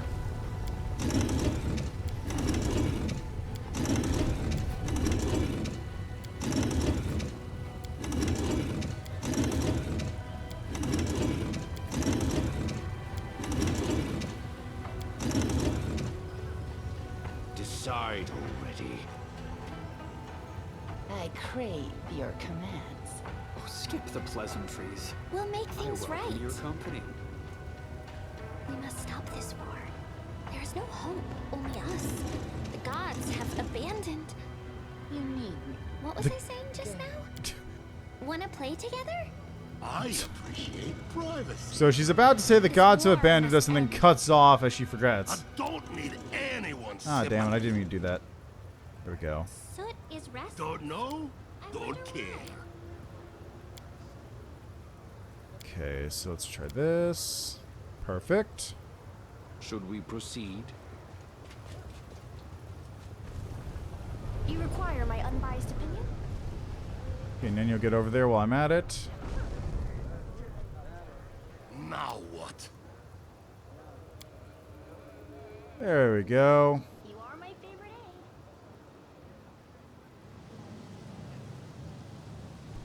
And then you grab this, I guess. I refuse to surrender. Nice. Okay, we got a Scimitar, Faith Bearer. Wielder of this +4 Holy Scimitar confirms a crit. They make a lore religion check. On a success, all allies in a 50-foot area are healed for the number of hit points equal to the number of ranks the wielder has in lore religion. That's pretty good. And the rest of that is nothing much.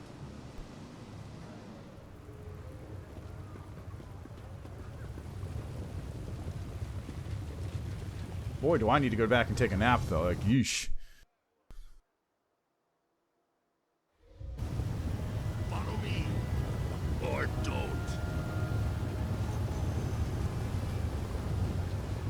That's where those vampires are, and I really don't want to deal with them right now.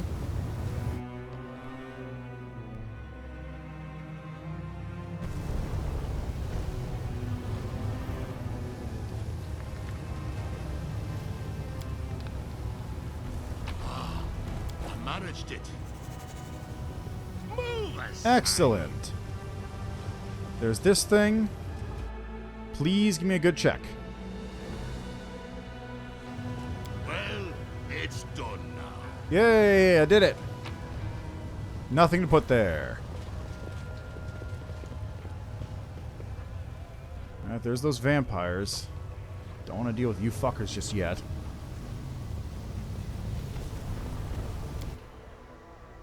Alright.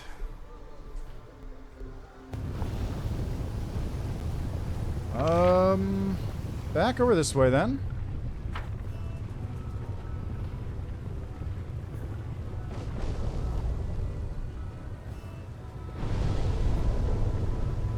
I need to get the portal so I can go to the Nexus so I can heal up because I got 3 dead party members.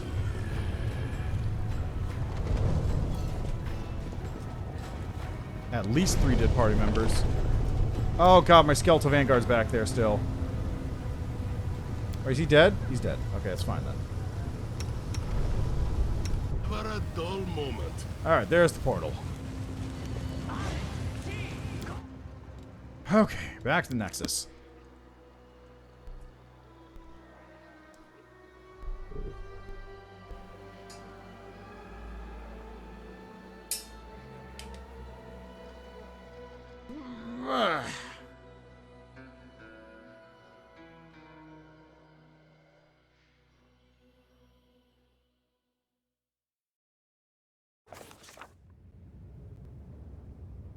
And just to make sure, Ember is not insane, right? Yes. Yes, Ember is not insane. Reg has a little bit of con damage. That'll heal up with a day in just hanging out.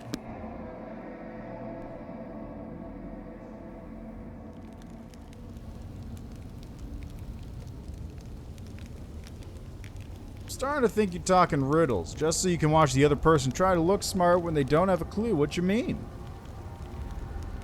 I just talk about things as they are. It's other people who make riddles out of what I say.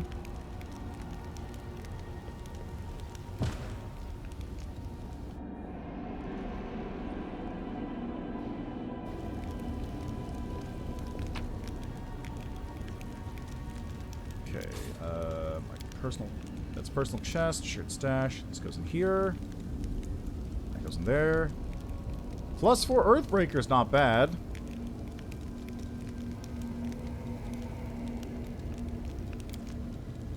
Okay, buckler +4, full plate +2.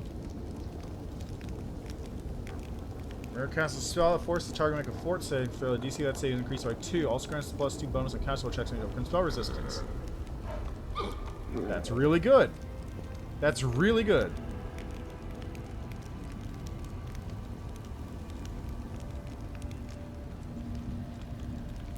Legitimately, that's fantastic. That's going on Nenyo, I think. Where are you? There you are. Yeah, you're wearing this.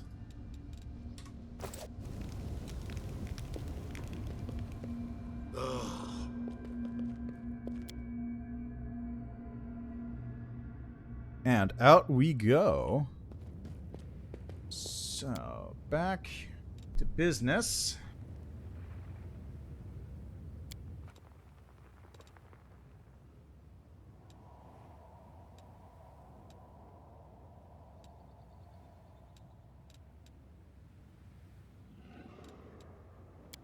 Yeah, Battlebliss, why not?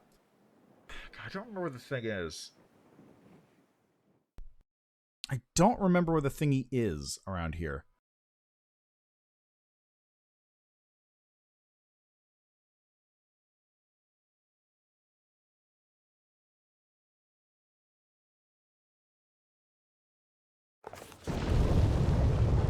Where is it?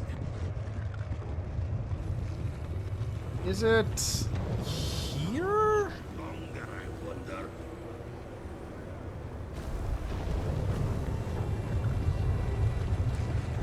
I do not remember where it is.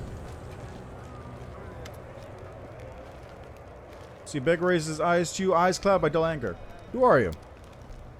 I got screwed up by fate. How can I find Zephorian? Hey, who's that? Never heard of anyone by the name. And if anyone heard of him, they wouldn't be telling you anyway. Might have found a beggar in the low city be willing to chat with you, but before you find him, you'll have worn through those boots of yours. He's one good pair of boots. It'd be a shame if you ruined him. How about you just give him to me instead? Maybe a small donation would help? You know what? Better be on your way now. I don't need no money, no shady deals with you. I want to know who you're looking for.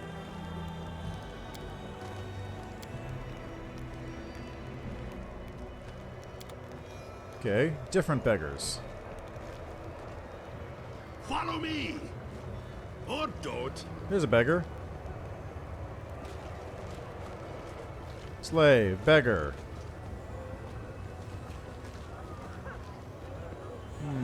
Move aside. No beggars around here. There's a beggar.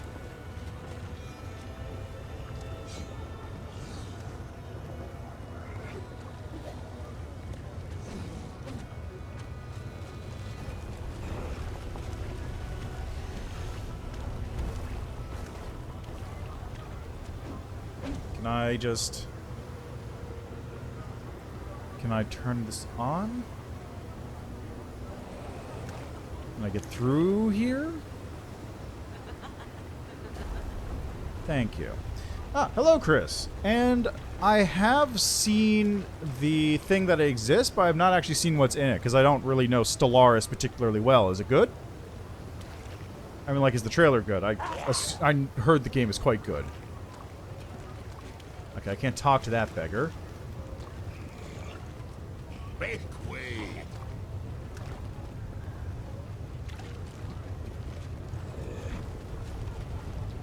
Okay, nobody around here wants to talk to me. Nobody likes me. Everybody hates me. There's that thing. Fight.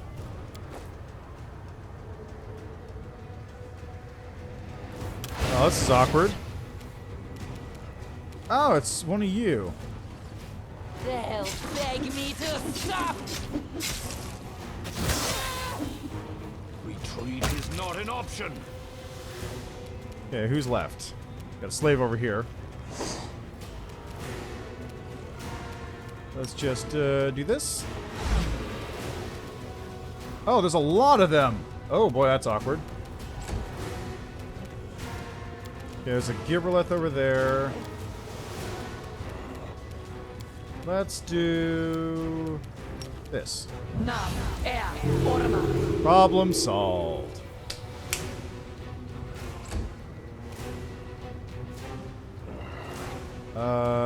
What's your problem? I will see to your Oh, you were demise. on the ground. Okay. I'll split you in half. Nice roll. No match for me. Kneel before me.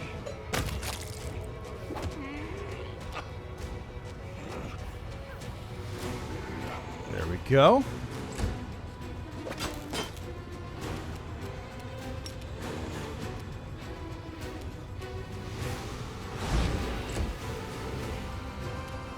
Forgot to kill this one. Whoops. Do that now. Two.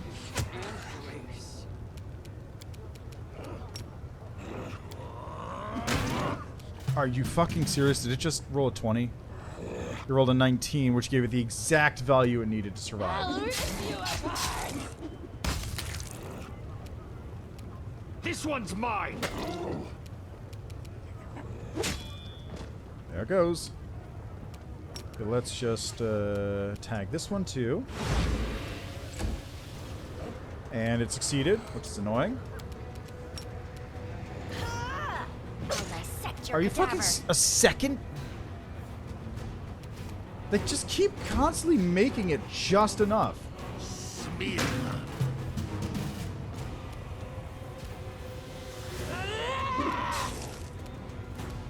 Press the attack.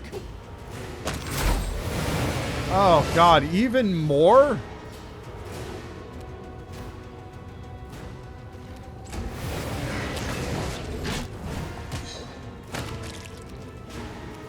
Oh, hey, there's a Colossus over there. Cool. Okay, we got slave, slave, slave, slave. Jesus Christ. Let's see. Explant introduces aquatic species and tune order loans a colossal weapon. Cool. Ah, okay. So prior to this, like, ocean worlds, I guess, didn't really have a lot you could do with them. But now with the aquatic expansion, you can. Did you not slumber, or what?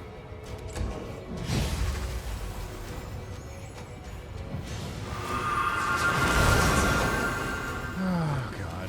Okay. So first thing we're going to do is just kill you. Problem solved. Now you are gonna...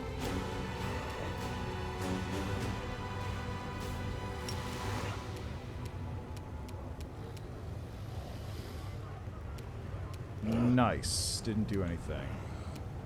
I don't like you. Do this. They'll beg me to stop. I beg you to stop missing, more like it. Retreat is not an option.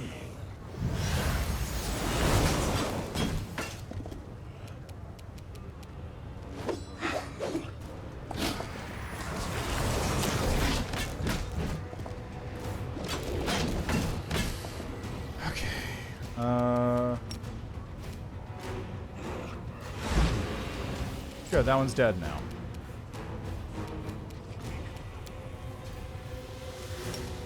Let's just do this. 19 out of 20. What is with these saves? They're just getting constantly super lucky.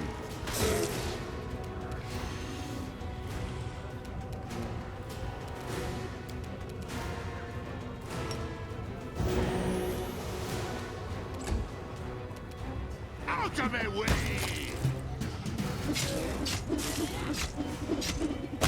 Okay, well that takes care of that one. Kneel before me. God damn it.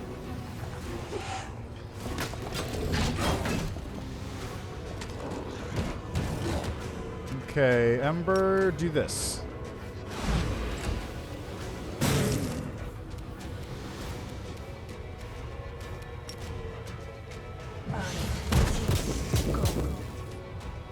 I'll split you in half. Nice. Oh god, we got Darachne here too now? Christ almighty.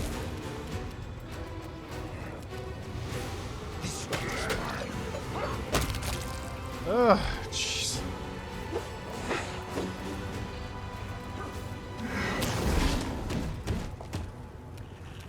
Okay, let's do this.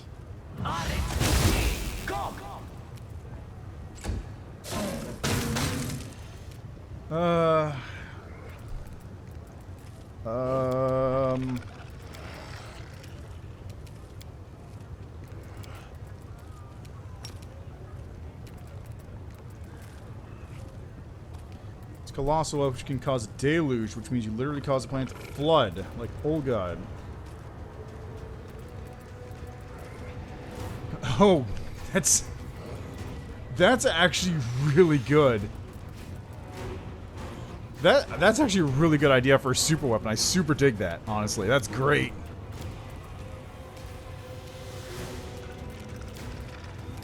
God, what do I even...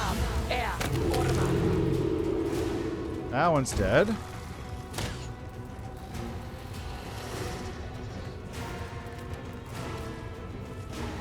I'll make short work of this.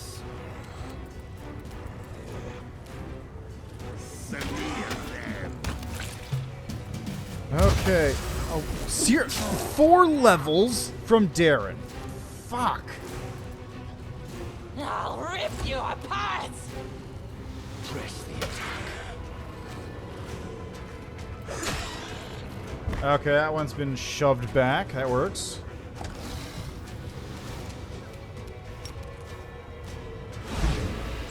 Succeeded on its save. God damn it. Mind over muscle. Out of my sight. I don't like you.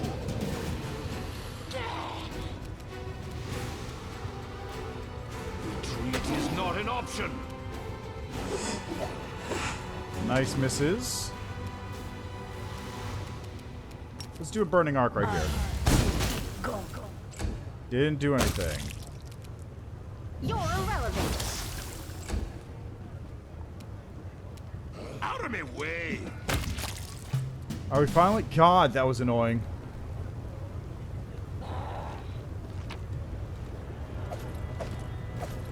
Oh, okay. Here we go. What else we got?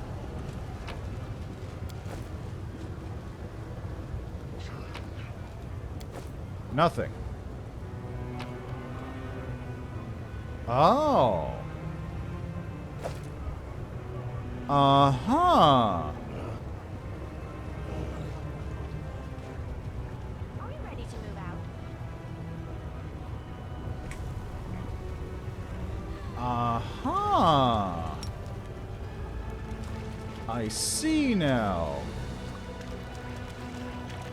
And while I'm at it, I appreciate cure Darren of this disease, please.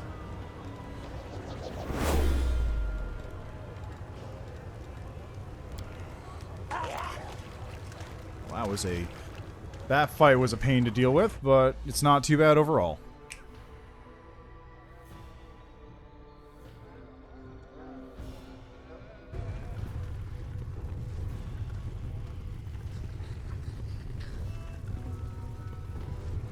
I got invited to a beta of some kind. After the weekend.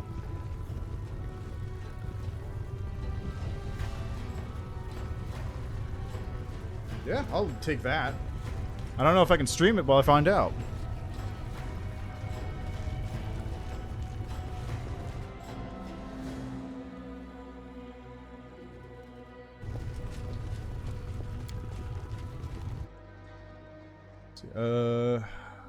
There's a new origin which makes your species aquatic, which is Ocean Paradise at world 30 planet size. And you said it called Angler.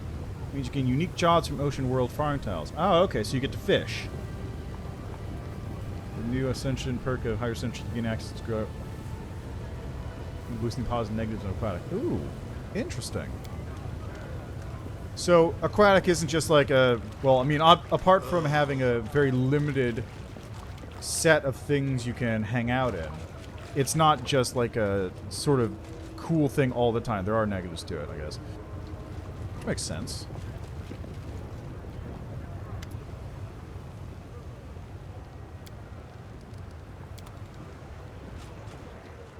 Okay, nothing here.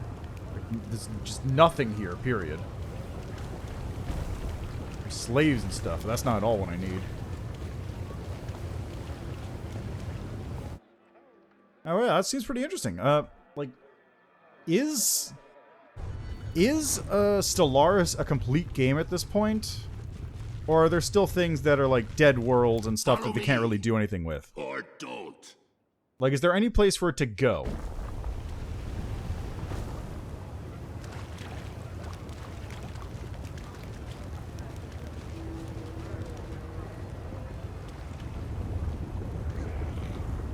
Move aside.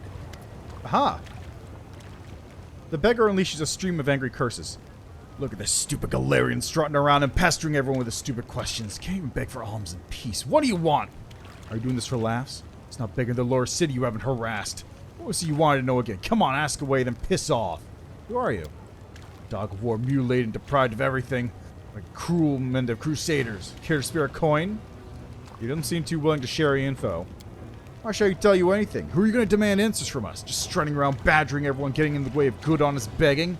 The only information I have is where you can shove your stupid questions. Have you heard of Zephorian? Well, maybe there's a fellow with such a name. Or maybe there wasn't. I don't know, and the others don't know either. What's your problem with us? Go ask around in the middle city. You can even search for him in Shamira's dark holes for all I care. Just leave me alone. Do you know where I can find Zephorian, yes or no? I don't know, and no one else knows either. Just leave us alone. Go see the man in charge. Maybe he knows where Zephorian of yours is. If he doesn't, then no one else does. As soon as you get to see our gang, start asking around. Our boss never walks by himself. He always has a crowd with him. Make way. So where does this go, then? Yeah, well, I mean, like, I don't mean complete as in you can finish the game. I mean complete as in, is there anywhere else for the game to go? Like, are there any things the game can add apart from whatever's in a mod?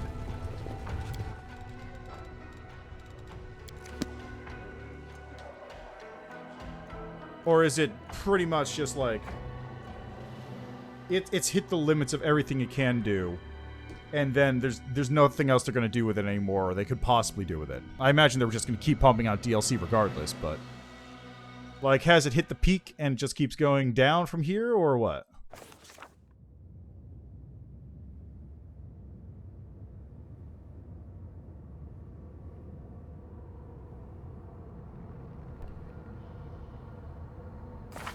Okay, did anyone die? I can't remember if anyone died. I don't think anyone died.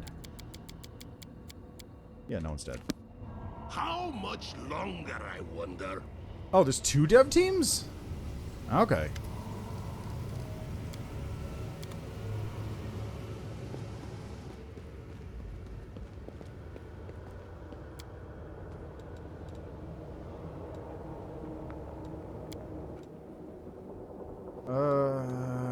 Battlebliss.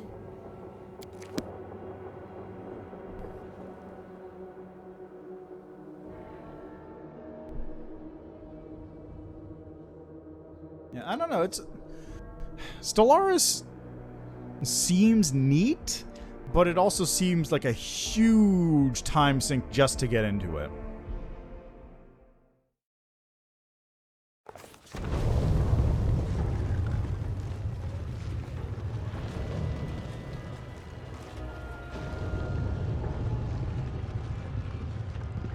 One team is in charge of new stuff.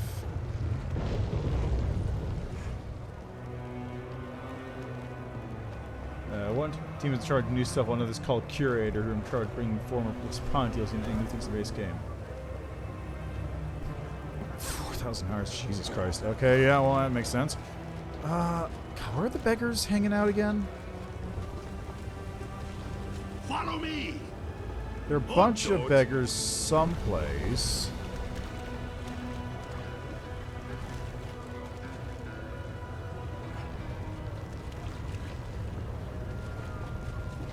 One beggar there. Where is he?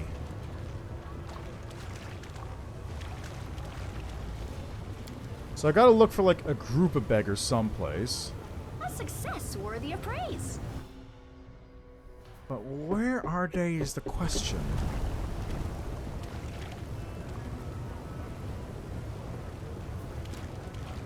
Move aside. Always walks around with the groups.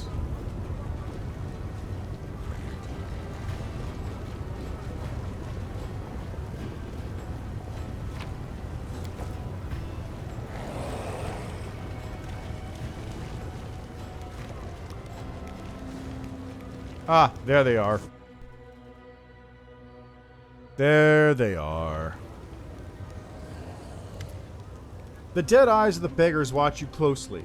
They hold out their hands and repeat with well-practiced enthusiasm. Spare a coin, stranger? Lithoid DLC.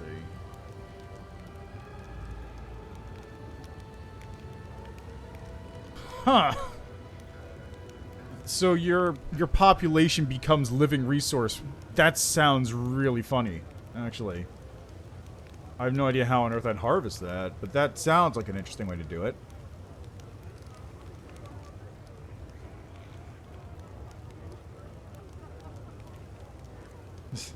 Okay, do you know where I can find Zephorian? Diplomacy.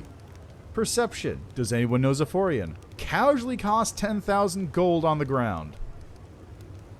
Who wants to get some gold? Your words magically draw an entire crowd of beggars to you. Their eyes light up as they thrust out their dirty palms. A whisper runs through the crowd. Hey, deep pockets, care to share some gold? Gimme, gimme!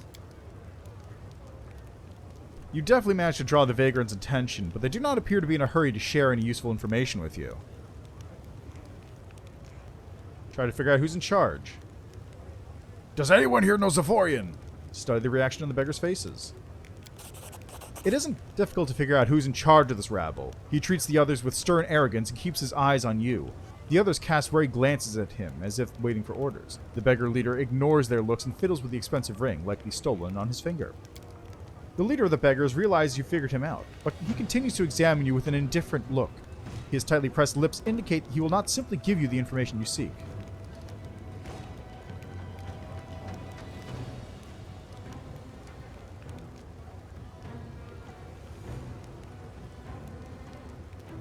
Politely bow. Would you be so kind as to tell me where I can find Zephorian, esteemed leader of these lost souls?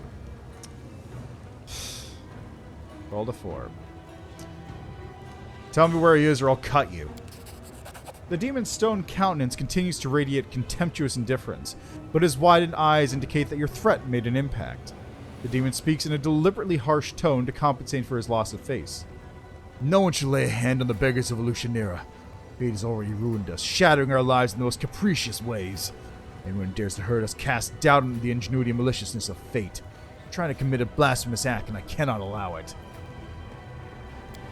The leader picks at his ear with his bobby, dirty-nailed finger and then says, "Filthy pile of garbage once seen Zephorian begs at the entrance of the Battlebliss, the gladiator arena. That's where you'll find him." Thanks. Make way.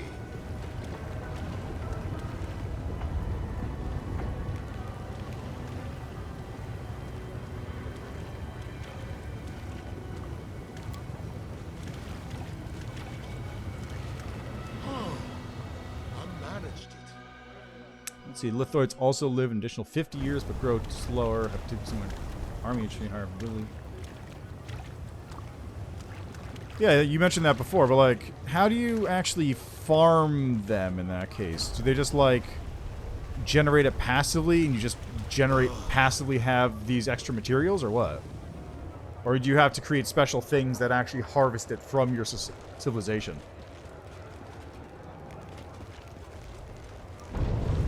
There he is.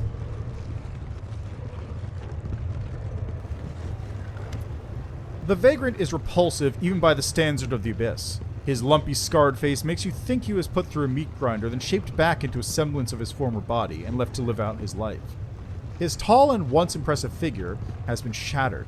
His arms are covered in the protruding lumps of unset bones that were left to heal improperly. The beggar is clad in many layers of dirty, smelly rags, onto which hundreds of keys are sewn, from the tiny toy box keys to a giant cast iron key that bows the demon's neck almost to the ground.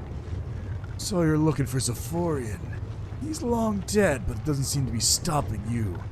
So what do you want with a dead man? Just look at him. Darren speaks quietly, almost whispering. He was once the ruler of the city, Reticula's favorite. I can make an educated guess about what kind of favorite he was. The incubus embodiment of temptation, most cherished plaything of the mistress of the Midnight Archipelago. Now reduced to this wretched ruin. How unenviable is the fate of those who court the passions of the powerful. You're not talking about us, are you? No. Darren answers, looking into your eyes. His glance eloquently shows how insincere he's being. I'm just thinking out loud. This is not a glimpse into our future. You have nothing. The Zephorian plot against Particular. Is this you're saying you're going to betray me? No, of course not. This time, Darren speaks confidently and firmly. It's just, we aren't always able to control our fate. Who knows what destiny has in store for us? Who knows what threats await us? I do not wish for a grim future, but I cannot rule it out. This is not a glimpse into our future. You have nothing to worry about. I have no idea why you're so sure about that, but I like your confidence. I always have. Darren gives you a small, crooked smile. Zephorian, the master of lies and trickery. I remember fighting him. What do you know about the Nahindran crystals? Don't farm it, just generates passively. Ah, okay.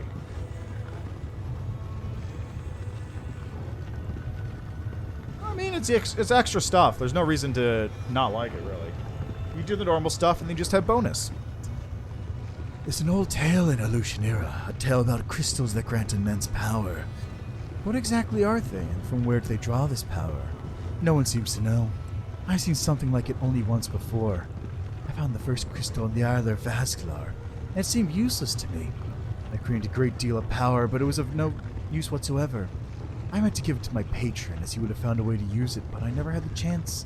Some feeble mortal mage managed to steal the crystal from me. He locked himself in a tower, examined the crystal, studied it, and managed to find some use for it. But he was under Naticula's protection, so I never tried to hunt him down. The demon grins unpleasantly. I bet you're thinking that I'm just going to tell you the name you seek, and then you can rush off to have a chat with that mage. Not a chance. The mage wasn't a demon. He was a mortal who served Naticula's arcane needs back in the day. Kicked the bucket long ago. All that's left of him is the tower in the upper city, locked and protected by magic. Many have tried to get inside in the hopes of stealing something of value, but their remains rotted long ago. No use talking about them now. Ah, but you're curious now. You'd like to poke around in that tower, wouldn't you? Perhaps you could find something of use in there, yes? Zephorian gives you a mocking grin, then sighs and takes a single key from his rags, handing it to you with a sweeping gesture. Take it while I'm still feeling generous. This will open the way to the tower. When I ruled Illusionera, I made sure I had a key for every hideout tucked away nook in the city. You never know when they might come in handy. Here, take this and get lost. No one will throw me a coin when you're hanging about.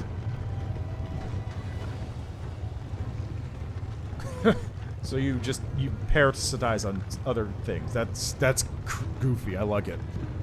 You're just giving me the key like that? With a philosophic shrug, the demon answers. Yeah, why not? I don't need it, and I don't need anything from you except for you to leave me alone. Now go on, get lost. Take a closer look at the surprisingly selfless demon. Failed. Rolled a 12. Isle of Asglar, where is that?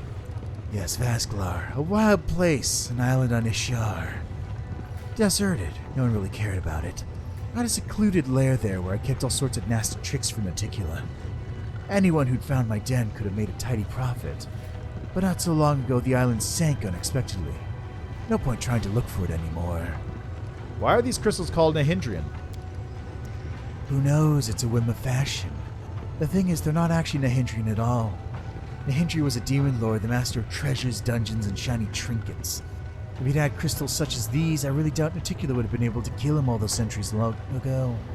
Back then they were just called purple crystals. Thank you for your honesty. With a satisfied belch, the incubus answers, This miserable beggar has nothing to hide. Share your knowledge with me. I know a lot about Illusionera, and about its current ruler too. Trust me, staying in power in the city wasn't easy. What would you like to know? Why did you fall so low? Civic common mixture species of fanatically xenophobe, where you come together purifiers. Purge the galaxy for other beings who aren't you, and then you can do diplomacy with any other faction. How does that work? Wouldn't the purging kind of counteract the diplomacy? I was overly hasty. I had power back then, and it grew with every passing day. Amashtu's belch, I was just a step away from becoming more powerful than Naticula and toppling her from her throne. Why not? After all, that's exactly how she got where she is now. After she took down that toothy old freak, Viriavix. Viriavixus. I was about to start my coup, and even found a powerful patron, Zakothbanov, Naticula's brother, who held a serious grudge against her. But before I had time to start, that sly mortal mage sold an important thing for me. A thing that could have shifted the balance in my power. And then that red-headed little bitch learned about my plans. She turned me into Naticula and she struck me before I could. I fell and the little red-headed harlot took my place. Ah, Shamira, I should have strangled you the moment you appeared in the abyss. You stripped at everything you once were. That's terrible, I understand. I really do, but why did you decide to become like this? When someone takes away your past, you're free of it. Why did you want to become someone new?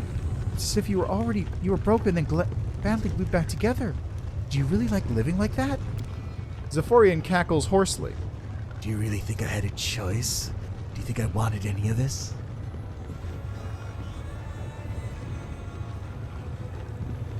Ah, okay. So just nuke things. Probably be better just to ocean world everything, honestly. Everyone has a choice. You can leave this alley at any time, go to a place no one knows you, and become whoever you want. But for some reason, you keep sitting here. Watch your words, or this nasty old demon might just follow your advice. If he does, he'll be taking you with him as a snack. You'll be preaching to him about turning over a new leaf until the moment he and the other vagrants gobble you up. What do you think of Evolutionary today? It's the same pile of crap when I was in charge. Here in the Abyss, everything changes constantly, but nothing really changes at all. I could tell you how much better the city was when I ran things, but it would be a lie. Back in my day, it was no different. Just as I did, Shamira rules this crazy lot with an iron fist, subduing them through terror and violence. It doesn't take a genius to do that. You just need to be absolutely ruthless and have enough power to be able to drown any insolent scum in his own blood. Actually, it can be done by any brainless descarate who can crush mountains, but can't count how many corpses are impaled on his spiky claws. There's also Planet Cracker. Yeah, Planet Crackers are classic, though. Just split it in half, mine it from the inside out. It's always a good time. Got any advice on how to survive? The demon responds with fervor, the words positively bursting out of him. Don't trust anyone. And once you descend high enough, be especially suspicious of the unexpected gifts that will suddenly start being showered upon you. No one here does anything without a reason. With a bitter chuckle, the incubus makes an obvious effort to stem this outpouring of hard-won knowledge. With a malicious grin, the incubus croaks hoarsely as you leave. Enjoy your walk around Illusionera. Oh, I will. But first, I gotta go in here and have a date with the Battlebliss that just closed again. So let's open it back up.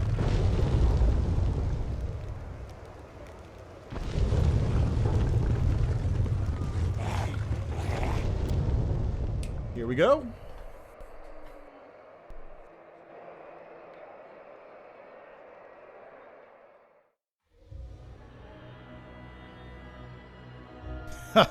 Okay, that one's pretty good too. The snow globe one is really good. The other ones are kind of like, that's cool, but the snow globe is that's a good one. Figure date, Vellexia has swapped out her previous dress for an equally elegant outfit. The blood-red hue of her new gown seems particularly fitting considering the activities of the arena. There you are, my friend. Let's hurry to the box seats reserved for special guests. I'm determined not to let you enjoy the spectacle from any other seats. You've chosen an interesting location for our date.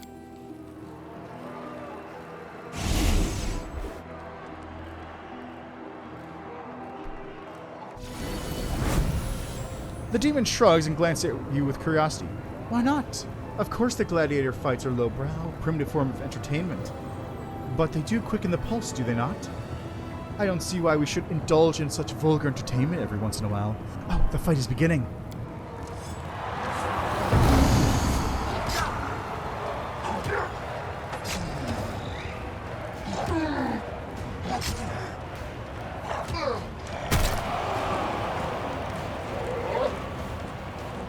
A fierce battle unfolds in the arena.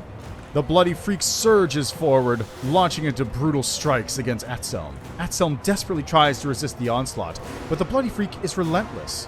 He strikes one furious blow after another, showing no signs of exhaustion or fatigue as he bears down on his opponent. Atselm begins to fight back against her enemy with quick, sudden attacks, but fails to find an opening.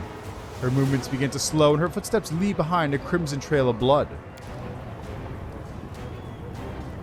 Vellexia observes you closely. Her eyes sparkle with lively curiosity, and you're forced to turn your attention away from the fight as she asks. Slavery is the cornerstone of our life in the Abyss, and gladiator fights are a popular source of entertainment. How are such shows perceived in your homeland of Galarian? What's your view on slavery?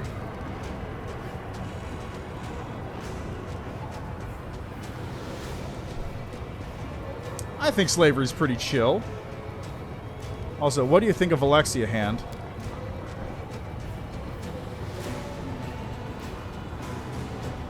That's cool. Again, I don't know what like half of this stuff is. Just like, what even is the end game? Is the end game to ascend or kill everything else? Is like Civ? The angel's voice is tense, as if he's expecting a fight to break out at any moment. She is too gentle, too placid. Nothing like how she used to behave in battle. No, when we fought one another, she was never meek and gentle. She was a flurry of rage and angry curses. This masquerade, these tricks of hers, it all seems very suspicious to me. I think slavery is pretty chill. Vellexia smiles approvingly. I can see that your mind is not clouded by the ridiculous propaganda and hypocritical beliefs that are so commonly found in your world. I must say I find that highly commendable.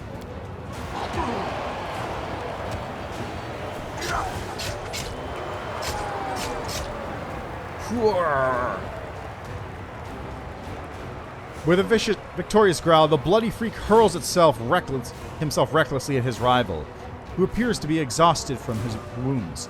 However, Atselm was merely feigning weakness. She dodges at the last moment and strikes a resounding blow. Blood gushes from the demon's wound, and his growl of rage gives way to a howl of desperation. Vellexia glances disinterestedly at the arena, then returns her attention to you. She's clearly more interested in conversation than watching the fight. Okay, so it is kind of like Civ, where there's different routes to winning. Nevertheless, even Galarians who are not enslaved are often forced to fight by those in authority, yet they still charge into battle with as much zeal as those two gladiators down in the arena. So tell me, what gives them motivation to fight? What do they hope to achieve?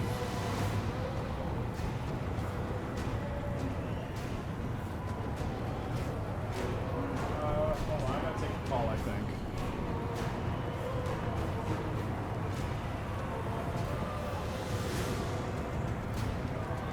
Never mind. Those with honor will follow the orders of their sovereign and fight because it is their duty. The demon muses thoughtfully. To fight simply because something within your soul demands you give your life for another? How incredibly strange and intriguing.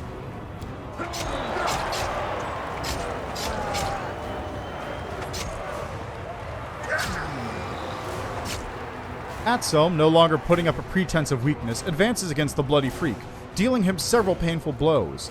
She strikes with precision, drawing blood but never delivering a fatal blow. The audience goes wild as Atselm toys with her opponent, and the smell of blood hangs heavy in the air. There's no doubt that the merciless symphony of violence being played out in the arena will soon reach its deadly crescendo.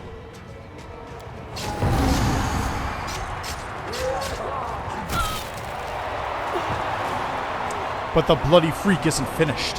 He lets out a monstrous, bloodthirsty howl. It reverberates around the arena as he channels his powerful rage into one last brutal attack. He strikes as swift as lightning, and Atzelm's flurry of blows is brought to a sudden halt. She sways slightly, then doubles over, as if embracing the blade that has just plunged through her body. Then, with another primal roar, the demon cuts her down, dispatching his weakened opponent with one powerful strike. Vellexia watches Atzelm closely. She muses thoughtfully, but every warrior will meet their death eventually. How do Galarians face the end of their life? Are they scared of death? Do they despise it? Or do they welcome it as a friend? If you die, it just means you were too stupid and lazy to become a lich.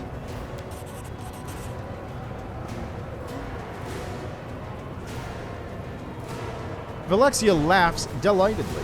Such a funny, witty phrase. So simple, yet so thought-provoking. I'll remember that. The screams and howls of the crowd are deafening.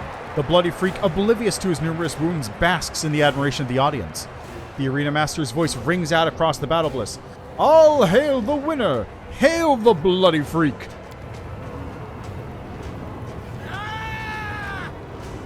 Hepzamra rises from her place and announces loudly, I want this bloodthirsty fighter to be my servant! From now on, he is my slave, and anyone insolent enough to object will face my wrath.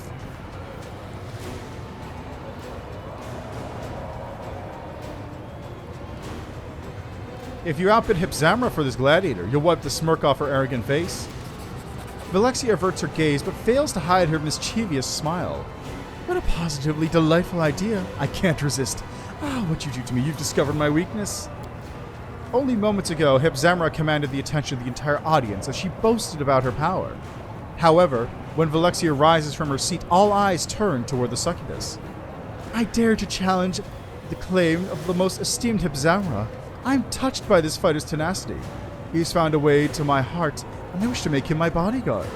If anyone dares to argue against my right to make such a claim, they can say it to my face.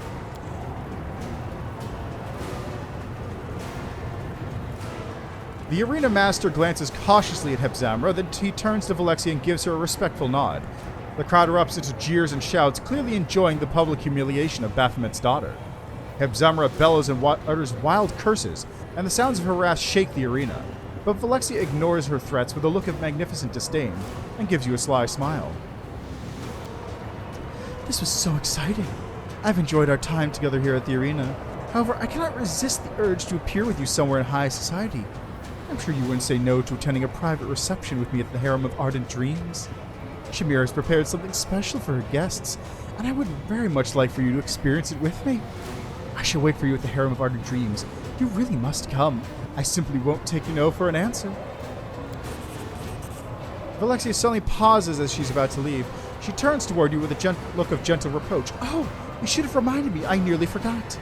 After such a wonderful time together, you must become a regular guest. I insist. Please accept this little gift as a reminder that the doors of my manor are always open to you. This coin is a key to the teleportation arch located in the upper city. I would not normally give something like this to my ordinary guests, but there's nothing ordinary about you, is there?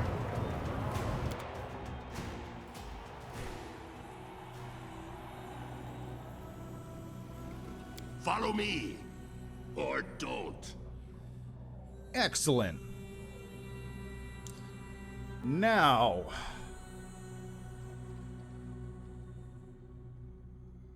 let me think. Where to?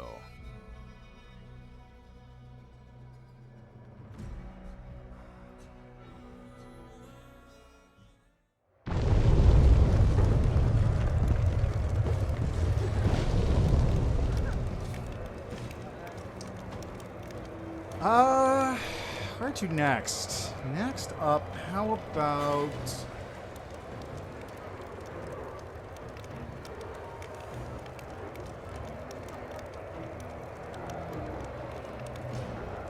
Honestly, it's probably easier just to do Velexia's things the whole way through.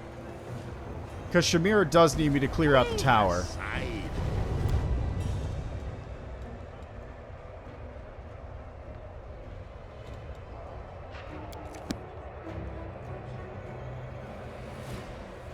Alright, what else? What else? Apart from all the character side quests. I I don't think there was anything else for me to do, right?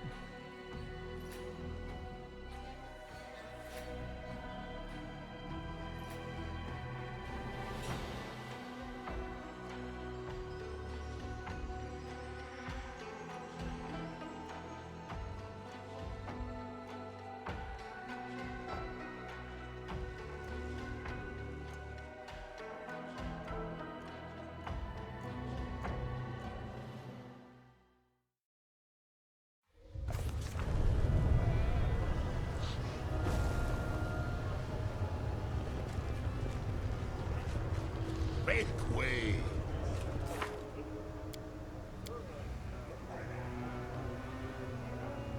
Oh yeah, I gotta go do third wheel at some point as well. That's the thing. Alright. Harem of Ardent Dreams. Let's go.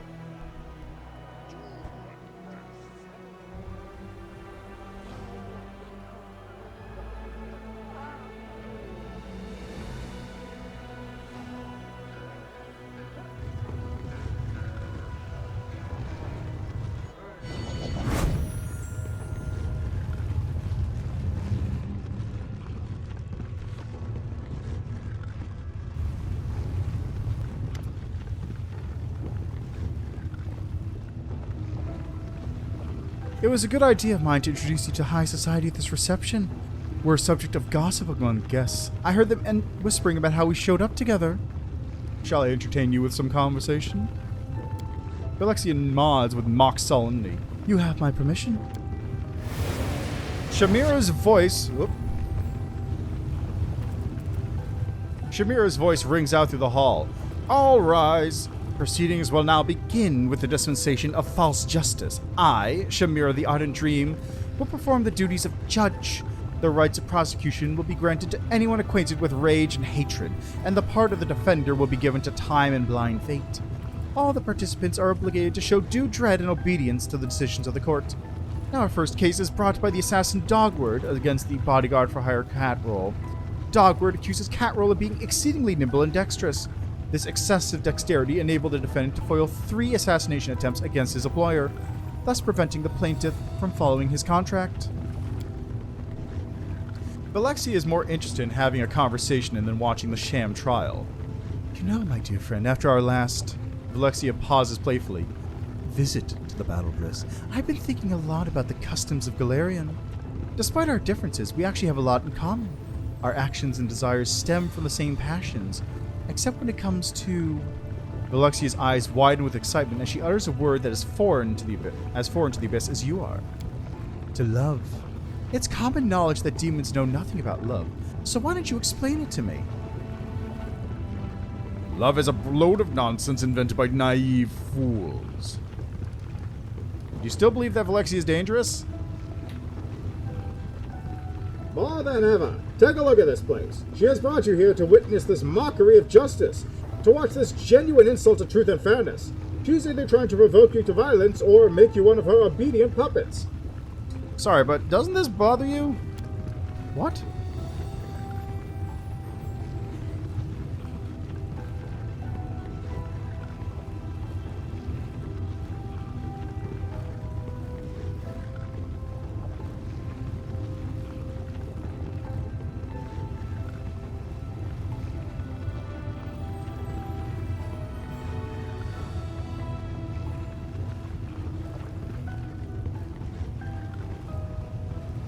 What? It takes Vellexia a moment to understand your meaning, but then shrugs. Well, I did warn you that there would be entertainment at this reception, didn't I? I could ask my dear Shamira to be a little quieter with her executions. Love is a load of nonsense. Vellexia smiles knowingly. If you keep talking like that, you might find yourself quite popular here in the Abyss. Rip. Growling with rage, Catroll the bodyguard has his head chopped off with a giant axe for being too good at his job. The crowd roars its approval, and the beaming plaintiff counts his coins. Is it not true that love restricts freedom, and that its harsh constraints can sometimes lead to cruel, evil deeds? Does not love force people to act contrary to their desires and subordinate them to the object of their affection? Do not even the most loving souls feel occasional regret about trading away their freedom for love? Haven't the most terrible betrayals been committed for the sake of love? Doesn't unrequited love cause mortals to commit suicide? And isn't rejection the reason they often resort to violence and other terrible crimes? I'm most curious to hear your answer to the questions. Let's go with, when a mortal cannot control their emotions, their love can become a devastating force. That's why the feelings and emotions of the heart must be governed by the logic and reason of the mind. The demon looks at you more closely. You speak of love as if it were a weapon. A true warrior respects their blade because it is capable of cutting down enemies and careless owners alike. You treat love as carefully as you would a sword. The execution has the audience in an uproar. The demons howl their approval, and Shamira has to raise her voice to be heard above the noise. Now we'll hear the case of Farsa the Nose Cutter. He attacked 2 of Elutionira's visitors from another plane, even though the Great Naticula made it clear that they were under her protection. Varsa the Nose Cutter tracked down his victims in the upper city and killed them with his glaive. Then he robbed them and cut off their tongues and noses. The scrawny demon doesn't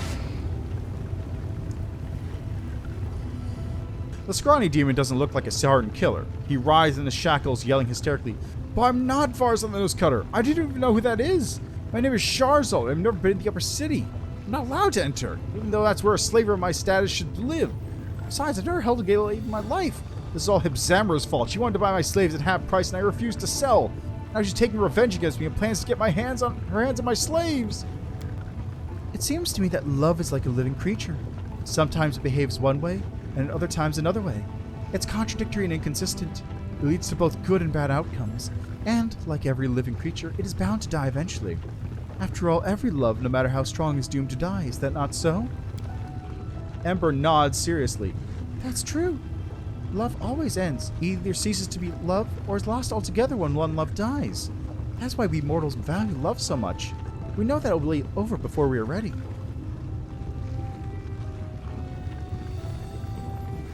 Love is the food you buy in a cheap tavern. It smells better than it tastes and spoils sooner than you'd expect. Vellexia tries to look stern, but she finally gives up and bursts out laughing. I didn't know if you should be associating with you. You have such a wicked tongue.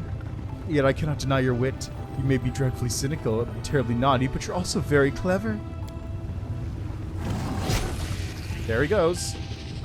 Shamira shouts to be heard above the screams of Varsa the Nose Cutter. The court finds the evidence of the indicted person's innocence to be quite convincing. However, false justice requires every sin to be punished, so therefore, I hereby declare that this demon is Varsa the Nose Cutter, and it should be executed without further delay. Shamira throws a conspiratorial glance at Hibzamra, who stands nearby. The latter grins and bows mockingly. Shamira announces loudly, and the last crime for today is the most harmful and treacherous.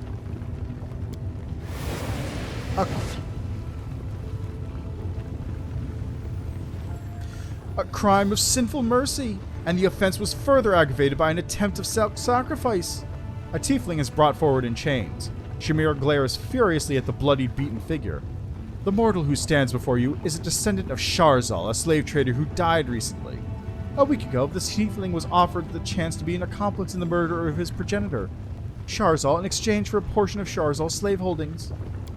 However, this mortal refused to participate in such a cutting, highly profitable murder. Driven by some insane familial sentiment and disgusting display of fondness, Shamira literally spits out this last word. He warned Sharzal about the possible attempt on his life and personally hired Catroll, one of the best bodyguards in the Lucianera, to guard his father's life. Shamira has to shout to be heard over the indignant clamor of her demonic audience. There's more. During the last attempt on Sharzal's life, this mortal, driven by the most disgusting feelings of duty and gratitude for his own existence, tried to cover his father with his own body to save him from the assassin's dagger. We find that such actions to be criminally insane and dangerous.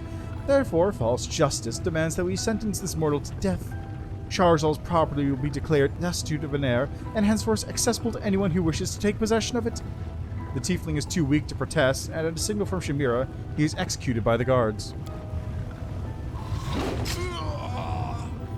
Vellexia smiles at you, her eyes sparkling with excitement. She seems uninterested in the drama that just played out before your eyes. Thank you for our conversation. I expected to find it interesting, but I had no idea our discussion would be so thought-provoking. I'm so glad I decided to come here with you, and I sincerely hope that you'll visit me again. I hope to see you at my manor soon. I host small receptions for the most interesting and noteworthy residents of the Upper City. Conversations at these receptions are always entertaining. If you were to attend, we could continue our discussion about love. Of course, I seriously doubt my guests would be as interested in this topic as I am, so perhaps we should finish our conversation in private. I just hope to see you soon, dear friend. Don't stay away too long. I'm looking forward to your next visit. Vellexia gives you a dazzling smile, then vanishes into thin air.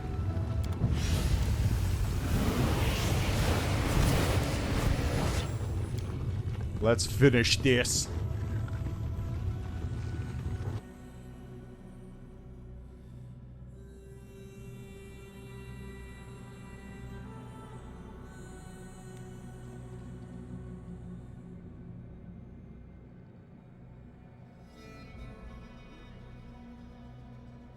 Wait for it. Wait for it. Wait for it. Any time now.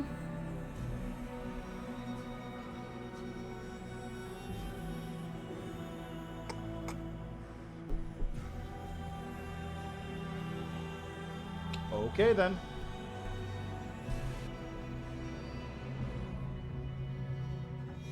Yes, just gonna hang out for a bit.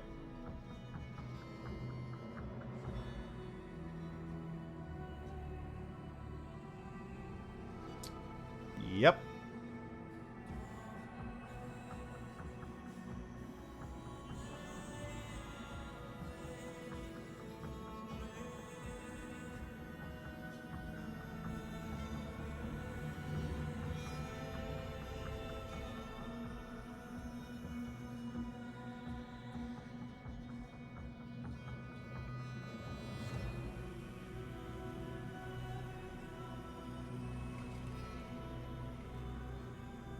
Okay, this is,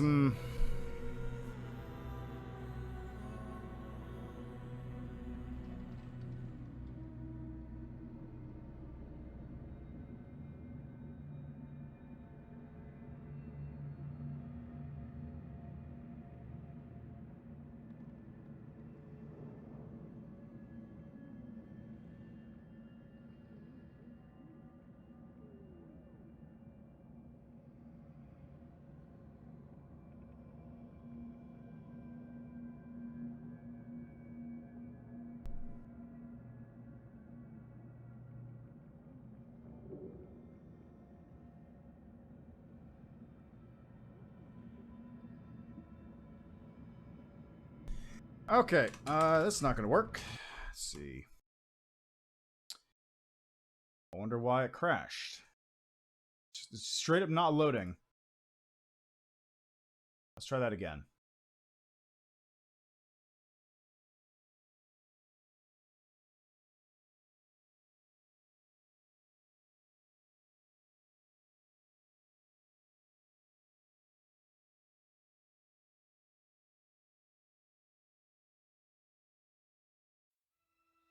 I really wonder what happened there. That's bizarre. Like, the game just decided not to load in Illusionera. Also, it was not capturing what? Yeah? Would you like to capture the game? There we go. Okay, let's see if I can get out of here.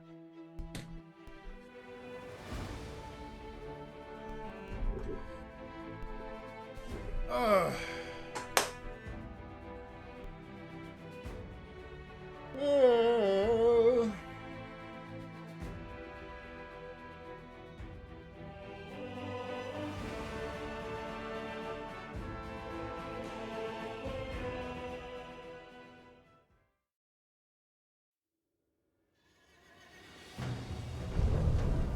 Okay, here we go. Move aside. Time to blast through this.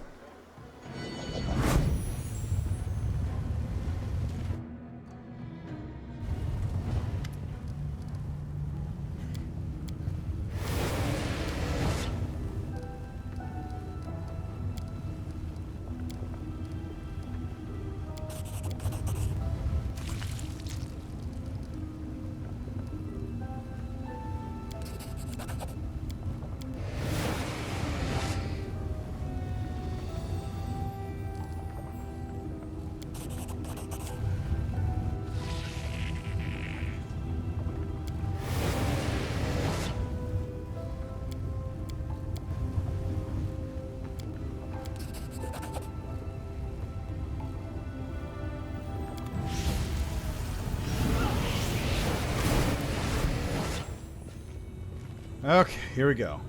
Try this again.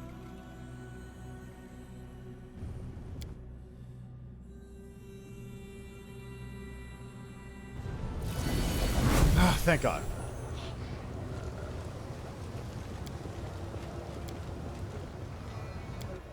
Okay, Terrace of the Favored Mistress. Let's go.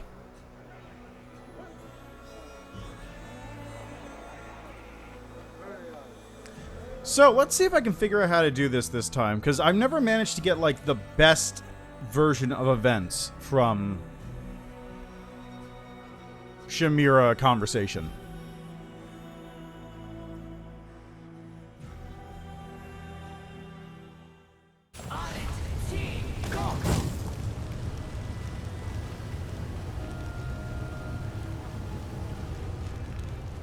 Okay, where to next? It's over here. So I gotta go up the portal.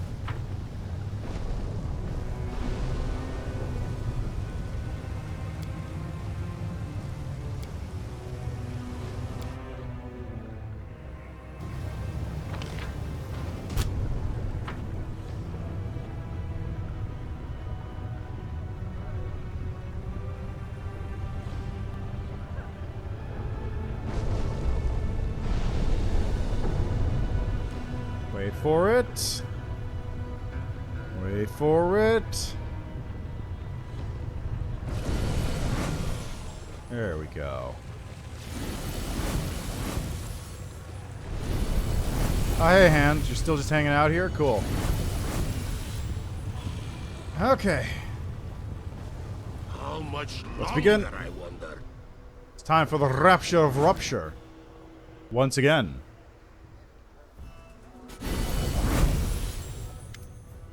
The sound of Jerabeth's agitated chittering fills your ears.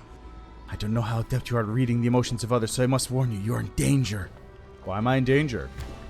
Velexia's greatest enemy is her own boredom, and has bested her once again. My lady grows tired of you, and your company no longer gives her as much joy as it did before. You've ceased to surprise her. She now finds you tedious and dull. If you wish to keep your interest, you need to stop acting so predictably. Try to keep her puzzled and intrigued by your behavior. If you follow my advice, you may stand a chance of leaving the Rapture of Rupture with your mind and body unharmed. Velexia's demeanor has changed since the last time you saw her. She looks at you with a mixture of boredom and irritation. When she greets you, her friendliness no longer seems genuine, but forced and insincere. Here's our long-awaited guest. Performance is about to begin. There's so much new talent here today. I wonder if any of them will entertain me. She looks directly at you and makes this last remark. Once again, you look spectacular in your new dress. The demon brushes you off irritably. Enough with the stupid compliments. Yes, it's a pretty dress. So what? Is my appearance the only thing you find interesting about me? Pretty much. That and your patronage.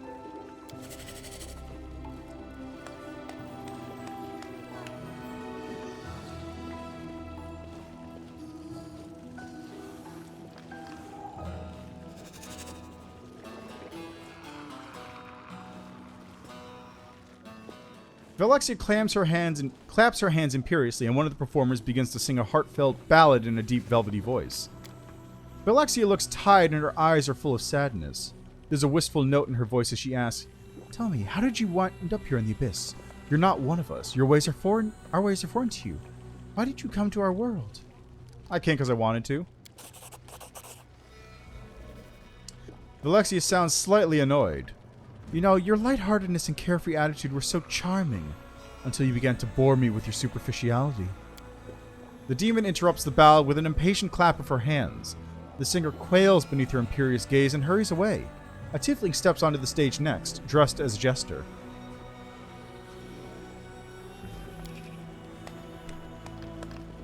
Just got done creating a new character, just a cleric, who's originally a charlatan conniving people selling holy relics and potions.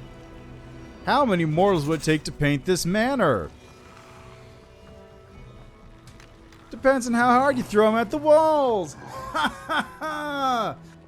Let's see. You're selling relics, potions. I'll change one of the gods he posed for being cleric to actually give him divine power and give him a mission. I feel like that would be really good for like Savannah or something. Like a trick. There are a couple trickster gods. I think Savannah is one of them. Sort of. Savannah's the one with the 7 disguises.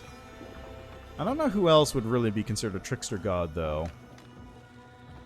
They don't really have any, do they? Like, none of the chaotic neutral gods are really trickstery. Maybe some kind of Imperial Lord? That wailing was starting to annoy me. What do we have next? Oh, another fool has decided to entertain me with his jokes. Well, as far as I'm aware, laughing at cripples and the misfortune is popular even on Galarian as well. If you ask me, it's a primitive form of entertainment. Still, you mortals seem to enjoy it, even though you try to pretend yourselves different from us creatures of vice and evil. Now that I'm thinking about it, what is the difference between demons and Galarians? There's light and mercy in our souls, which is actually accurate. The demon waves her hand dismissively. Do you really think you're the first Galarian I've ever met? There's as much darkness in your souls as there is in ours, and you cannot pretend that your kind is unacquainted with the sins and vices that bring demons such delight. Don't bore me with your religious propaganda. Right, but I don't think there's any in Pathfinder and Galarian specifically. Vellexia dismisses the jester with a wave of her hand. She's clearly displeased by his witticisms and dirty jokes. He's replaced on the stage by a scrawny spellcaster who immediately conjures up 2 illusions that begin to violently fight one another.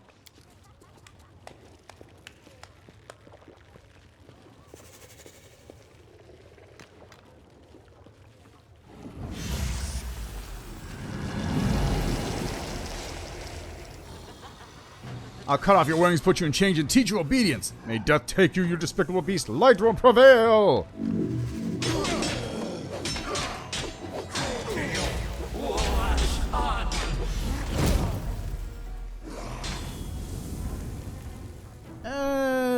Calistria is not really trickster, and Asmodeus is only like trick by law. That's not quite the same thing.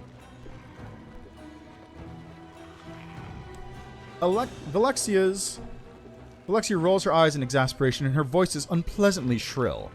Deep down, I'm beginning to wonder if you're worth my time. Why should I desire your company? What more do you have to offer? I can guide you to the light. Velexia's lips twist into a mocking, cynical smile. So you really are naive. Have you decided to, what's the expression, save me with your love? How utterly ridiculous. Vellexia snaps her fingers in irritation, and magic sparks fly from her fingertips. The performers, who are lucky enough to provide the evening's entertainment, have begun to scream with pain. Their bodies change shape, density, and color. In a matter of moments, they have been completely transformed into a set of whimsically decorated furniture. The pieces of furniture creak sadly as if lamenting their bitter fate.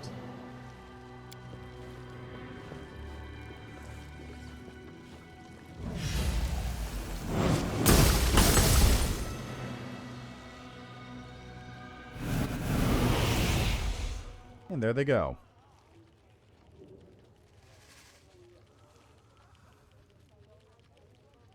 Yeah. Like, Trickster domain is different from being a trickster god. Like I said, I'm pretty sure the only one is Savannah. That's the closest thing I can think of. Vellexia is clearly tired of you, and the polite words she forces out from between her clenched teeth do a poor job of hiding her frustration. I must admit that our time together has brought me a certain degree of amusement. However, I do not intend for us to meet again. I ask that you take this humble gift as a sign of my affection, and in fond memory of the pleasure our conversations used to provide.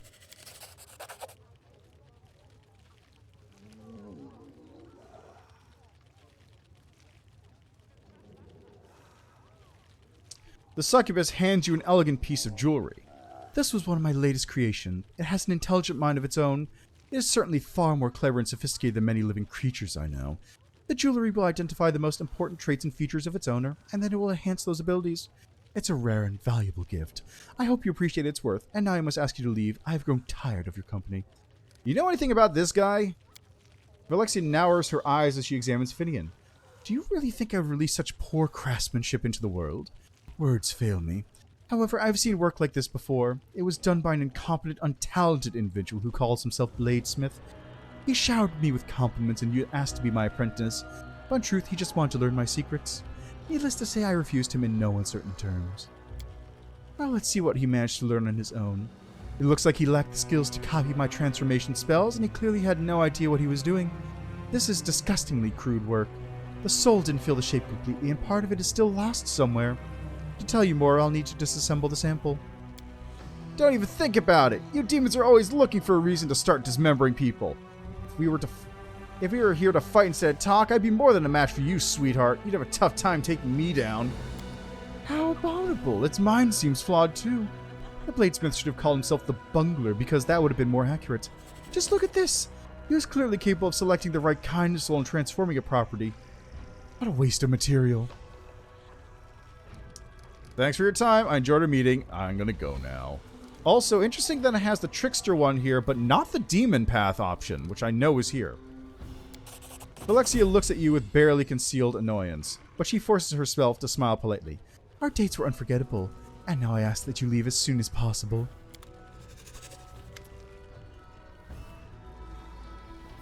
Vellexia granted you her patronage. Though her interest did not last long, this affair has still brought you recognition, and the fear and respect of Evolutionera's many residents.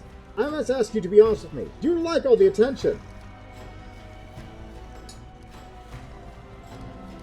It has been very beneficial for my reputation, and that's all that matters. You're right. It has been beneficial. I only worry that such success comes at too heavy a cost of your soul. Demonic corruption is like a weed. A boulder may seem unbreakable, but even the tiniest crack in its surface is enough for a seed to sprout. As the weeds grow, its roots will cause the rock to shatter. I bet. How are you doing, Cherubeth? Follow me, or don't. It's the bloody freak. Alright, time to get out of here. Most importantly, though, new level. Yeah!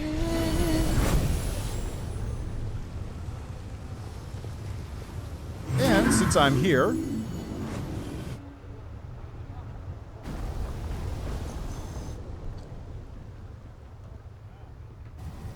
look at these little dudes. What's that? Voice of the Cursed Bard.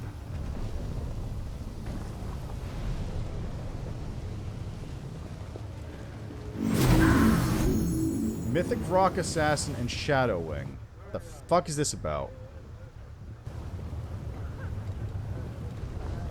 I think this is a good time to cast True Sight on everybody.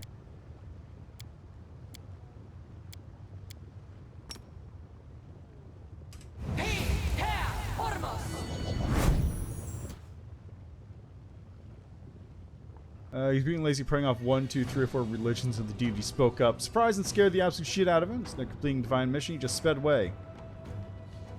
Ha! Figures. That seems like a good step for the God Claw, huh? Just, I worship the God Claw because I accidentally pretended to be worshipping all these gods and it actually turned out to be real. What do you mean immune to true seeing? Oh, because I don't have...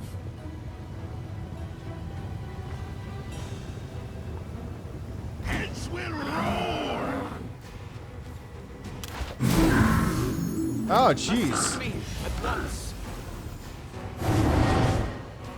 Oh, jeez. There's a bunch of rocks here. That's unfortunate. Okay, well, it's not dead, which is also unfortunate. Retreat is not an option. Nice rolls, Regil.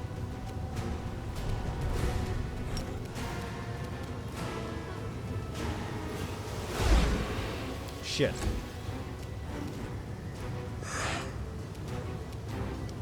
Okay, spells. What do you got for spells, buddy? How about destruction? Fuck. I'll split you in half. Tactics. I hate fucking rocks sometimes.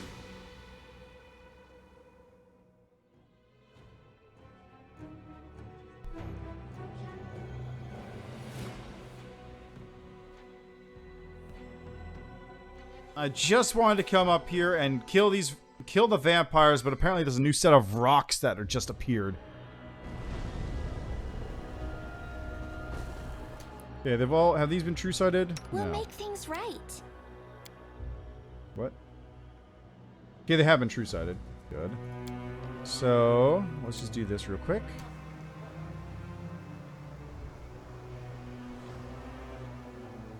Oh, because I maxed out Hell Knight, so of course I can't go into that. Duh.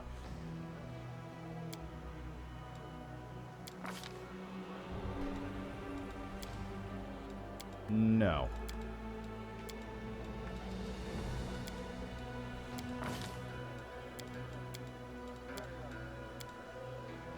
Bonus combat feat.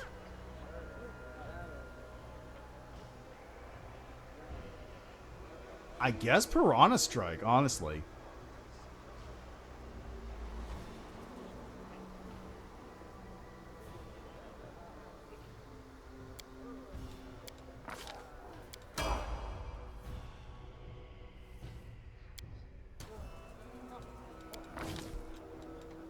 Let's see.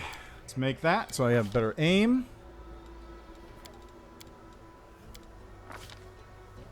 Deadly aim, improve critical.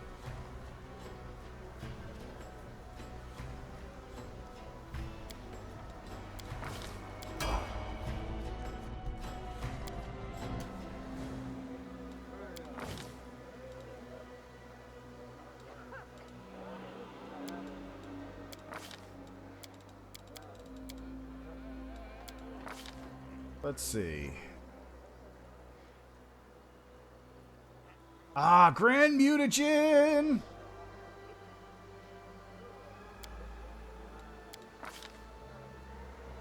And also, I get more spells here. Transformation. Finally.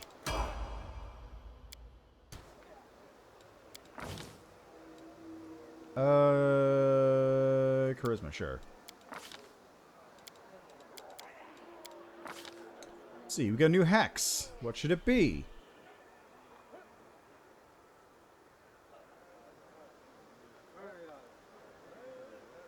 I think that'd just be a war priest, honestly.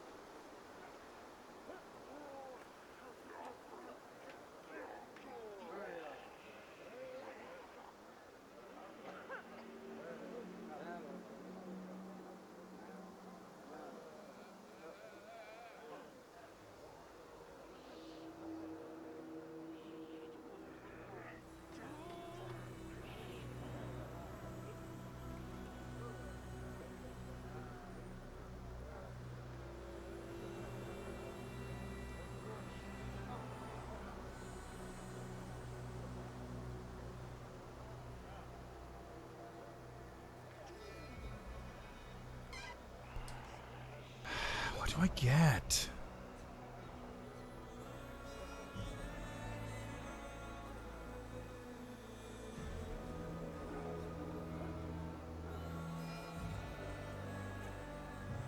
Hard wilting is untyped damage. Target with 200 fewer hit points that fails at saving throw is instantly killed.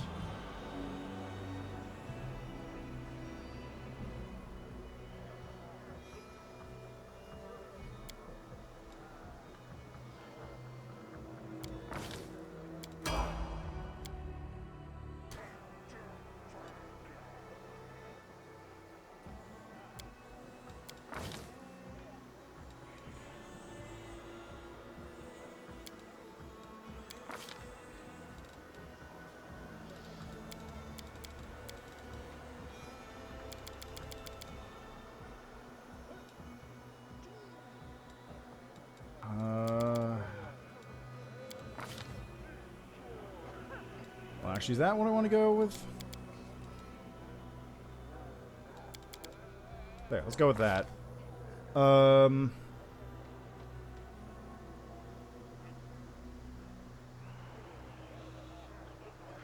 Why not both? It could be both easily. See, I got 2 spells at this level.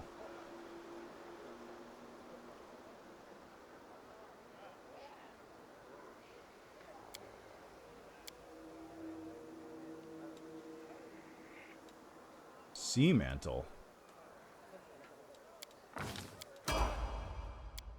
And Darren.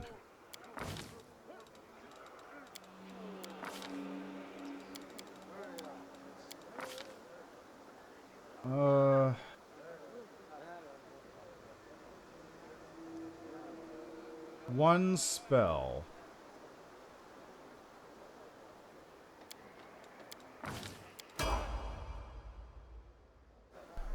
All right, let's see how that...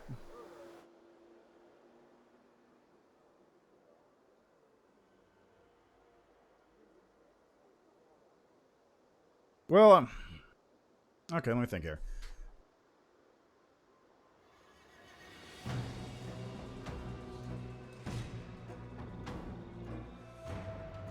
Well, you could just tell him, like, the mission is to kill all the demons here, and then that tricks him into going elsewhere to kill demons, and then it's, therefore, the mission is kill the demons.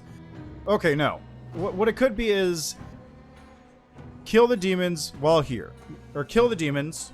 Just generalize kill the demons, which makes him think that it's kill the demons there. So the mission is totally kill the demons, but he thinks it's there, which tricks him into leaving and going to the World Wound, where he will kill the demons, which, I don't know, that's... You can think of a separate route to go for that one, but that's basically how it would work. It would be, do the thing, make him think it's there, but he actually does it elsewhere.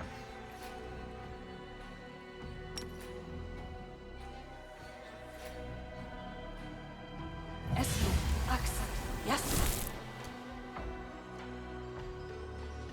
Trust in yourself. Hey.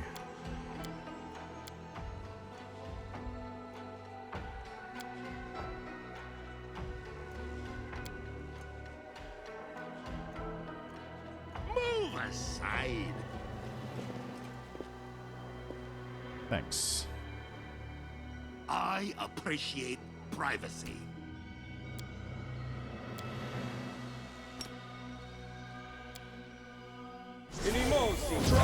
Okay, Ember, get rid of this web, because it's clearly not doing anyone any favors.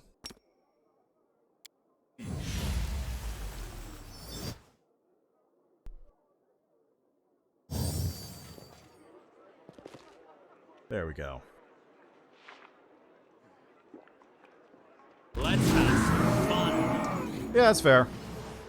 I just didn't know if it was for this or for, like, a regular game or whatnot.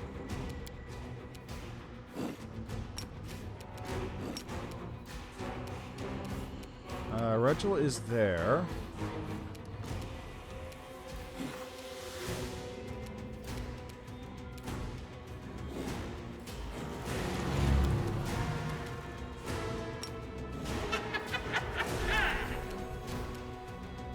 Retreat is not an option. Alright, there's a lot of them just right here. Christ, what the fuck?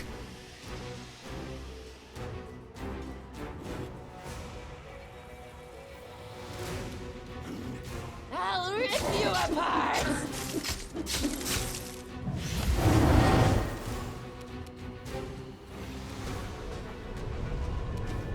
Is my skeleton dead too? The skeleton's also fuck. Jesus Christ, these guys just destroyed me.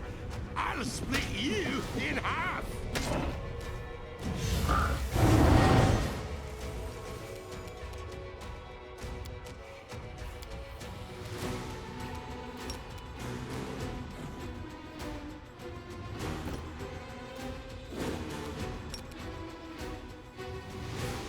Let's do this.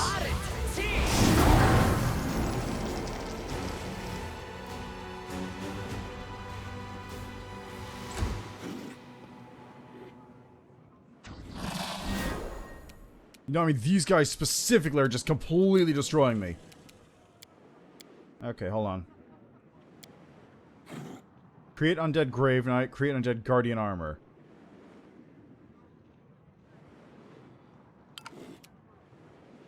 What do you mean no actions left? Oh god, it's full round action. Ah, shit. Well, you know what I can do?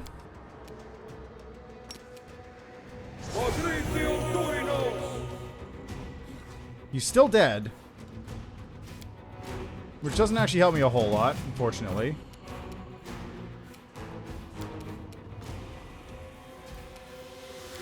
Okay, let's reduce your saving throw now.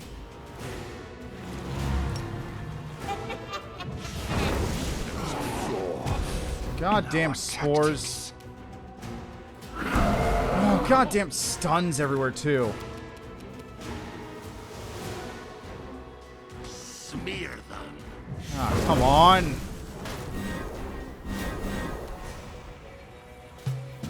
Everyone's stunned.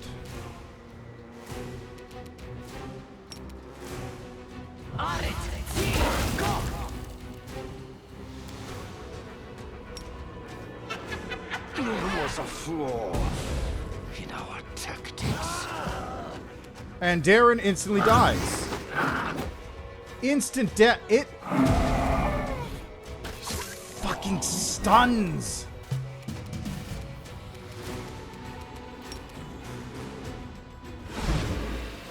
And it's made it save because it has a plus 14 and a roll to 15.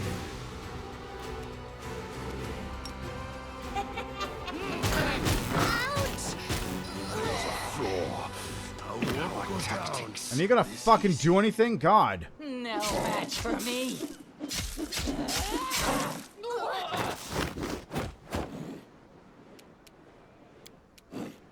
I don't like you!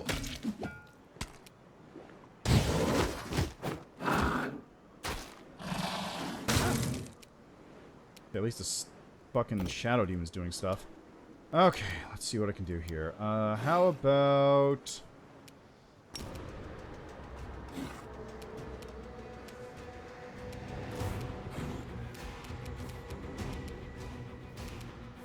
Yeah, you know what? Fuck it. Fuck you. Failed to overcome the spell resistance. God damn it. There was a flaw. Now I learn tactics. And it has fast health too. They'll beg me to stop. There, that one's dead. Thank God. I won't go down this easy. Out of my way. There. Regel's dead again. Can you die? Now, air, forma. Who's left? Where's this one? Oh, right, the dog.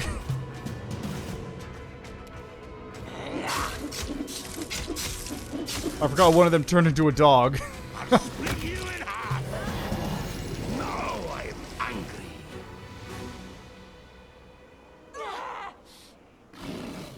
Oh, so it's 5e then?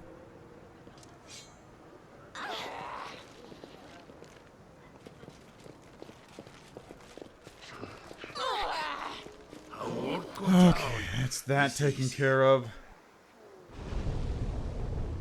I literally just wanted to go clear out the path to fucking... Oh, skip the pleasantries.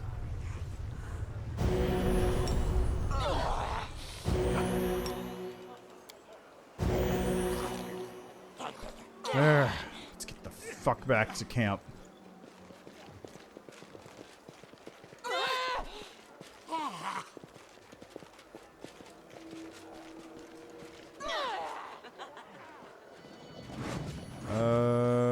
No, this is upstairs. Nope. Yeah.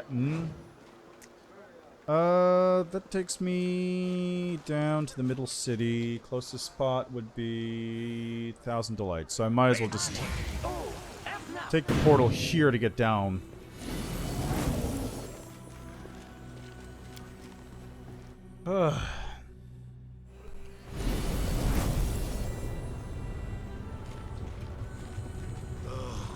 is it again? It's over here.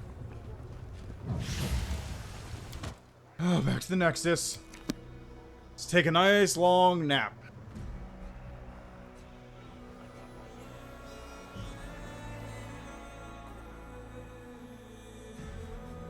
So I get the feeling for Vellexia here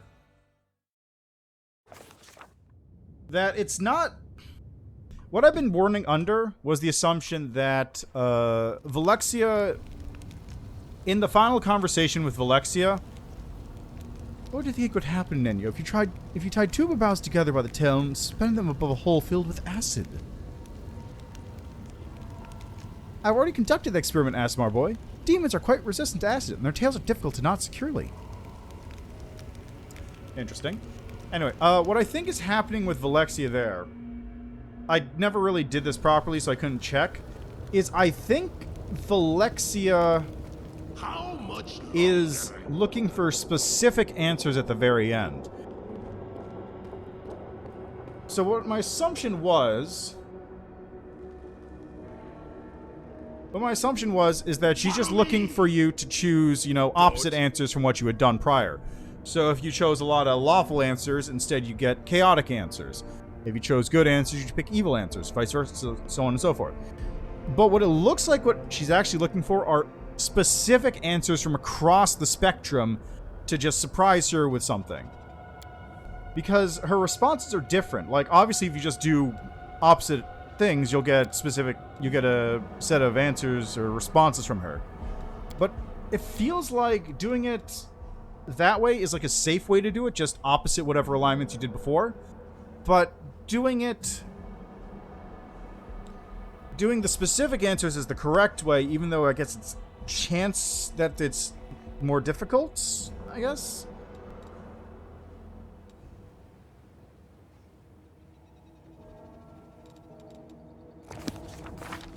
Also, let me check something here. What's your athletics? Do you have athletics? 21 athletics. Okay, excellent. You're going to be climbing the walls.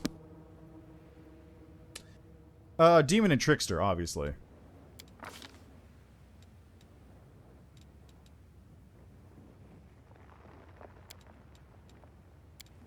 Yeah, Demon you do get to surprise her at the very end, which is why I'm surprised I didn't see the Demon thing in the back, like at the very end there. Alright, let's hop over to the 10,000 Delights real quick and do two last quick things before I call it there for today. I'm really interested in seeing what Trickster does. Once I finish the game, then I'm going to do Trickster. Well, I'll do the game, then I'll do Gold Dragon, then Trickster. Alright, that's an interesting way to put it.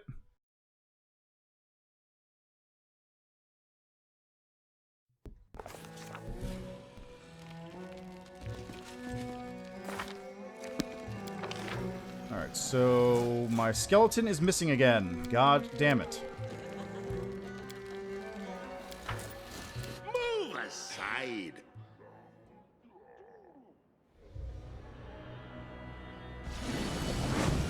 Yeah, and then if you do Demon, it becomes... Oh, no, my skeleton's here. Okay, we're fine. If you do Demon, it becomes... No, she has to surprise you from now on. I like those aspects of the Demon path, too, where it's just like, you're the one taking control of the Abyss. That's cool. I don't need anyone's sympathy.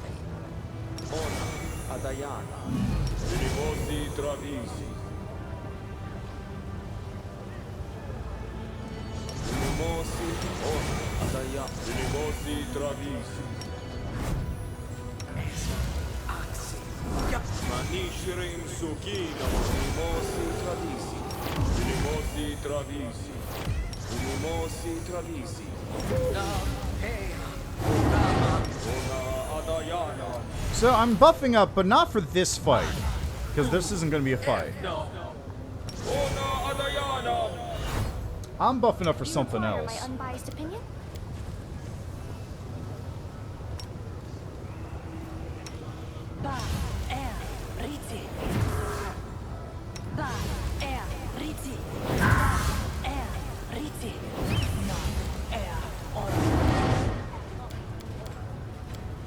Okay, This war Ember. must end. Es Axe. Yes. Es Axe. Yes. Es Axe. Yes. Pa Riti. Ready for it? Pin der Ormus. Alla Swa der. Alla Swa der. Alla Swa der. Esmo Axe. Yes. Alla Swa der. Alla Swa der. Alla Swa der.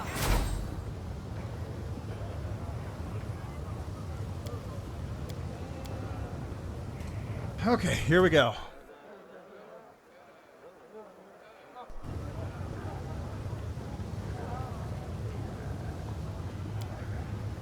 Done. Yes, of course, a cheap rug, of course. How you guys doing over here?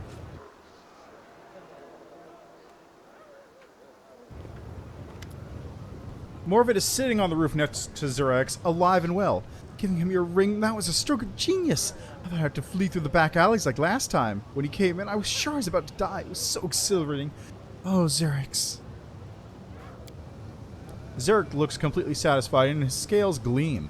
Yeah, honey tongue, I noticed you were especially fast tonight. What? You had an interesting assassin this time, eh? Morvet notices you. And here he comes. Come here, sweetheart. We'll give you a generous reward.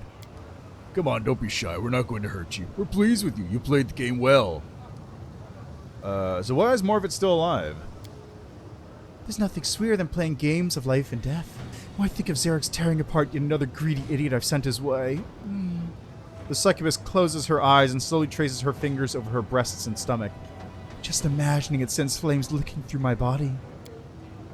If only you knew how difficult it is to find a good partner. Everyone is so worried about their miserable lives. No one really understands how sweet it is to look death in the eye and know you still live. We succubi are always ready to please, but the desire that flares when the cold blade touches your throat, only Xerax understands what I'm talking about. Oh, I understand. We Raveki are powerful demons. Few dare to attack us openly. What kind of life is that for a warrior? And Morvet could fool a paladin. She knows I love to flex my muscles and sharpen my teeth on the armor of strong but gullible fools. How many people like me have you tricked?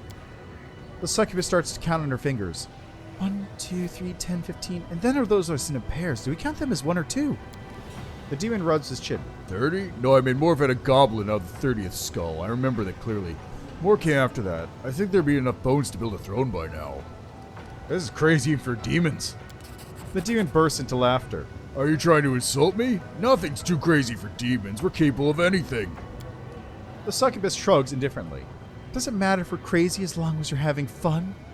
I did everything. Which one of you is going to pay me? The demon grins, showing his fangs. Tonight I'm paying for the both of us. You managed to entertain me as well as my Morvet. Why should I pay you? We'd agreed to kill Xerax, but he's alive, as you can see. By the way, if you want to talk to the madam, we can meet again. I'll charge you half the usual price. Oh my. Alright, what did I get here? A light armor chain shirt.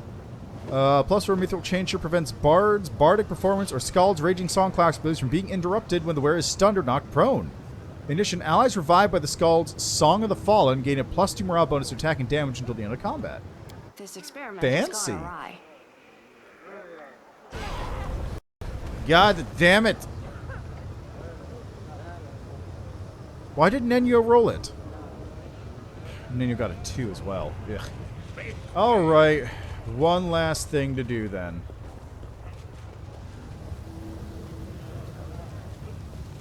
No, that's not true. 2 last things to do. First last thing to do is, where was that thing located again?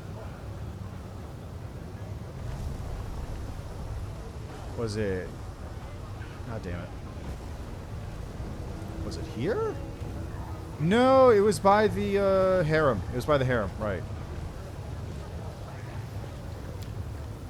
Oh, well, that's fine. I gotta get to the flesh markets anyway. And this will loop me back around. Or rather, I gotta get over to, what's his name's place? Can I... There we go.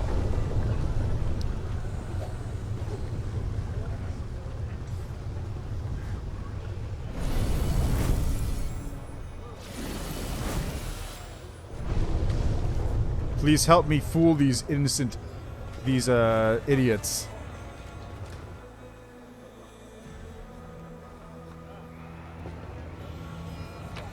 Alright, here we go. I won't let you hurt my friends. Got more slaves to kill. Yeah!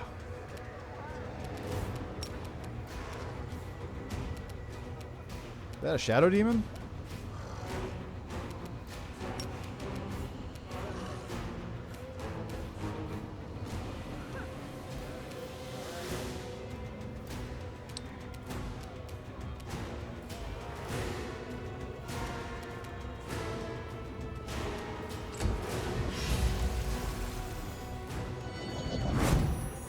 Nice. I love when enemies get to attack before I do. Okay, let's see. What can I do? How about this? I'll save that one. I'll do this one instead. 15. Sick. Ah, that works. Oh, he's webbed. He's also webbed.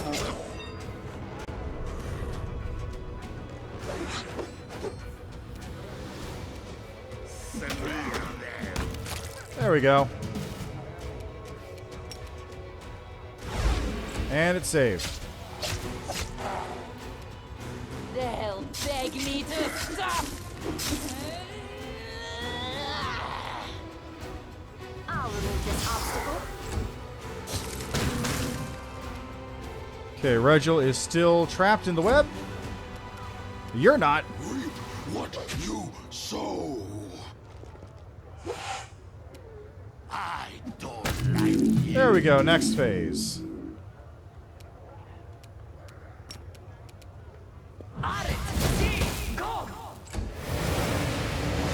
Oh, Christ, this is just gonna be annoying as hell.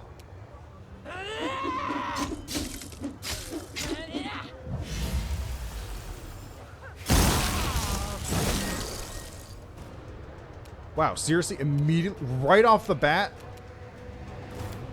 Okay, who's attacking next?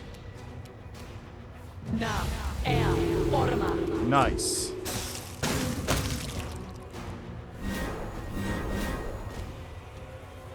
Rachel can't do anything still. Kneel before me. I will rip them in halves.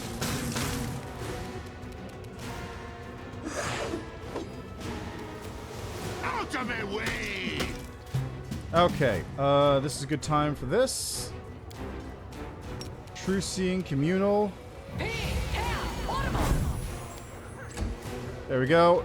Please deal with this shit for me. Rip you apart.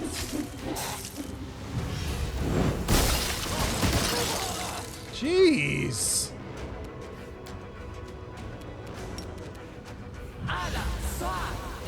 Fuck. Let's see. Does that happen in TRPG Pathfinder? Not exact. It doesn't happen until much later, at like much higher levels. Like a very high level cleric can call down their god, like almost in full. But it's not. It doesn't happen until you're like level 16 or 18. Okay, let's cleave here.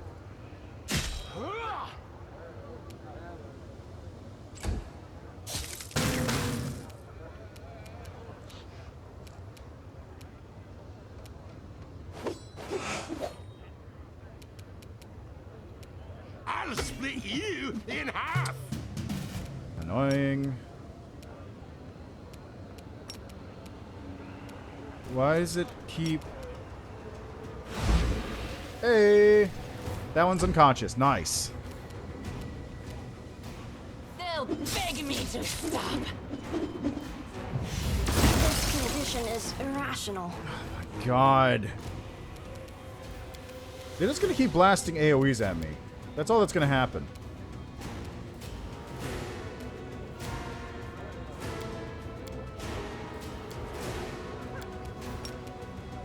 Fine, I'll kill you. Fucking saved again? God, it just keeps rolling high.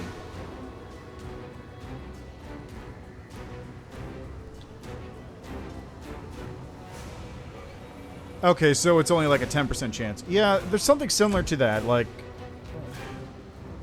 that's technically speaking. What? How did you wake up? How did you fucking wake up?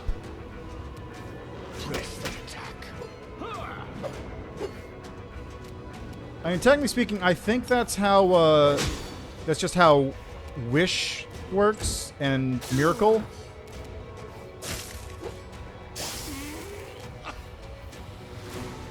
What did I just take damage from?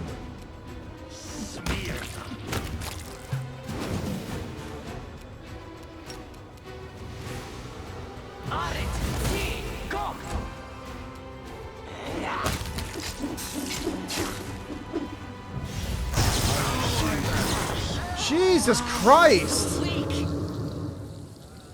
Every single fucking element is getting thrown out right now. I will crush them. I won't go down this easy. I don't like you! Oh, what on earth is going on here? I'm gonna do... Do you have communal protection from elements? I can't tell.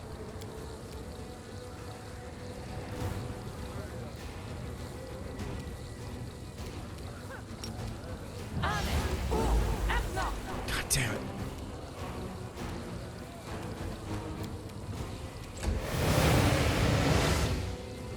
Lilitu? Oh my god. No match for me.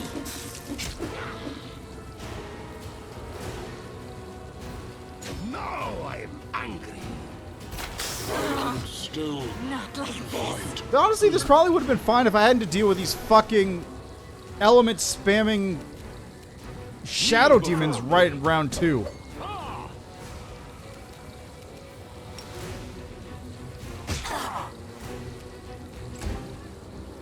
I won't go down this easy. Out of my way. Nice miss. Okay, what do I do here? How about... Chain Lightning. Now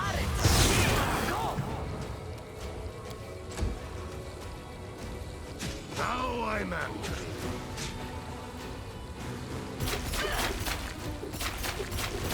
I've seen worse. Not like this. I won't go down this easy. There we go. This one's mine. Thank you, Christ. Okay,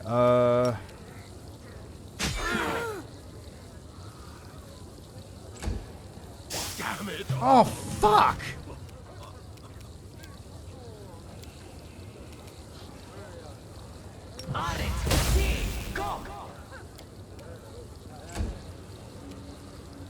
I can still fight. Damn it all. Come on. Where's the Lilitu at? I don't even see it. Where is it? Oh, there it is. Press the attack!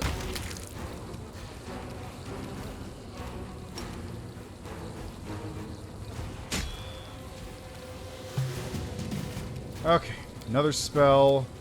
Another Storm Bolts. Fuck!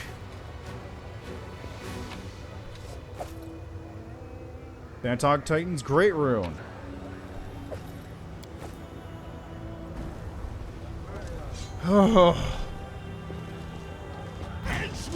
Oh my god, there was one still alive.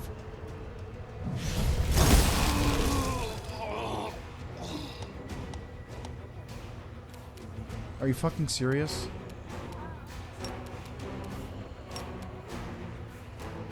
Retreat is not an option. Nice job.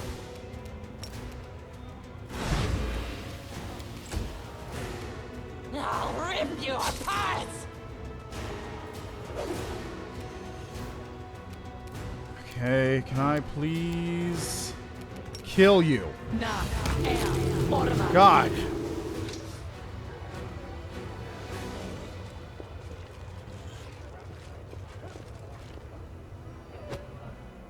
Oh, shit. And now I have Dextrin on him, too. So I'm gonna have to pull somebody out to fix that.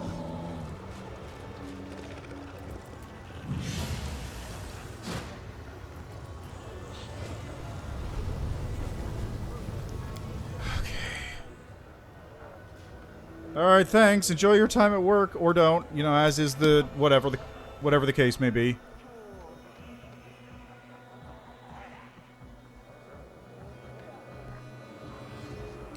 Oh, God, my wrists.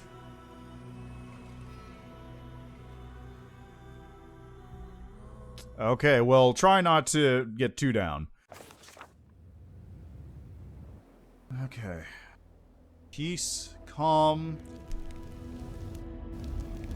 Forgot to get social with a spell.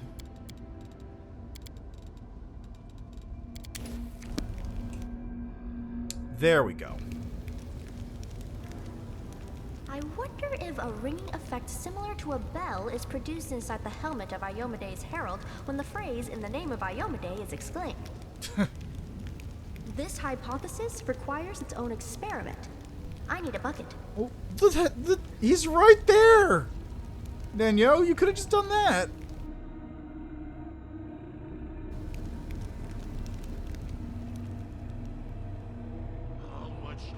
I wonder. You could literally ask him. It's not like a mystery. Okay, let's pop you out for a second and get Social in here. Just, go right. Yeah, doesn't really matter.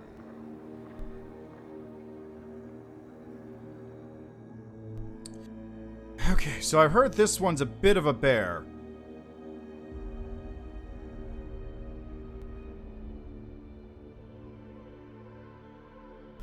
So once I get Trevor all set, let's check it out.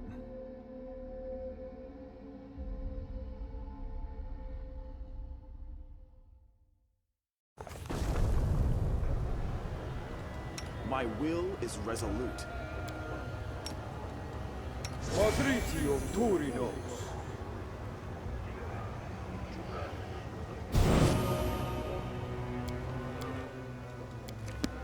There we go. Back to the Nexus. Drop off Socio. Take Reginald back, and away we shall go.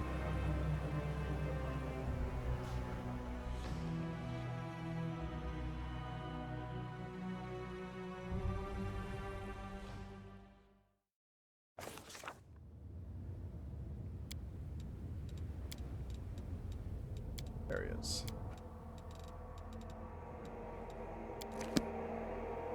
Okay, so what I was told by I don't remember who is that on top of the Aasimar house there's something very tough, and I'm curious to see what it is.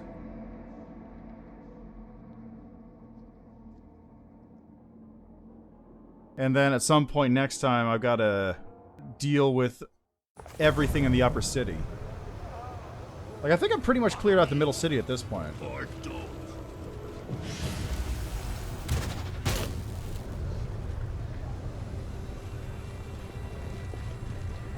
Well, no, not completely cleared out, because I need to do the stuff in the upper city and come back here to talk to Shamira, but I'm basically done with it.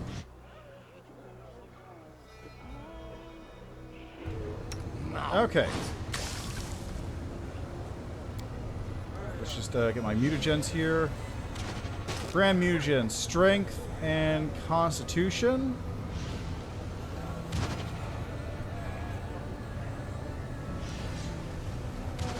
Right, dexterity.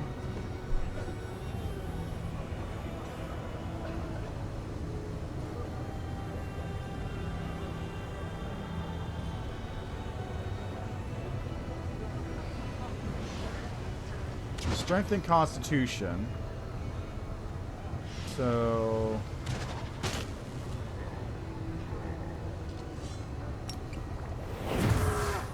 yeah, let's do that. So I'm big beefy boy now.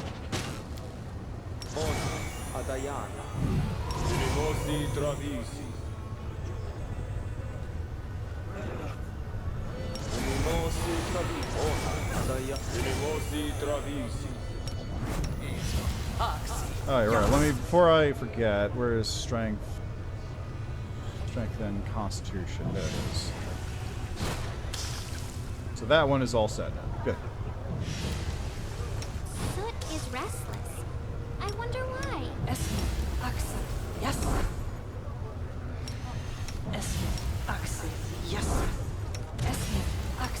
Yes. Ba riti. Wait for it.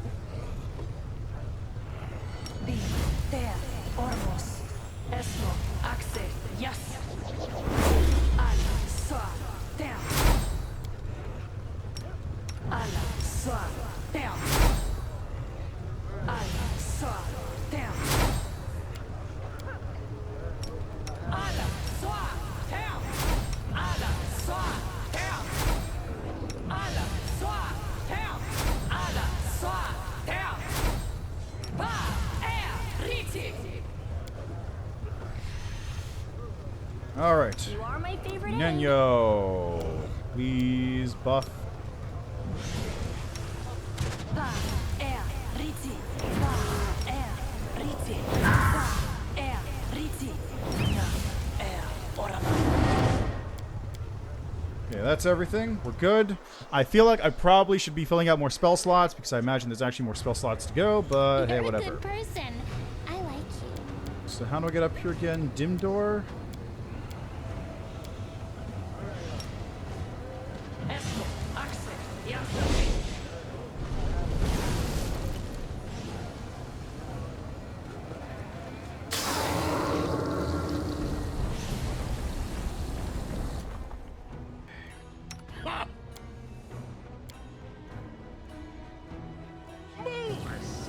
Let's just get out of here real quick.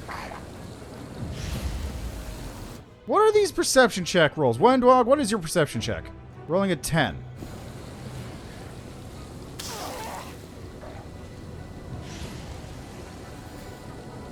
Okay, this seems to be something, alright.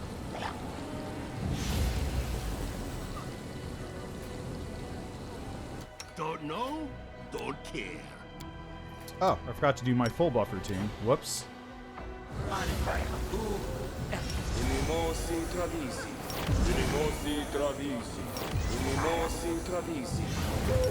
Good thing this thing's waiting for me.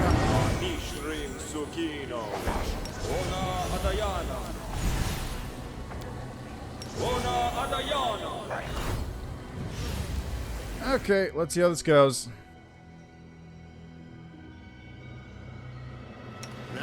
Alright, last spell to cast.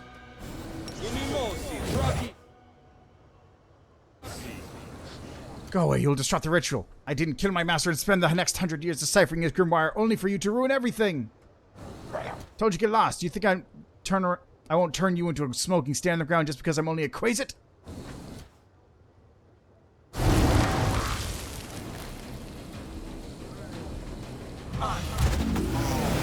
Ow! You shouldn't have bothered me. I was familiar to the 3 strongest battle mages in the Abyss, and I killed them all after I mastered their secrets. Ember has been drained.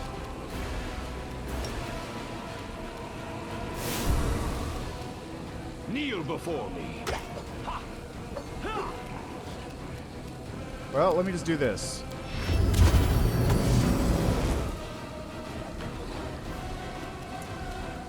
Let's see here.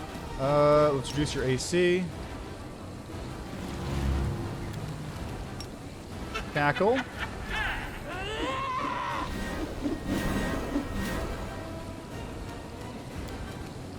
I'll split you in half. Okay, hold on a second. I'm gonna back up for a second there. For multiple reasons. First, I gotta finish my buff routine properly. Because apparently this is a serious issue. And then I think I'm going to add in a couple of death wards to that list. Because that's a lot of Nabasus. A lot of Nabasus. A very large amount of Nabasus.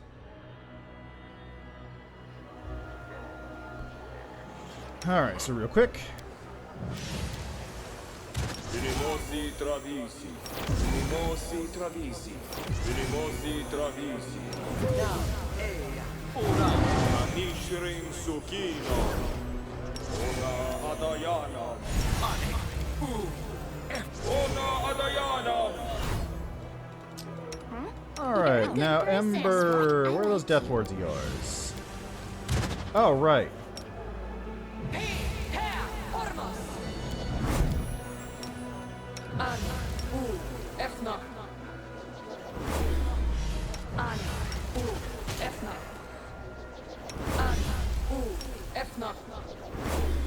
Ember's immune to death ward.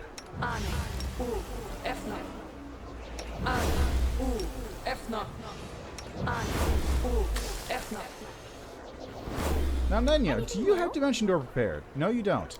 Do I have a scroll Dimension Door? I hope I do.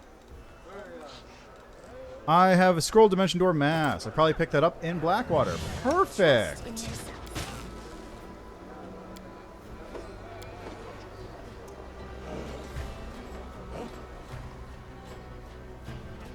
No going back. Win or die.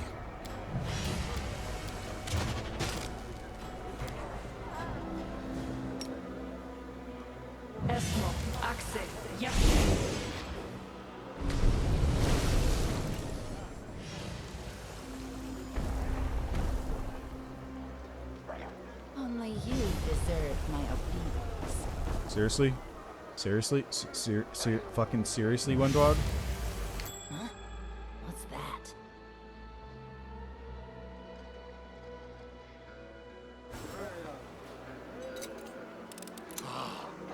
Managed it. Okay, now the bigger problem is the other trap that's going to be right here.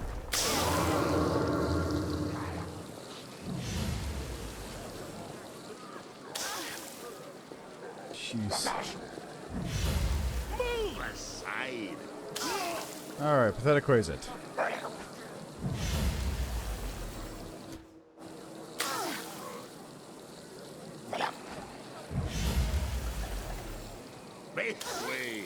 I'm not in the acid fog still, though.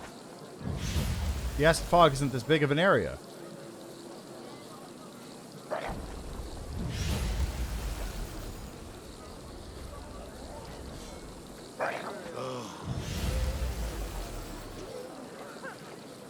Here we go.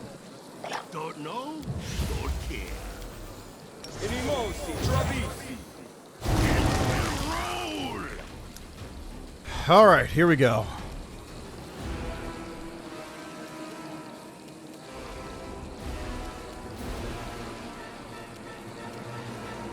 I guess this is a surprise round. So I can't do anything to it until... Okay, now I can target it.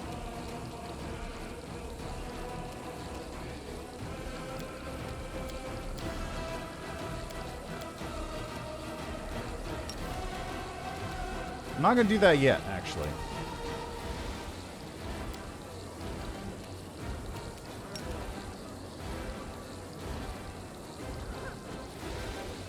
Let's do this right here.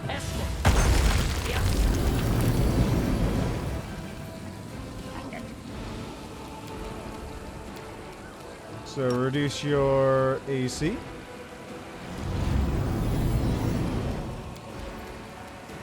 Retreat is not an option. I'll rip you apart!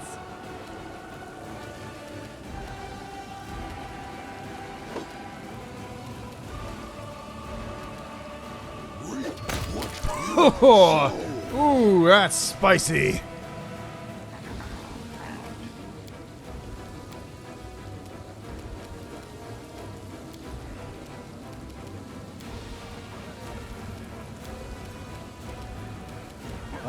what should I do?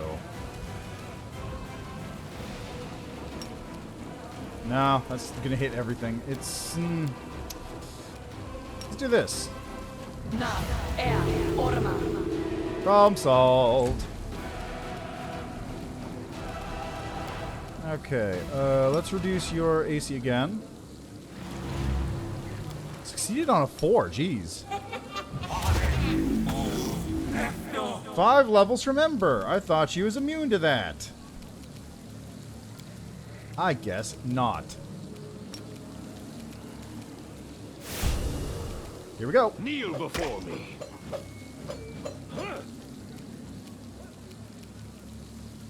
Alright, let's also get rid of... let's keep going on the Quasit.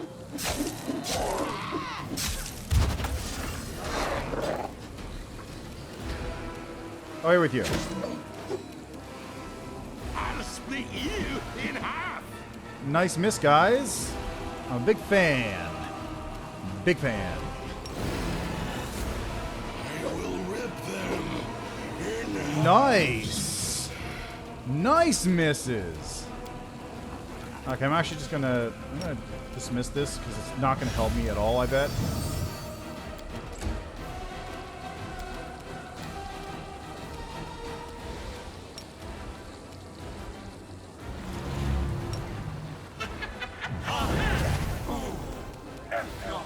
Who is it trying to exhaust? It looks like my skeleton.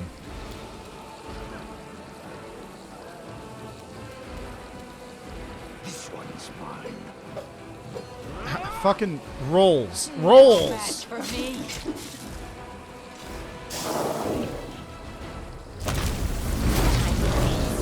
Okay, I see. Okay, then.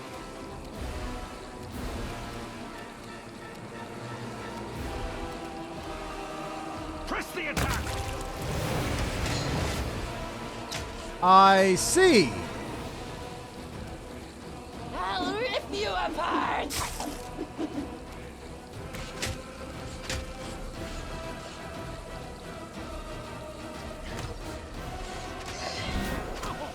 Oh, there goes my Quasit. Why didn't Ember act? Oh, she's insane now, apparently. Fucking... Shamira them.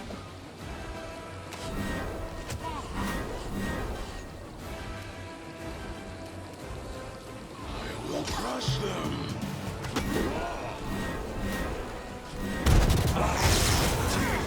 Go. Retreat is not an option. 20 hits. Not 20 only. Down this easy. They'll beg me to stop.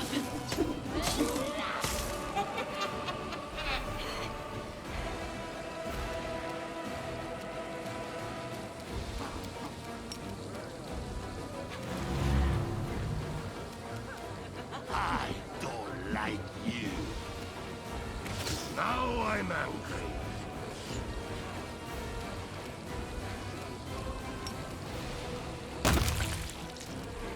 Missed. Roll 2. Yeah!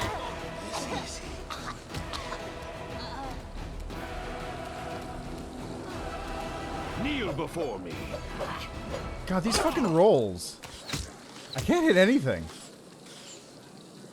And Ember can't act because she's insane. Out of my way! And I can't hit anything personally. Because fuck me. Angry. Come at me, scum. Can't hit anything because it's a 20. Ember's now a dog. This one's mine. What the fuck is this thing's AC? 45. Damn it all.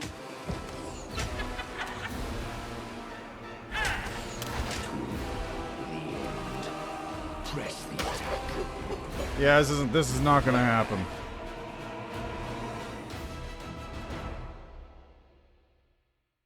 That's not happening. Jesus Christ.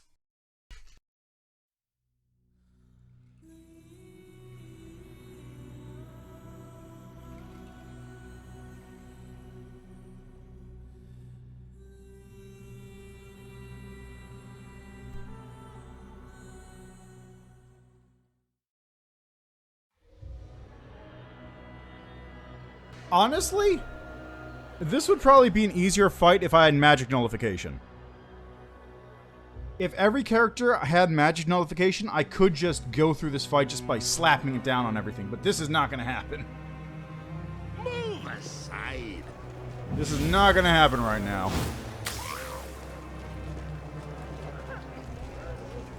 That is the super boss. That's a super boss if I ever seen one.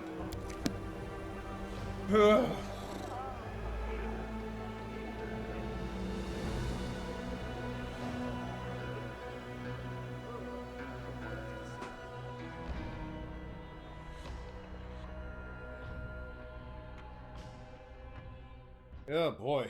Just like... Fuck. Also, I'm shocked I wasn't hitting. I've got a plus 27.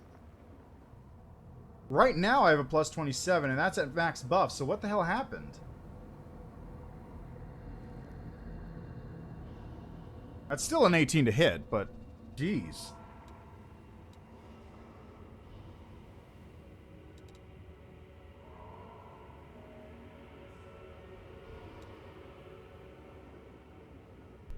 Oh, you know what's happening? Also, I'm not taking transformation. I have this spell for a reason.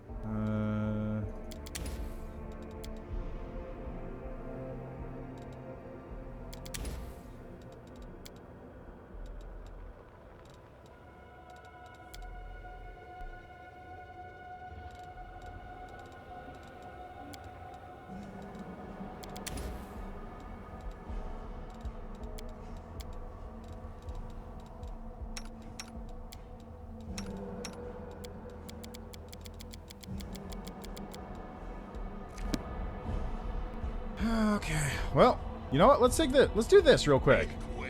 I got a fun little thing I can do right here.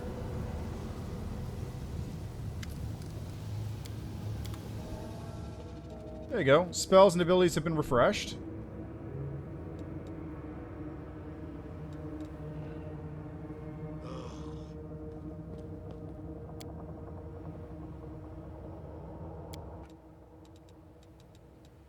Last attempt. One last attempt. Let's see how this goes, and then I'm just gonna leave that, because... fuck.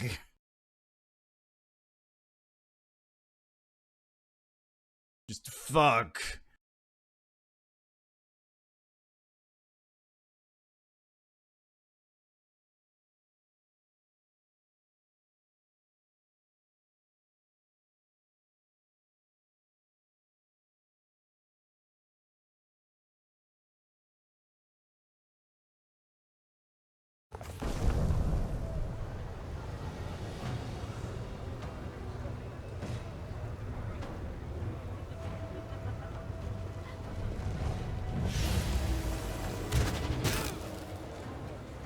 Okay, here we go. Again. So, all the buffs I have are all stacked up. Everyone's running at basically full power. I don't need anyone's sympathy.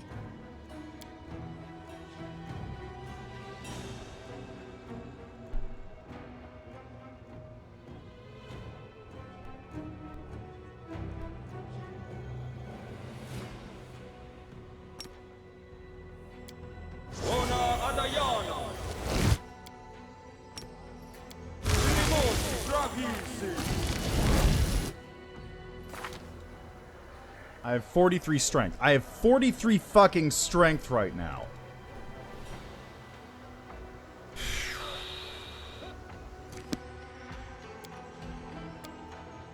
I also can't cast it. Oh shit. I forgot to transformation up first. Whoops. Also, maybe I should...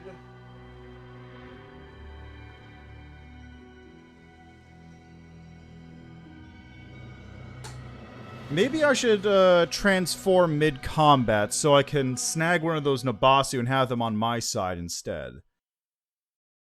Just commandeer the corpse and use that on my fights instead. And this is actually a good time to test. Now what? Can I use transformation and still cast spells? No! That's not how that spell's supposed to work.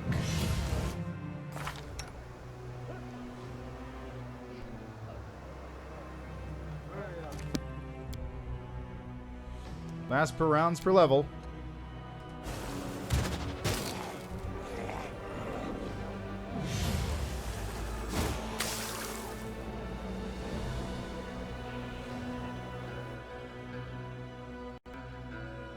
Let's just go with the bear. Let's go with the bear on this one. I will point out, though, transformation, normally, what it's supposed to do is, because alchemists are a weird kind of caster, they can technically cast their spells even when under the effects of rage or transformation, because all their spells are pre-cast as potions that they drink. So transformation should totally not shut off my casting ability. Don't know? Don't care. Yeah, I'm gonna wait until I get into combat, I think. This war must end. Let's fucking go.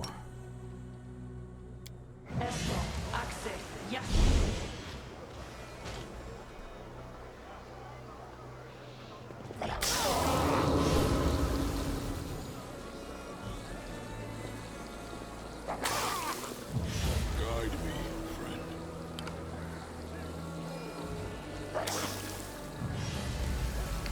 Where the fuck are you going? How did you even... Huh. What's that doing there?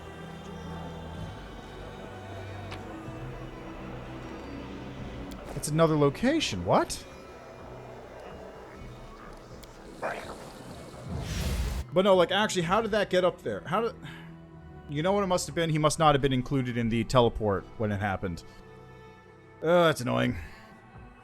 Anyway, yeah, what I'm going to do is I'm going to just grab one of those Nabasu so I can just have it start draining levels once the next phase begins. Because being able to do that seems very helpful.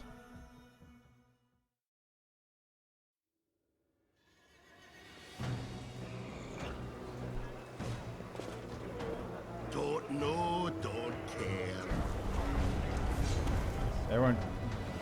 Everyone get over here on this.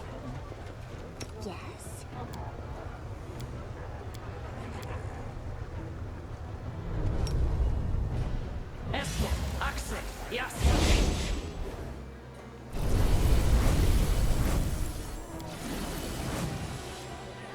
Okay, here we go.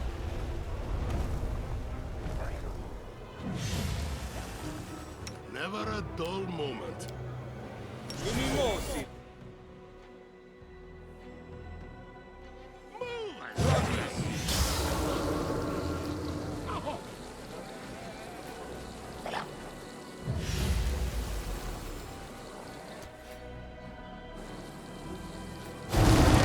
Let's go.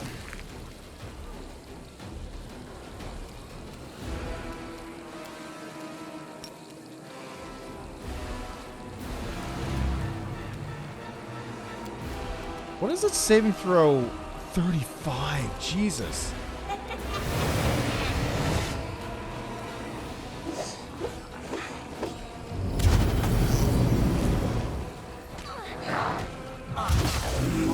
Why is it always going for... Why does it always drain from Ember? That's weird. But what's up with that? Retreat is not an option.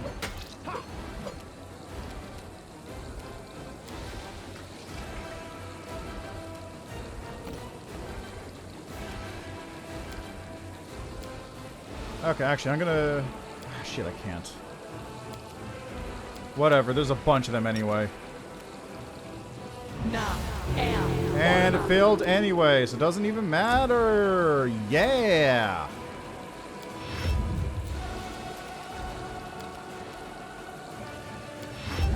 Okay, let's really quickly just repurpose this one here.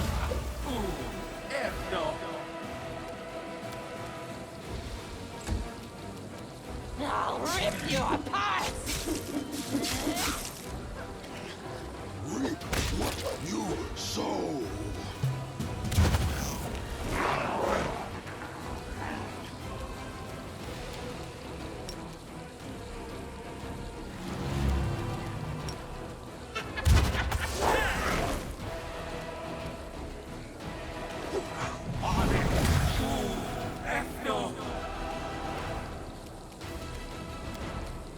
Kneel before me.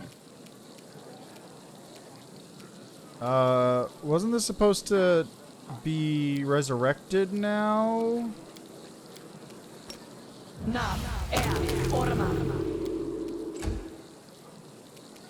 I'll split you in half.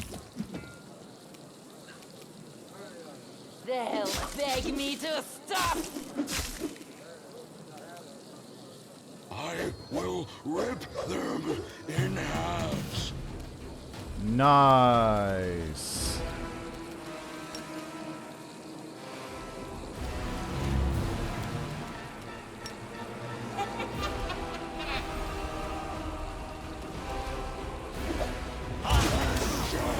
Again with the levels at Ember? What the hell? Refuse to accept their statement.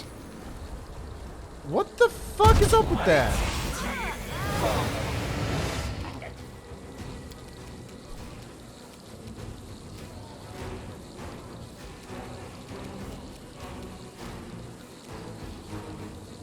Smear them. I forgot to turn my thing over. Right. Go down this easy.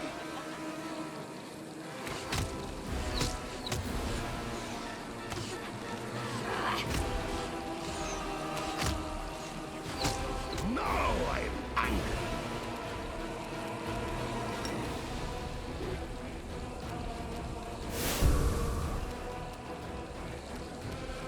This one's mine.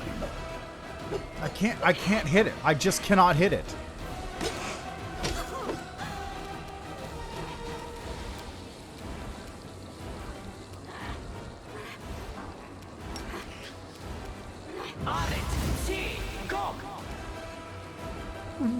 It has a fucking decent... It has a 36 touch? Its touch is 36? No match for me. How are you supposed to even fucking hit this thing? I will crush them.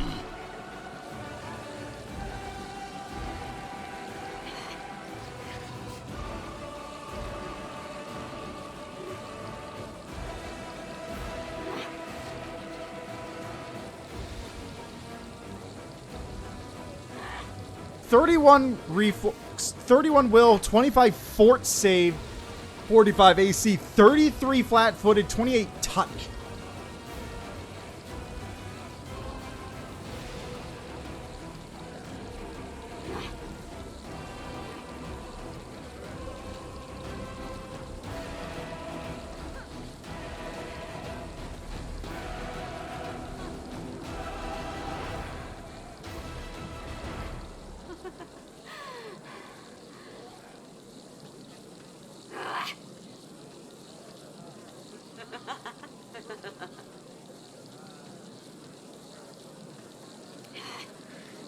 Also, it has transformation and still can cast spells.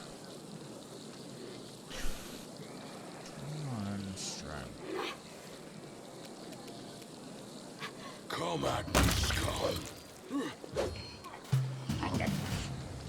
I won't go down this easy. Go! I'm just getting hit by everything right now.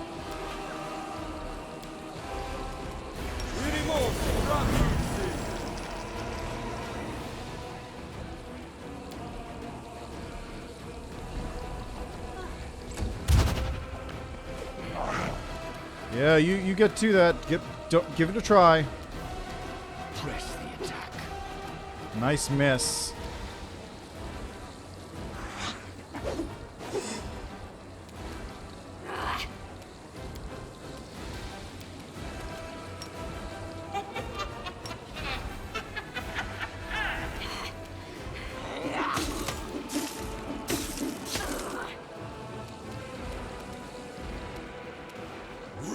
What you sow.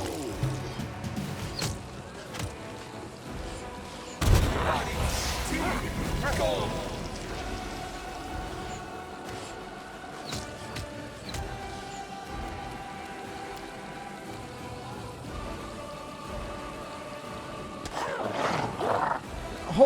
Hold on a second. I have a plus 30 to hit. Why am I only hitting on a 20?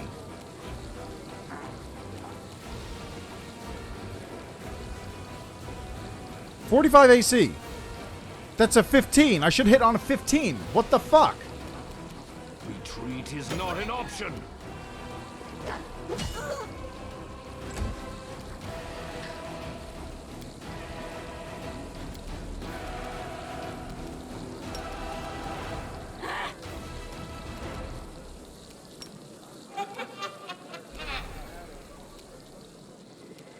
I will rip them in halves.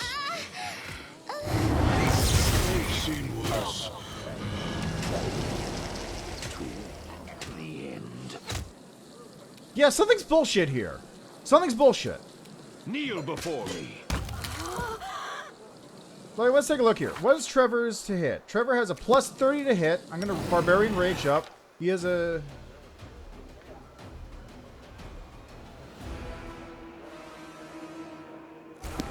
Actually, you know what? Let's throw a power attack too.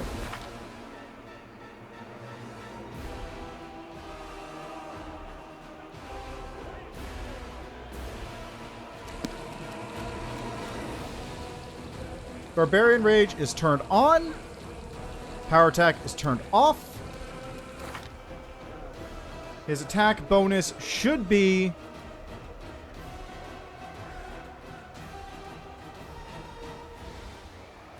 It's not including his rage for some reason.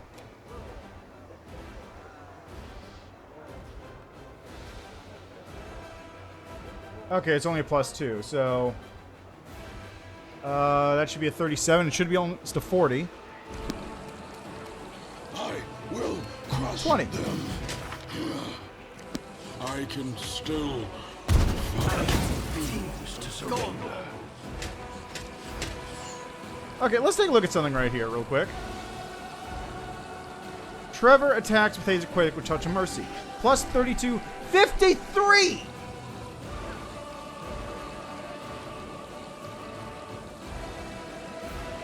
Also, power attack was still on for some reason.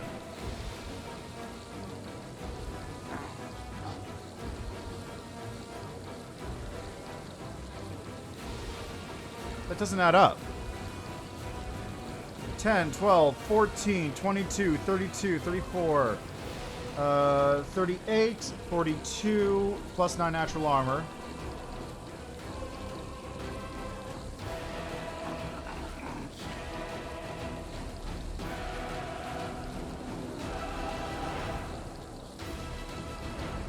Does it have True Sight built in? Does this thing have constant True Sight? This one's mine. It does have permanent True Seeing. Press the attack.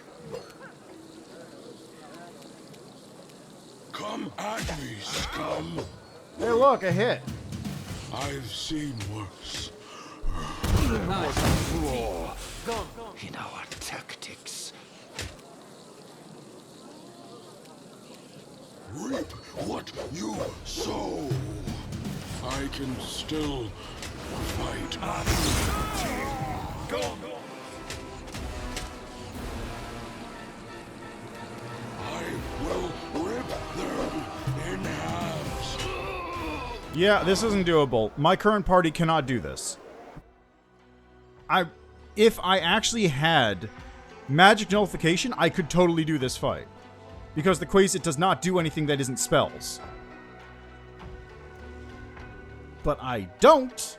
The only character who does have it is Regil, because I found out after getting on Regil that it's actually a terrible ability. Except in this specific circumstance. Yeah, I'm not doing that one. That one's not a doer.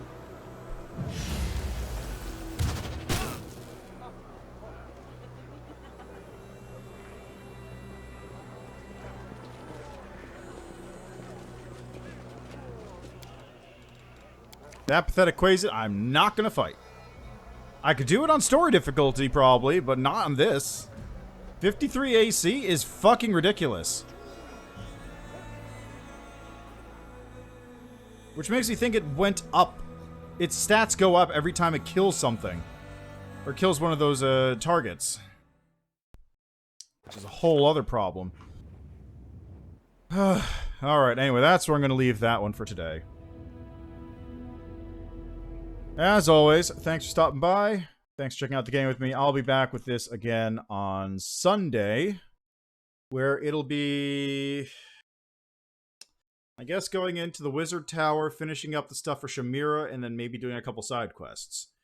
Because the Shamira and Tower stuff shouldn't take a long time. Ideally. Yeah, Shamira and Towers things should not take a long time, and then...